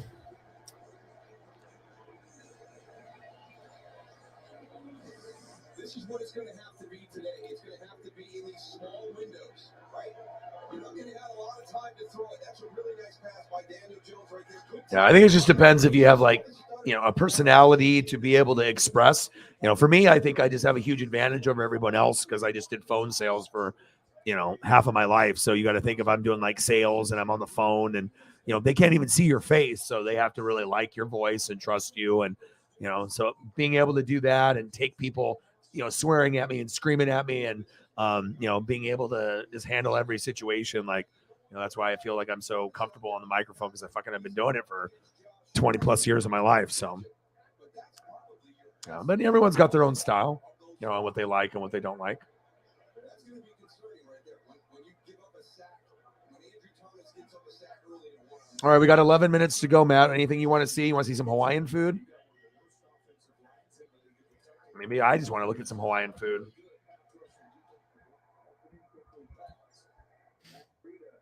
I love me some Hawaiian food. Shit, I might get some fucking Hawaiian food tomorrow. That's probably what I'm going to do. I had a spot like 5 minutes from my house, 10 minutes. Looking at a defense, that front, the ability to put pressure on, and then on the back end, we happen to have Darius Slay and James Bradbury playing very, very well. So it's going to be a challenge for the Giants. That looks insane, though. That pulled pork and that brisket, sign me up, dude. Third down and 17. The sack on first down. Leading back. Jones gets sacked again. This time. 2 sacks. You want to hear something crazy? Everything that I do has been one take. I've never, it's like I don't write anything down. Everything is, And this is how those two elements work in everything's just like, boom. That's just how it is. It's going to come from the top of the screen. It's going against Evan Neal's going to take him upfield, then come underneath. And that's that burst right there by Hassan Reddick that gets to the quarterback. So you're going to have a Hi, Pace. I'm almost done. I'm looking at Hawaiian food, and then we're going to hang out, watch Simpsons. We're going to watch some Simpsons, baby. It's like my favorite thing to do. Just like get the nice, just on the either bed or the couch and just relax, watch some TV, get some good shows in. I should watch Simpsons with me or like some Alaskan programs. Oh, that looks money right there. Fuck, dude. Give me that right there, dude. All right, let me look at the DVR. All right, what we got? We got AEW Dynamite, The Simpsons, 5 episodes and 5 episodes of King of the Hill. That's what I'm fucking talking about. So that's good. So at least I'm going to have options. I mean, it's one of my favorite things to eat, so I can do like some skewer type stuff too. We don't do it. We don't do Hawaiian food enough. I should be able to look at it like every day. And sometimes like after the streams are over, it's like, I can fast forward and just look at the food stuff and see what it looks like on the phone compared to the TV or the computer. Man, and especially if you got a good phone or a good TV or good, some of them are that HD 4K that really, really pops. It looks awesome.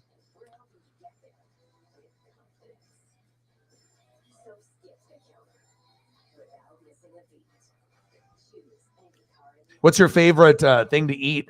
Because obviously you live there. What do you have a go-to? What your favorite thing to eat? The thing you grew up in, or the thing that's your absolute favorite? What's your absolute favorite? And then, like I said, we'll do a couple more photos, and then we'll just kind of do a recap of the breakfast photos, going down to these photos of the Hawaiian food, and then we'll just call it a day. And then I'll be back tomorrow, and then we'll grind it out, and we'll do the game, Niners and Seahawks. I'm actually really excited about it. I think it's going to be fun. So, regardless if we get a bunch of people or we don't get a whole lot, it won't matter. We're going to have a good time. We'll grind it out.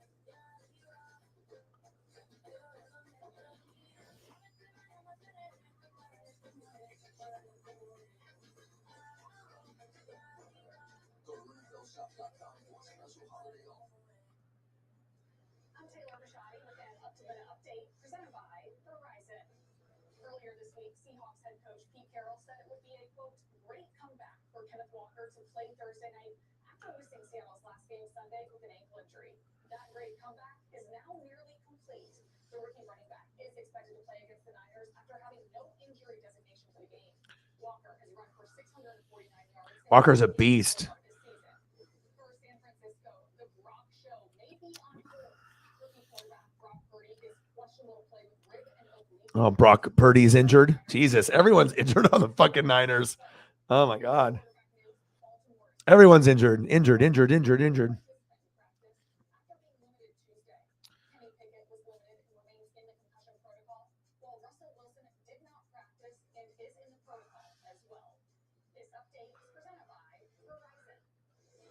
It's funny. I was looking at like Hawaiian food, and then it brought up this beautiful photo of where you guys live.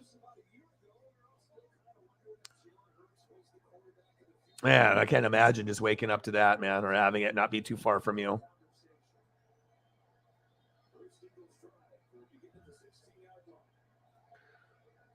And that's the only place you've ever lived in your whole life. You've never lived anywhere else besides Hawaii, huh?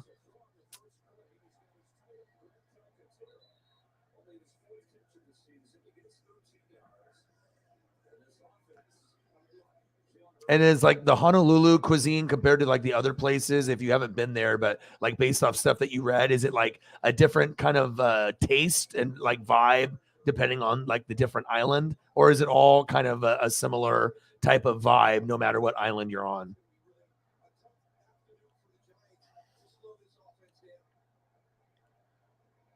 Oh, that sounds delicious. And you don't even get tired of it because it tastes good all the time, right? Like even if you eat it often, like it's just it's like it's not a bad product. It always tastes. I mean, eating chicken and rice and I mean, how do you get bored of that? You know.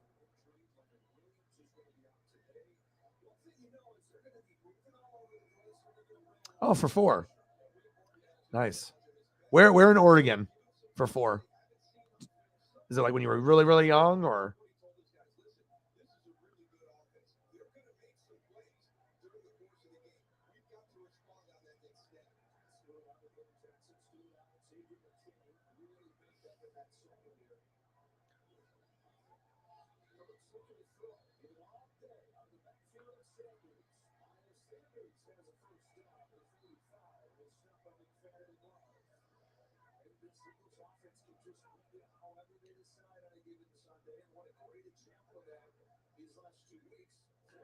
I've never been to Hawaii. A lot of my friends have been there, but I've never been there though.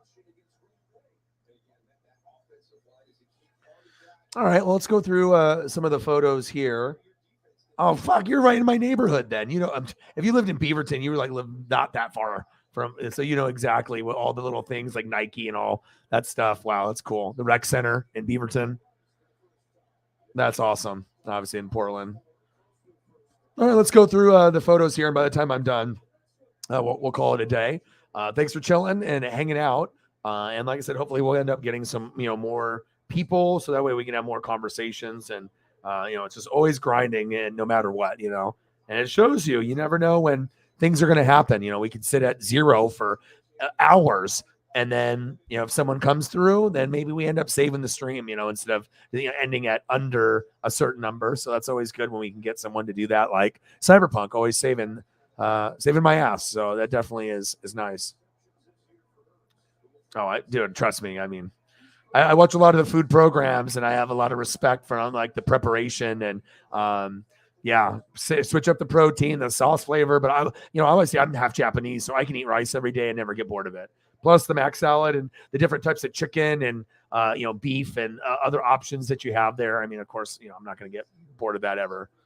It's just your taste buds overflowing with greatness. So let's go through some of these photos here. Paisley, I'm almost done. Don't bonk your head, honey. I'm almost done, okay? Almost done. She's already ready. She's like getting up. I'm almost done. We're going to hang out on the couch, okay? We're going to watch some Simpsons. She's ready to watch Simpsons. She's already up at the door, guarding the door, saying, Dad, we're going to watch some Simpsons, okay? Damn right we are. We got Eagles and Giants 0-0. And I always love ending, the show on just amazing whatever, breakfast or Mexican food. It's kind of, hey, calm down. Calm. It's your tail. Hey, hey, that's your tail. Hey, stop. Paisley, it's your reflection. Stop it. She's barking at the ceiling and she's looking at the reflection. Hey, hold on. Hey, stop. That was hilarious. I had to take the light bulb out of the hallway, and she sees her tail wagging into the shadows and thinks it's like a thing. Calm down. Stop. Oh my gosh. This dog is everything. Love her. Just like I love breakfast. So many good options. I'm definitely getting something like this very, very soon. It's okay. That was your tail, silly. Ooh, the Buc-ee's. Nice throw by Hertz. And then we did some Hawaiian food. And like I said, I hope everyone has a great night. And anyone that's watching on Twitter or obviously on here, so we always want to make sure that we have those good vibes. Shout out to my boy Alan. He just lost his dad last night, early this morning. So I wanted to make sure that, I can be a factor somehow, some way. It's like I might not, be there face to face, but we always want to make sure we're looking out for people. And it just makes me feel good when someone can send me a message like that, words of encouragement and whatnot, and knowing that I'm making a difference. So that's always a bonus. And this Hawaiian food looks amazing. And then we'll be doing San Francisco 49ers versus the Seattle Seahawks. Beautiful Hawaiian weather. All the food looks great. Well, fucking A, man. I appreciate you. I will be back tomorrow. Portuguese sausage or Spam eggs. La Loco Moco. Yeah, I like to watch all the programs on, obviously the Food Network and anything Hawaiian. I'm always like tuned in. I'm like, oh shit, what are they gonna go over? I need to make sure I, can get that done. So, and I always try to, because I'm not gonna have the best options for that everywhere. It depends on where you live, but if you live in Hawaii, of course, you're gonna have the best options. So appreciate you, man. Thank you for coming through. And again, I'll be back tomorrow. And we'll grind it out. And I hope you guys end up having a fantastic Wednesday. We're in the middle of the week. It's almost transitioning, obviously, to most people that are watching in the Midwest and East Coast. It's already Thursday. And then we're going to have a nice matchup where we're going to get the San Francisco 49ers versus the Seattle Seahawks tomorrow for Thursday night football. So I'm excited about that. And I will see you guys tomorrow. So I appreciate everyone that donated, that supported, that chatted it up in here. And like I said, I love you and appreciate you. Shout out to Cyberpunk for coming through in the clutch as always. And I got one question for you. Who talk sports like us? Your boy Ryan, Northwest Sports Fanatics, and I'm out. Gang.